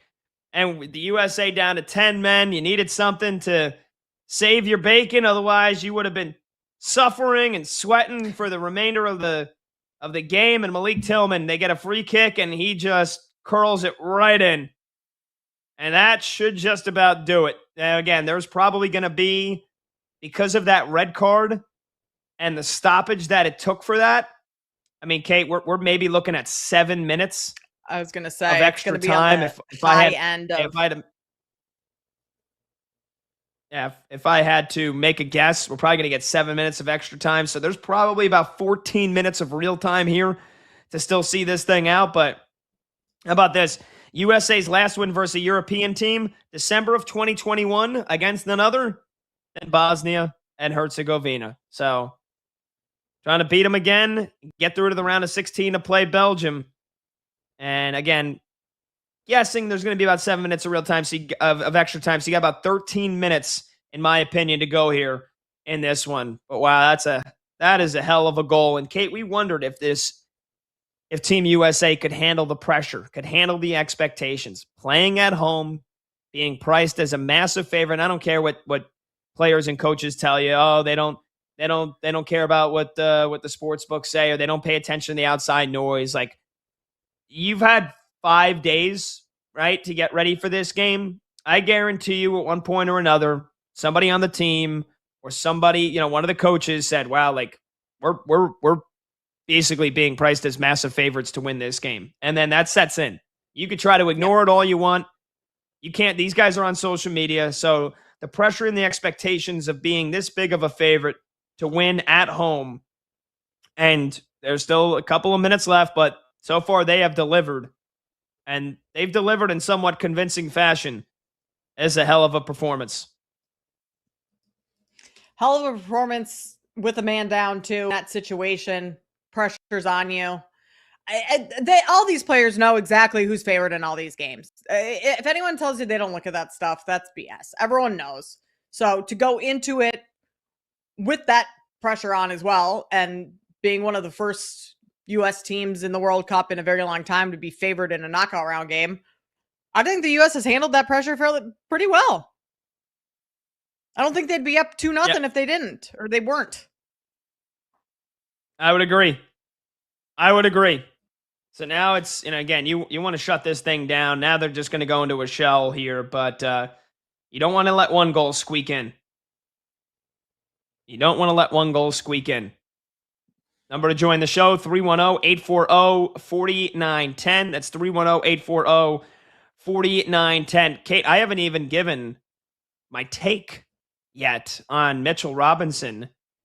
No, you have not. One of the beloved members of the New York Knicks signing with the Boston Celtics. Do you want to give that now, or we only have a minute left? Why don't you give that on the other side, Pat? Well, I was, setting up a little tease there. But we've had such a crazy show with the Jaylen Brown trade news. the moves that the Lakers made earlier today, and then this USA game going on, which has been, for 2-0. If for somebody that doesn't watch it, you might look back and you're like, oh, USA won 2-0. That was a pretty nice routine win. No, this has been anything but. And so I haven't even gotten to give my thoughts on Mitchell Robinson going to play for the enemy, going and signing with the rivals. But we will do that when we come back. And we'll do it as part of Hot and Cold. Hot or cold. We'll get producer Brandon Combs in the mix. Final hour's coming up next. We'll get you an update. USA should be a mere minutes away from closing out Bosnia when we return. So don't go anywhere. We'll have instant post-game reaction and analysis as well. I'm Pat Boyle. She's Kate Constable. This is BetMGM tonight. Right here.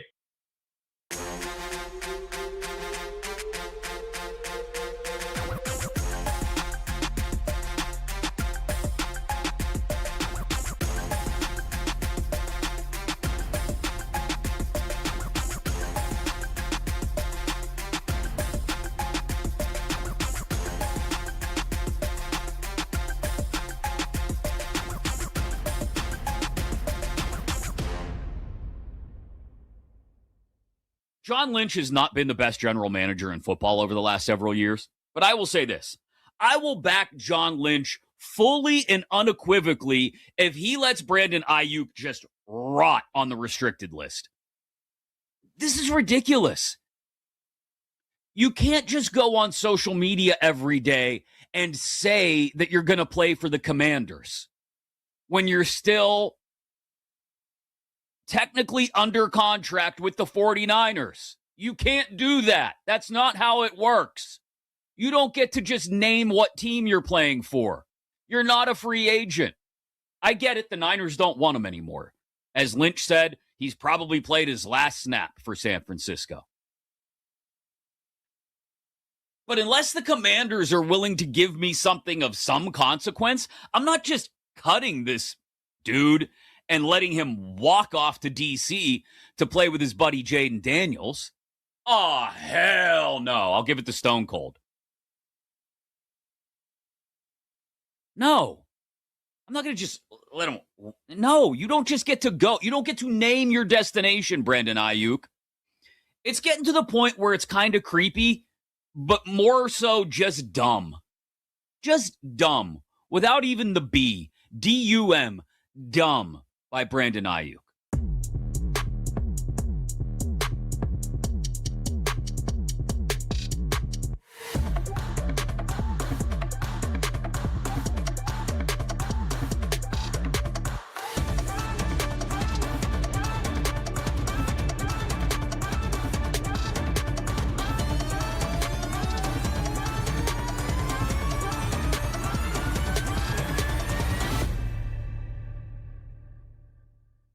But let's stop losing the forest for the trees here.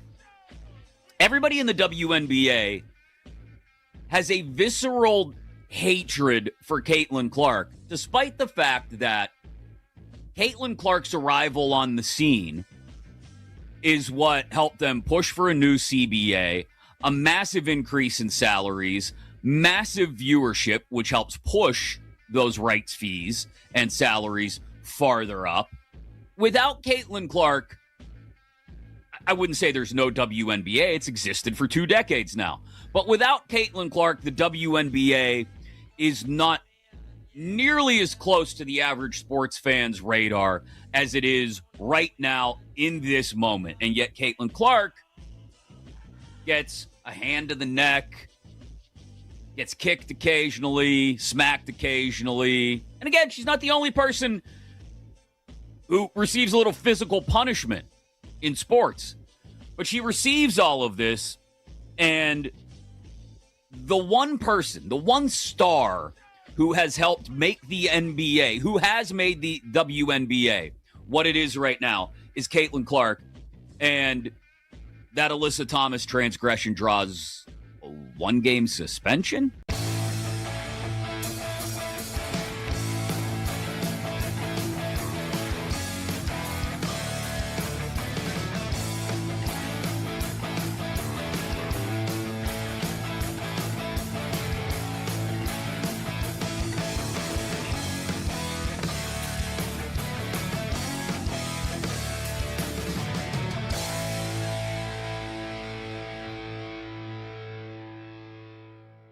Number 1, the Detroit Lions.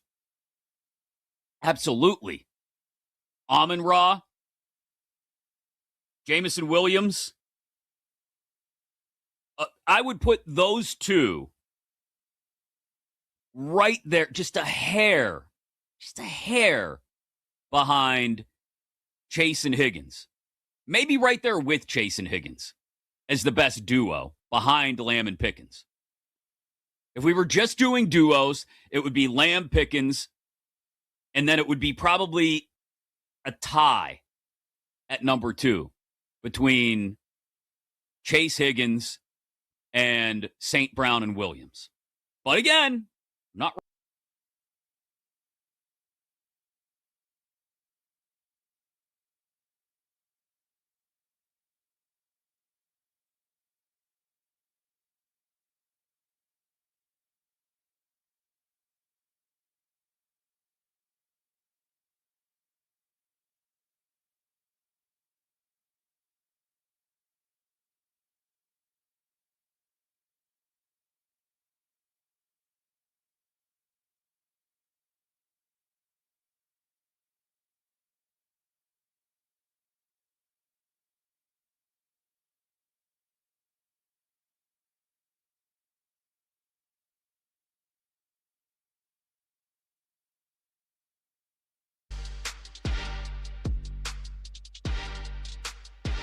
Hey, welcome on back to BetMGM tonight here on Westwood One Sports. I'm Pat Boyle, she's Kate Constable, and we are brought to you by BetMGM. Make it legendary. Download the app today. Please gamble responsibly. Hour number 5, fifth and final hour of this Wednesday night show kicks off right now. You could watch the show live on YouTube. Just search BetMGM tonight and hit that subscribe button. You could watch the show live on Twitter at BetMGM tonight. And you can listen to the program on the Westwood One Sports app, the Odyssey app, SiriusXM Channel 375, and hundreds of local affiliates throughout North America. Open phone lines is how we normally do it for the final hour of the show. So the talk and text line to join is 310-840-4910. You could call, you could text 310-840-4910. In case you're just joining us, it's been a chaotic show and in all the right ways for us.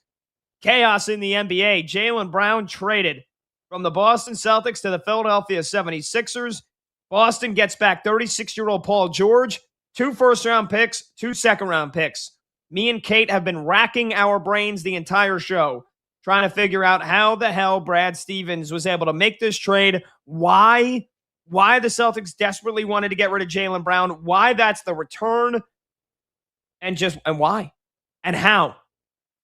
Like, how did nobody else in the league try to offer what the Philadelphia 76ers got away with offering? And how legit are the Sixers now? I think they are the second or third best team in the East. Jaylen Brown, Tyrese Maxey, Joel Embiid. Also, we broke down the Lakers' moves today. They traded for Walker Kessler, got themselves a rim protector and a shot blocker, made 3 other free agent signings. But lately we've been locked in on Team USA. Right now, there's 5 minutes to go. USA leads Bosnia 2-0. Bo Balogun scored at the end of the first half. He got sent off for a red card in the first 15 minutes of the second half, and then Malik Tillman said, no problem, I'll just curl in a beautiful free kick goal. That was about 10 minutes ago, and so USA in great shape. They are down to 10 players, but they've only got a couple of minutes left to see off to get to the round of 16 to play Belgium. So we'll get your phone calls and your texts on any of those topics, 310-840-4910. But, Kate, you want to do a little hot or cold here? Let's do it. I'm ready. All right, let's get producer Brandon Combs into the mix. Combs, what's going on, brother? Going on indeed. Unbelievable stuff tonight. We got trades, we've got soccer, we've got Kate and Pat yelling about stuff. It's been fun. Well, it's mostly me yelling about stuff, which is par for the course. Kate has definitely been way more under control than I have. Yeah. Give that about a year or two. Once the baby gets a little bit older, you'll start doing a lot more yelling, Kate. I promise. The baby's been doing a lot of yelling throughout the show here. You guys can't hear That's it, okay, the baby's been having She's herself allowed. a time. She is Yeah. allowed. All right. Are you guys let's see here. You guys want to go, let's go basketball first. Let's go Sixers win the Eastern Conference. Hot or cold, Kate? I mean, right now that's hot. Right now they look like a pretty solid team. No, I'm switching my tune. I'm going cold. Joel Embiid, he's the X factor there. Is he going to stay healthy? He never does. Joel Embiid hasn't gotten out of the second round of the playoffs his entire career. I'm going cold on that. Yes, you have Jaylen Brown, but apparently Jaylen Brown isn't worth that much. Apparently Jaylen Brown is not that great. I mean, I don't agree with that, but I've been watching the odds here for championship title, and those aren't even shifting. So, like, the betting market isn't even valuing Jaylen Brown at all because the Sixers are still way down the board compared to where the Celtics are. So, I think the Sixers got a lot better today with Jaylen Brown. Are they going to win the East? I'm still going to have to say cold. I'm going cold, but only because I'm a Knicks fan. If I wasn't a Knicks fan, I'd probably say hot. I got to be honest. And I hate Philly. I live here, but I hate their teams. I hate the Sixers. I hate Joel Embiid. And yet, it's always a big if, right? If he can stay healthy. Kate, you just mentioned it. Yeah. I mean, I still think the Sixers could make a run to the conference finals if Embiid doesn't play a single playoff game and it's Jaylen Brown and Tyrese Maxey. Like, who are we kidding? That's a hell of a duo. There's going to be so many people, just like when it happened to Luka when he got traded. So many people are trying to smear him. So many people are trying to smear Jaylen Brown. And don't get me wrong, I would love a good I like a good Jaylen Brown smear fest, but I also am a sports talk radio host, and I try to be as objective as I possibly can when it doesn't pertain to my New York Knicks. And even then, I said they were going to win the title, and I was right. So I like Jaylen Brown. I keep saying it. There's not 20 players in the NBA better. There's not more than 20 players in the NBA better than Jaylen Brown. So even if it's just Jaylen Brown and Tyrese Maxey and Embiid suffers some weird, bizarre injury again, Bell's palsy, appendectomy, some other crazy crap happens to him and he doesn't play a single game in the playoffs, I still think the Sixers could win a playoff round, if not two. And if he is able to stay healthy, Jaylen Brown, Maxey, Embiid, on top of VJ Edgecombe, how good he was in his rookie season, like, that's a team capable of getting to the NBA Finals. I'm just going to say it. And I hate to say it, but I'm being realistic. Yeah, look, I think that this is hot. I think they do get to the Eastern Conference, or I think they do get to the NBA Finals. I do think they do win the East. I don't think that the Knicks are going to get back to the NBA Finals. I said that already. I said I don't think that this core is going to win another NBA title. And it's not just because I like to give Pat grief, which I really like to give Pat grief, but it's just because I don't think that they're going to run into the perfect storm that they ran into. And now, I mean, the way that Philly just got so much better. And I know that the books aren't valuing Jaylen Brown. I don't know what the books are thinking, because I just watched a Jaylen Brown-led Boston Celtics team that was thought that they were going to take a step back without their star player. And I watched Jaylen Brown carry them on their back and get them to the 2 seed in the East. And now you're going to add him to VJ Edgecombe and Joel Embiid. And I know Embiid's health issues are a problem, but look, I mean, you still have Jaylen Brown, VJ Edgecombe, and Tyrese Maxey on this team. I think that this team is going to be tough to beat in the East. I don't know that there's a team that can compare to them. I know Boston is still going to be really good when they're fully healthy, but to me, the 76ers just took that next step and Boston just handed it to them. All right. I mean, that's the truth, is that Boston just handed it to them. Boston just gave the Sixers Jaylen Brown for a dog bleep return. The team that just came from 3-1 down to beat you and knock you out and send you to Cancun. And then you turn around and give them your second best player. That's the craziest part of all of this, is I need I need Brad Stevens in front of a microphone now with truth serum and giving us the answer as to why and why that he's okay with that being the return, and how many people, like, what were the real other offers that they got? Because, and we broke it down. Reportedly, Hugo Gonzalez and Jaylen Brown as the main parts of a package for Giannis. The Celtics refused to give up Hugo Gonzalez. But then you're going to turn around, and you could have had Giannis, but you're going to turn around and trade Jaylen Brown for Paul George and 2 first-round picks. I mean, come on. Come on. Yeah. And I mean, look, that leads us right into our next hot or cold, Pat. So I'll give you this one first. Brad Stevens should be fired for this trade. Hot or cold? Hot. Nico Harrison should have been fired for the Luka Doncic trade, and he was. This is the second worst trade that I've witnessed in the last 20 years. Brad Stevens should be fired for this trade. And I'm going to make a prediction that in another 2 years, he will be. You know, it's not like they traded Tatum. And it's not like, you know, with the Mavericks, it was Luka was the unquestioned star. You know, they did have Kyrie Irving, but Luka was the unquestioned superstar of that team. Tatum is the face of it, but again, Jaylen Brown won Finals MVP 25 months ago, and he finished 6th in the MVP voting this year. He nearly scored 30 points per game this year. He's a 5-time All-Star. So it's like, yeah, it's not like you're giving up the face of the team, but it's the next worst thing.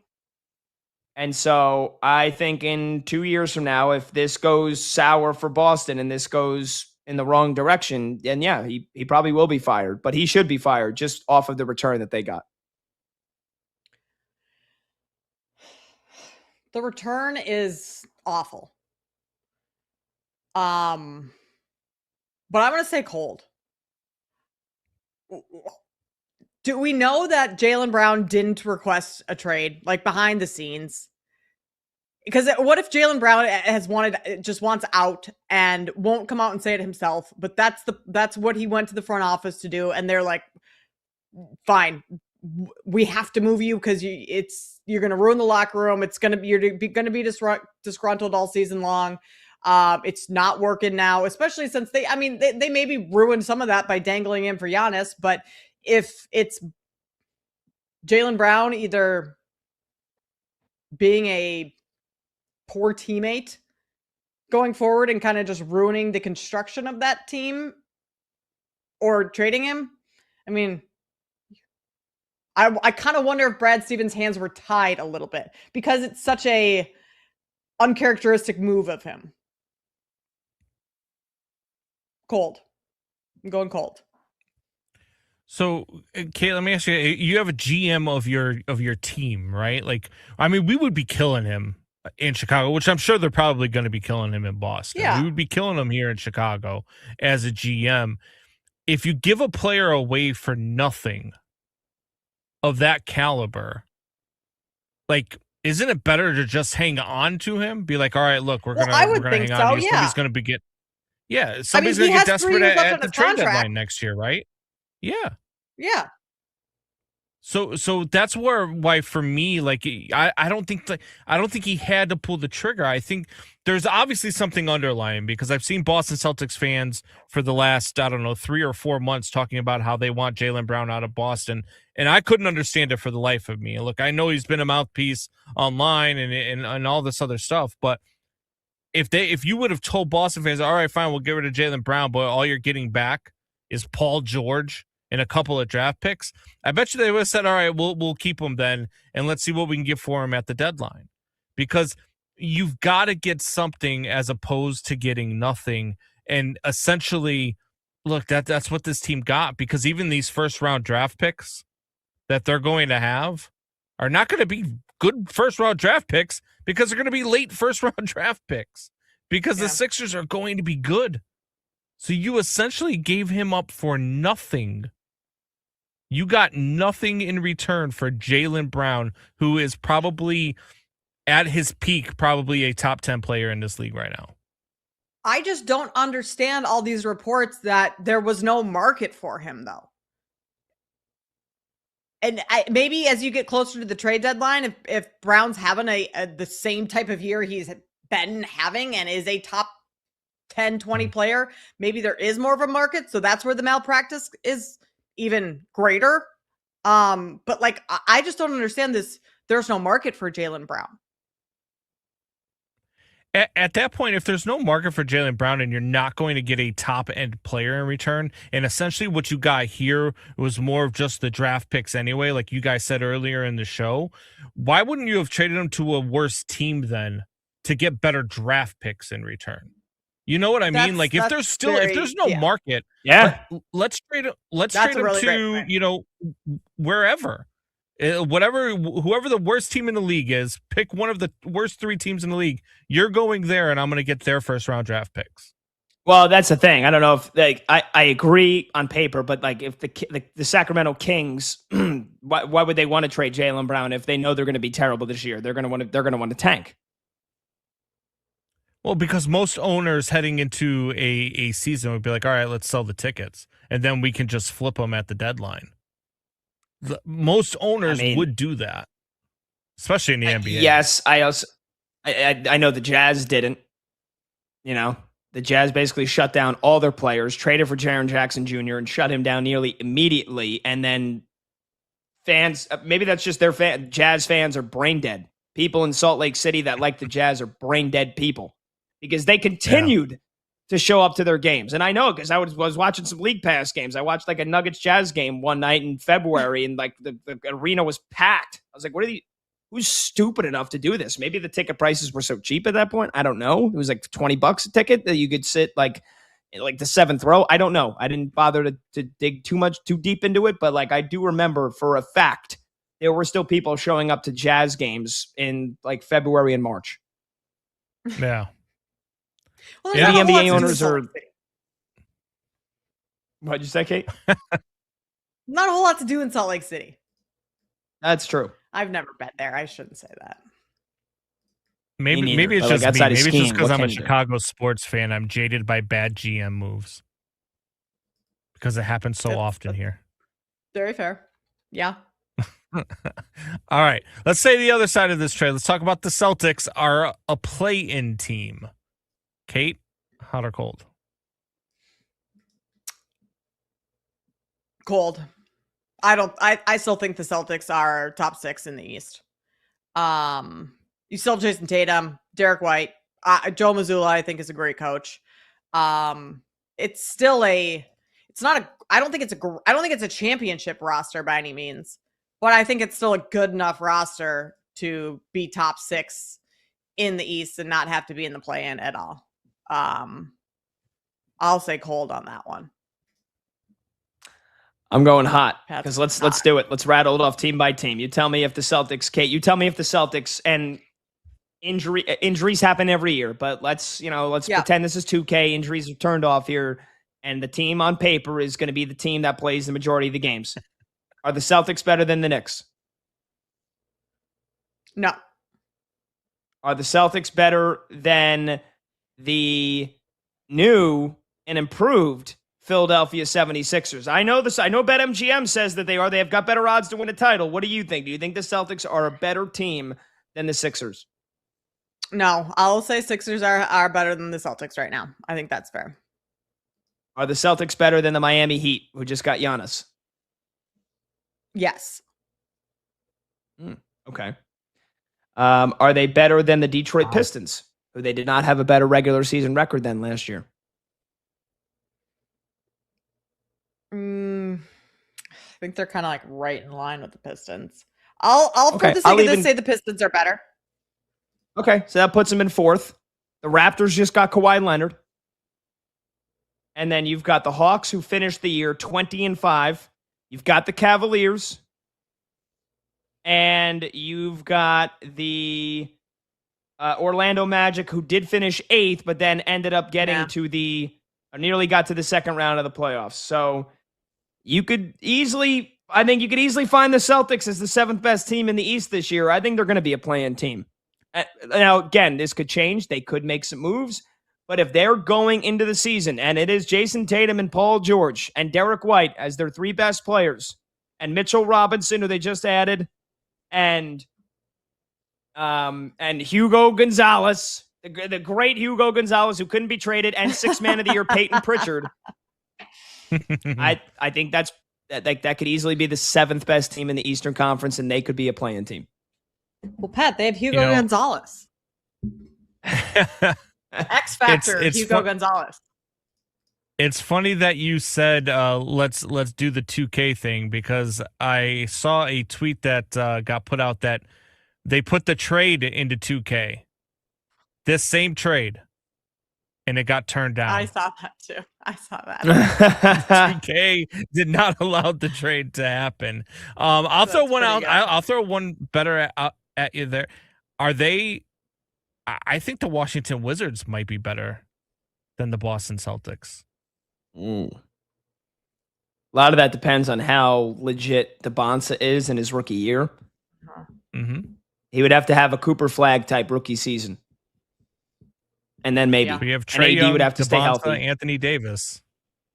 AD would have to stay healthy, but if we're doing the 2K thing where injuries are turned off, AD plays, 65, 70 games.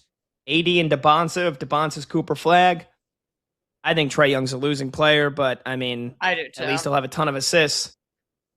And I still think Boston's better than Washington. I'm not as high on DC as you are. Okay. All right, you want to hit one more before break? Yeah, and we can hit some more after break, too. All right, let's go with this one. This is your neck of the woods, Pat. Knicks fans should be pissed that Mitchell Robinson signed with the Celtics. Hot or cold? Yeah, this is. I've been waiting to get this take off because I've seen a couple of just jackass Knicks fans that either haven't been Knicks fans for too long and jumped on the bandwagon a couple of years ago or this year, or they're just looking for clicks. And Combs, I didn't even bother to check it out, but you told me there's some Knicks fan account that went off on this, that they're incensed that Mitchell Robinson signed with the Celtics. I could care less. It's cold. I could give a rat's ass that Mitchell Robinson signed with the Celtics. Now, they're the Knicks' biggest rival. I hate the Celtics. I hate them. Maybe I hate the 76ers more than the Celtics, but I hate both of them. I hate Boston. I hate Boston sports. I hate Boston sports fans. Boston, what's up? On a scale of 1 to 10, it's like a 1. I don't care that he signed with the Celtics. Like, good for Mitch. Good for Mitch, man. Like, Mitchell Robinson's rookie year was 2018. The Knicks went 17-65 that year. He was playing with Ron Baker. He was playing with Emmanuel Mudiay. He was playing with Enes Freedom Cantor. RJ Barrett wasn't even on the team yet. Frank Ntilikina was like the best player on that team. They were a disgrace. Mitchell Robinson came out the freaking mud. Mitchell Robinson went through hell and back, and he experienced full circle with the Knicks. He won a title. He stayed healthy this year. He was a big contributor to the Knicks championship. I don't care where he signs, because you know what, Combs? I can't wait. And Kate, I cannot wait. I hope the Knicks play the Celtics in the playoffs, because Hack-a-Mitch will be on like Donkey Kong. I cannot wait to do Hack-a-Mitch to Mitchell Robinson. Love him. All the respect in the world for him. He's a Knicks, dare I say, a Knicks legend, because I don't think there's anybody that has a more full circle career as a Knick than Mitchell Robinson does. He was on a 17-win team his rookie season. And then slowly but surely, they got a little bit better. The playoff year with Julius Randle, then the COVID year, then they get, or the COVID year, then after the year, they get to the playoffs with Julius Randle. Then they miss the playoffs. Then they get back. And now Brunson. And every year it's been up and up and up and up. And they finally win a title. Mitchell Robinson has done nothing but give his blood, sweat, and tears to the New York Knicks. A guy that basically just would run up and down the floor knowing he wasn't going to get the ball, knowing he would score an average of 1.5 points per night, but they needed his rebounding and his shot blocking, and they needed his body and his defense. And he always was a great teammate and a great trooper and a great player and just a great dude. Like, Mitchell Robinson is certified Knicks royalty forever. I don't care where he signs. It is not going to take away anything of the last 8 years that Mitchell Robinson, 9 years of Mitchell Robinson on the New York Knicks. So, no, Knicks fans should not be pissed at all that Mitch signed with the Celtics. And anybody that is angry at Mitch for doing so is a jackass.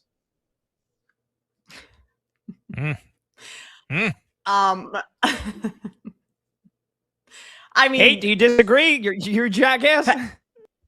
No, I can't say it any better than you did, Pat, because spot on. Yeah. He helped bring a championship to New York, and he was there from the beginning. He went through all the down years, stuck with it. You can't be mad at a player like that for moving on, even if he does go to your rival. Like, he's doing what's best for him, money-wise, contract-wise, all of that. He just want to help you win a championship. Knicks fans should love him forever. There's no reason not to. You guys are kind of both missing the boat. The whole point of being a fan is being a fanatic. 70% of all fan bases are stupid. Like, they just are. I mean, and that's just a fact. I'm sorry for all those listening. 70% of all fan bases are stupid. They don't understand the game that they're watching. They don't understand that this is a business. They don't understand that these teams and these players are trying to make money. Fans are fanatics. So yes, fans should be pissed. The rest of us should care less. He signed with the Ops. That's what the guy said on the blog. He signed with the Ops. You can't go and sign with the Ops. So, yeah, Knicks fans should be mad. But, like, all of the people that understand the team, all the people that understand this is a business, all the analytical people, all the analysts, they shouldn't be angry. But the fans absolutely have every right to be angry that he went and signed with the Boston Celtics. So is Pat not a real fan? Does that make Pat not a real fan? Pat's part of the 30% that's not dumb, though. That's the problem, because he's also an analyst. He also talks about how the he knows how the team operates. He knows it's a business. Not that I would ever say that Pat is smart, but he's just not a part of that fan base that's just fanatical. Shut up. You went, like, you complimented me for 5 seconds, and you couldn't just you had to turn right back around. Yeah, it felt gross when I did it, so I had to undo it. Yeah, why don't you kiss my ass? 310-840-4910. Phone number to join the show. We'll do some more hot or cold when we come back. That's producer Brandon Combs. I'm Pat Boyle. She's Kate Constable. This is BetMGM tonight right here on Westwood One Sports. Number one, the Detroit Lions. Absolutely. Amon-Ra, Jameson Williams. I would put those two right there, just a hair behind Chase and Higgins. Maybe right there with Chase and Higgins as the best duo behind Lamb and Pickens. If we were just doing duos, it would be Lamb, Pickens, and then it would be probably a tie at number two between Chase Higgins and St. Brown and Williams. But again, I'm not ranking duos.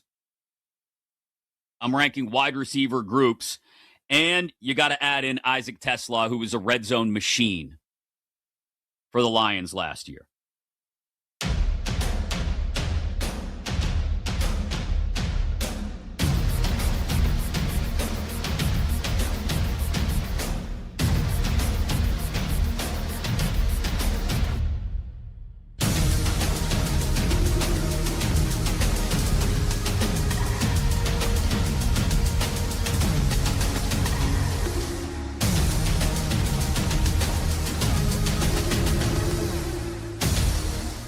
It feels like the breakup is upon us because we've been hearing about, is Jaylen Brown going somewhere for years now? I mean, go back to that potential deal with the Nets for KD. I mean, that was 3 or 4 years ago. It's like, is Jaylen Brown going to be a part of it?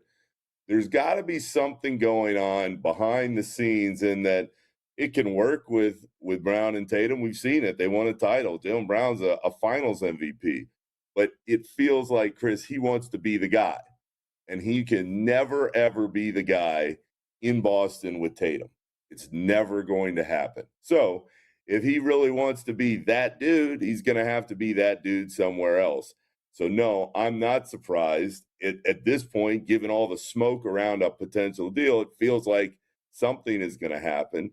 And you're always going to wonder, how did it get to the point that it got? Because it was kind of rocky, and they always seem to bring it back. I actually think they could run it back and still have success, but there's been so much talk about where Jaylen Brown's going to go, and so much of it is not Boston, which leads you to believe that something's really going to happen this time.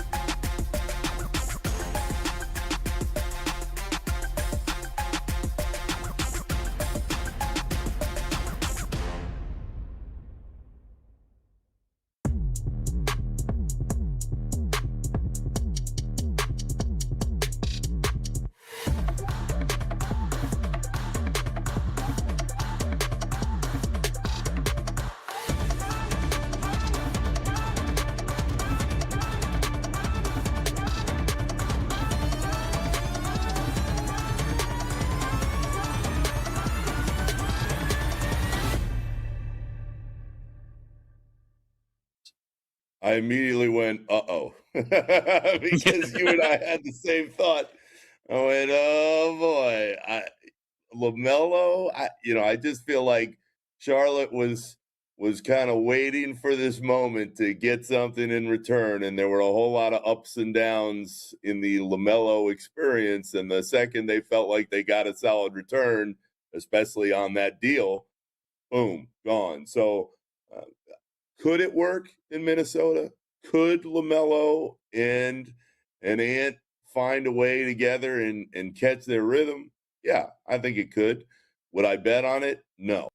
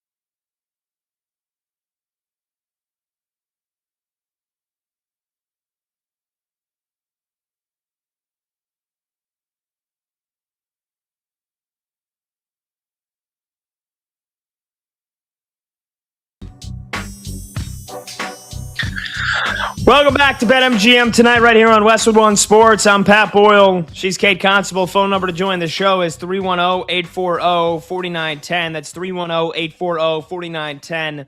You could also tweet the show at BetMGM tonight. You could tweet me at Pat Boyle 44. You could tweet Kate at Kate Constable. And Alan Ellis tweeted in 76ers ... holy frick. Yeah, I think holy frick is a nice way to put it. I mean, Kate, I need Brad Stevens in front of a microphone. Like you think there's a pretty good chance there's going to be a press conference for Brad Stevens in the next day or two, right? Like when you normally have a big trade like this, he's going to have to speak. And also Mike Gansey for Philadelphia. I mean, they're going to throw a parade for him. You got 4th of July weekend coming up, but Mike Gansey, he'll be the star of the show. They just got Jaylen Brown. They just made the Sixers, NBA title contenders here. So I'm more so interested in hearing what Brad Stevens is going to say about this trade and why the hell it happened. Do you have to speak when you botch a trade? Nico Harrison did. That's the only reason why I feel confident that Brad Stevens is going to talk, because that's a good point. He just traded away the finals MVP from 3 seasons, but only 2 years ago. So I would think Brad Stevens does have to talk, but yes, but that's funny because I remember when Nico Harrison spoke and he goes, I believe we're better for this. I believe that we're building a championship team. It was like, dude, you cannot believe what the hell you're actually saying right now, you fool. And then he got fired less than 18 months later. There's a good tweet from BetMGM out there right now that of Brad Stevens, a picture of him, and it just kind of slowly morphs into Nico Harrison. Yep. Essentially. Yep, that's good. That is good. That's good stuff. All right, 310-840-4910. You could call, you could text. Let's get back to, let's do a little more hot or cold. We had some good stuff on the docket, so let's get producer Brandon Combs back in the mix. Combs, before you say what's next, I normally like to ask you about your Cubbies each and every night. Another good day for your Cubbies, if I'm not mistaken? Oh my God, yeah, dude.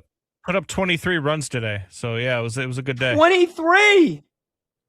Yeah, 3 home runs from Dansby Swanson. I know they were. I think it was 9-0 at one point when I checked. Yeah, and that was in the 4th inning. Oh my God, 23 runs! Dansby Swanson hit another. How many? He hit 2 home runs. 3. 3. A grand slam. That's why you kept saying Dansby Swanson's the greatest player alive. I mean, this guy has basically been Barry Bonds for the last 2 weeks, has he not? Yeah. Yeah, he's been the best player in baseball for 5 days. Yeah. 5 days. I think he had 8 RBI today. Yeah, so he's had 2 games this year with 8 or more RBIs, has he not? Yeah, he just had he had a doubleheader day last week against 11, the Mets, right? where he had 11. Yeah. And he had 2 homers last night too. And now his batting average is up to like 207. So Combs, the Cubs have now won 9 of their last 10, 11 of their last 12. They've scored double-digit runs 4 times, including a 16th spot against the Blue Jays. They swept the Mets. They took 2 out of 3 from the Brewers, and they just outscored the Padres 35-12 in a 3-game series. And you're not telling me the Cubs are going to win the World Series, that they need to trade for Tarek Skubal. What's happening here? What's going on? I'm telling you that look, if they're going to do it, they do have to make a bunch of moves. This team, what they're doing right now is not sustainable, and they're doing it against some pretty bad teams too. Yes, the 2 wins against the Brewers were good wins, but the Padres are not a good team. The Mets are a disaster. So it's just not sustainable to keep winning the way that they're winning with this lineup, especially with a lineup that can go cold at any moment, like we just saw during that 7-22 stretch. So this is a lineup that right now is hitting well, just like they were hitting well at the beginning of the year with those 2 10-game winning streaks. But this is probably the most bipolar team I've ever seen in my life. So I won't tell you as presently constructed. Yeah, they're not as presently constructed. They can't go out and win at the Central, let alone the National League. They're not better than the Dodgers. They've got to go make some moves, and it's got to be more than just Tarek Skubal. I know that you think that Tarek Skubal would make them a World Series contender. I just don't believe that. They need Tarek Skubal. They need a closer, a bona fide closer, and they probably need one more bat. If you told me at the deadline that Jed goes crazy for the first time in his tenure, and he ends up with Tarek Skubal, Aroldis Chapman, and Luis Ariz, okay, now we're talking. But I don't know. I don't think that Jed Hoyer has the GM, intestinal fortitude to go ahead and do that, because he's never shown that he has that. Kate, I've heard about all the wrong body parts of Jed Hoyer went from Combs over the last couple of months. By the way, here's a hot or cold shot out of a cannon. Hot or cold? Hot or cold? Paul Skeens stinks. Hot. Right now, that's hot. I mean, he gave up. Here's a he question. Gave up 5 runs in the 2nd inning. Now, again, some of that because of an error, but then he gave a 3-run bomb to Trey Turner. He gave up 7 earned runs across 4 innings tonight. His ERA is up to 3.62 as the Phillies beat the Pirates 10-6. Here's the question on that, though. yes, I would say hot. Like right now, he stinks. But does he stink because he's tired of playing on a bad team? Like I talked about this with the White Sox over the last 4 or 5 years. Like were some of these players turning terrible that were supposed to be great because they were just tired of playing in a bad organization that they knew was going nowhere? Like, so yeah, that's where I think like with Paul Skeens, maybe he's just losing motivation. I mean, they were 500 entering this game today. I mean, I know that last 2 years you could probably lose motivation, but he didn't. He was downright nearly untouchable. This year they've actually been decent, and that NL Central is maybe the NL Central's. I mean, you could say it's wide open. I mean, they were 500. He doesn't have motivation now. Like 9 games back. I mean, just because they're not. I mean, 500 doesn't mean that Brewers? they're good. I mean, that entire NL Central is pretty damn good. Yeah, they're 11 games Yeah. back. What are they in the wild card? Yeah. Pirates aren't making I guess maybe a wild card. They're 3.5 back of a wild card spot right now. But they've got like 9 teams to climb over. I mean, Like that's why I think a lot of people when they look at like, because yeah, sure, the wild card, the number looks good, 3.5 games, but the Padres are ahead of you, the Diamondbacks are ahead of you, the Nats are ahead of you, the Cardinals are ahead of you, the Marlins and the Phillies, all ahead of you. I mean, come on, but this guy's a pro. He shouldn't be losing. He shouldn't be losing motivation, and that should be the reason that he stinks. Is because the Pirates are 3.5 games out of a wild card, and they have 6 teams to climb over. He's the ace. He should be doing his freaking job, and also because he hasn't gotten paid yet. So, if anything, that should be his motivation until he gets paid $400 million, or whenever there's a lockout and then there's a salary cap, whatever the max he can get paid. He shouldn't be losing motivation until that happens. I mean, the Pirates are one disagree. of 5 teams in the NL with a positive run differential. I know that doesn't necessarily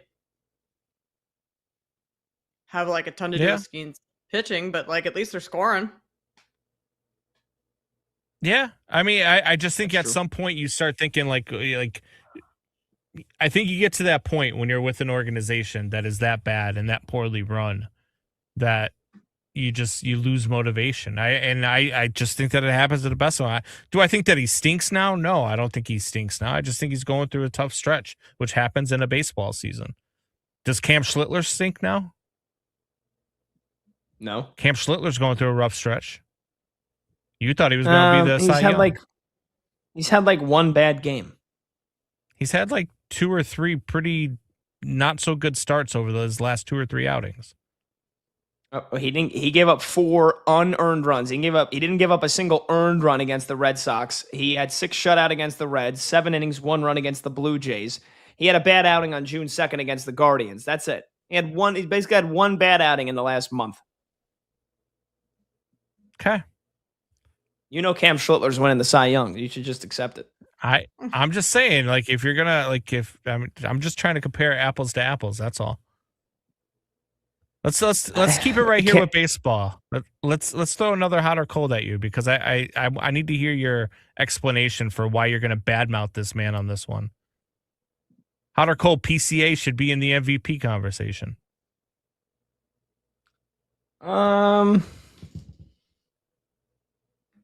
I'll go hot. I'll give you your pound of flesh. He should be in the conversation. That's about it, though. Because it's still going to be Ohtani. But, I mean, PCA is what? I think PCA is actually probably in the top 5 in odds at BetMGM, is he not? He leads everybody in WAR, and it's not even close. Dude, PCA is the second favorite right now behind Ohtani. Yeah. I mean, yes, he's in the conversation without a doubt. I didn't even realize he was behind Ohtani, and that's it. He's ahead of Schwarber. He's ahead of Soto. He's ahead of James Wood and Harper and Corbin Carroll. Wow. But he's 30-1 because Ohtani's winning it. But yeah, he should absolutely be in the conversation. Yes. I've been giving PCA some love here for the last couple of days, Combs. Yeah, I think PCA should be in the conversation. I mean, he's been hitting. It's just he's up and down sometimes at the plate, and he'll go through streaks where he's not hitting anything. But he's been hitting well. His defense is always there. I agree with Pat. Ohtani's winning MVP, so like conversation is the key word in that sentence. I don't think PCA is going to win it, But in the conversation, yeah. And he is in the conversation, right? Here's the thing with MVP is most valuable player, and I know how good Ohtani is, but if you take Ohtani off of the Dodgers are still really, really good. If you take PCA off of the Cubs out of this Cubs lineup, this team stinks. To me, most valuable player is a player that's most valuable to their team. And if you take them off of that team, what is that team? Dodgers are still good. Cubs are not. To me, PCA should be in the lead for MVP. But does Ohtani get docked for being a part of a team with other good players? Well, but we're not talking about player of the year. Like, there's a difference between being most valuable and being the best. Like, being the best isn't the most valuable necessarily. That's why, I mean, so you're telling me the MVP then has to be on a team that is just good enough to make the playoffs, but without their best player, they're terrible. That's basically what you just said. Good point, Kate. Thank you, Pat. Combs, you don't have anything for that? Well, then we need to have two different awards: most valuable player and best player. I don't disagree. I just think that people take the MVP. I was agreeing with Kate. People just take the MVP and they don't, like, the MVP award is supposed to be for the most valuable, not for the guy who not for the guy who's just putting up the best numbers. It's for the most valuable player to their team. That's the definition of most valuable player. I've just always said that they have the wrong. They vote the wrong way when it comes to a lot of this. Well, all those years that the Angels were mediocre and Mike Trout won the MVP. So what? The Angels were like a 75-win team, and without Mike Trout, they're what, a 65-win team? Like, was he really? I mean, he was valuable. Well, He's the best player of the American League. He was winning it on losing teams. That's why he was winning it on losing teams. He was winning MVPs on losing teams. Because if you took him off, they were terrible. Well, they didn't even make the playoffs with him. I know. That's what I'm saying. That's what you're making my point for me.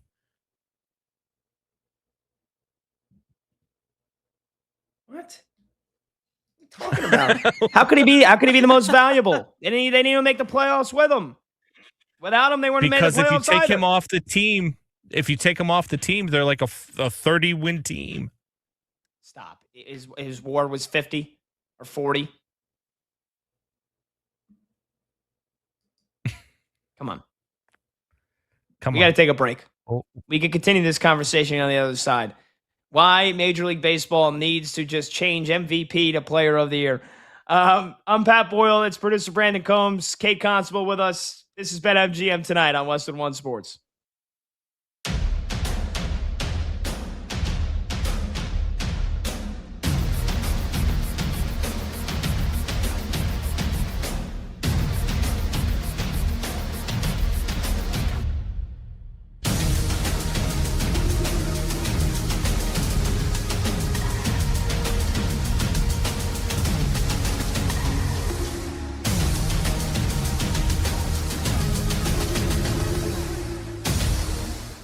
Why not the Pittsburgh Penguins? Why not? Another team with a massive amount of cap space, a team that has plenty of draft assets to trade to Dallas for Robertson's rights if they'd like, and a few young players, up-and-coming young players around. But why not Jason Robertson to be in the same lineup with Sidney Crosby as Crosby's career winds down over the next several years?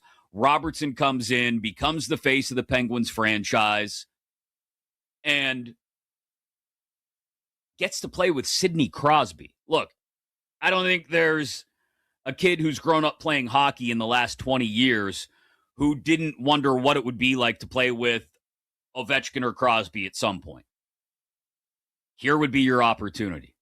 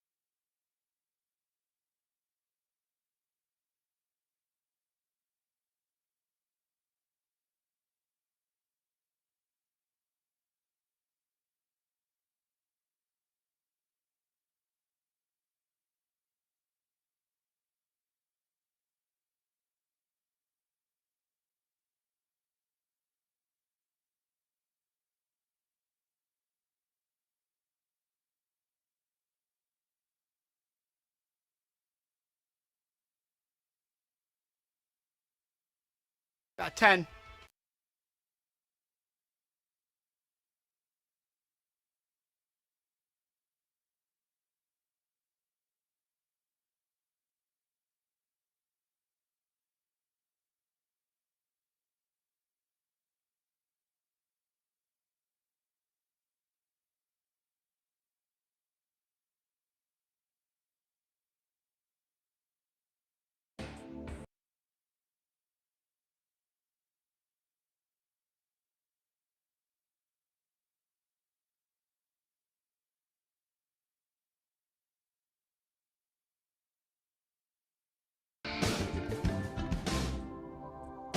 BetMGM tonight, Westwood One Sports. We only got about 2 minutes left to go, and then we'll turn things over to our guys, Linnell Willingham and Josh Graham, as they unite for a Wednesday night edition of Westwood One Sports Night. So that's coming up at the top of the hour. Make sure you stick it right here. I'll give the thanks right now, and then we can chat for a minute here, Kate. But I want to thank everybody for what has been a great Wednesday show. Max Sheedy, Zach Kroll, doing a great job with the video graphics and running the video stream.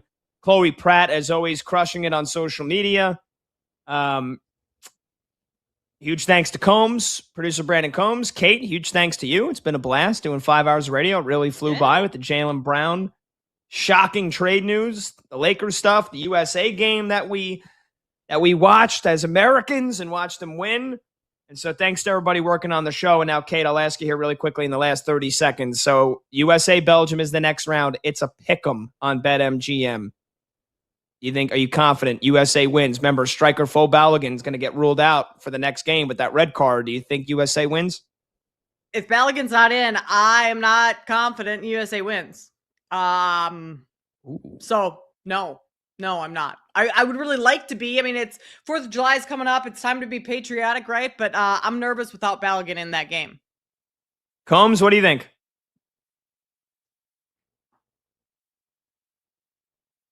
Say because I know nothing. I would like to defend Belgium as much as I can. I think they're frauds. I think they got lucky today. I still think USA can win that game. I do. Let's go. All right. That'll do it for us. We'll see you back here tomorrow at 6 p.m. Eastern. Thanks to everybody again working on the show. I'm Pat Boyle. Linnell and Josh coming up next on Westwood One Sports.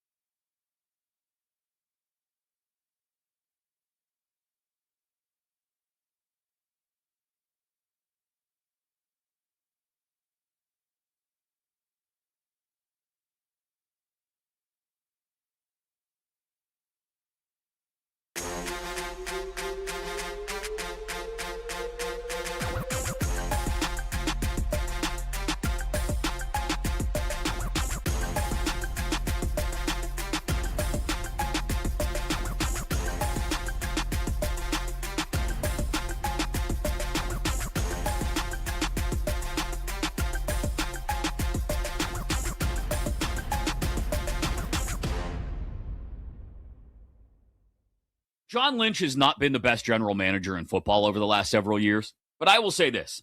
I will back John Lynch fully and unequivocally if he lets Brandon Ayuk just rot on the restricted list. This is ridiculous. You can't just go on social media every day and say that you're going to play for the Commanders when you're still technically under contract with the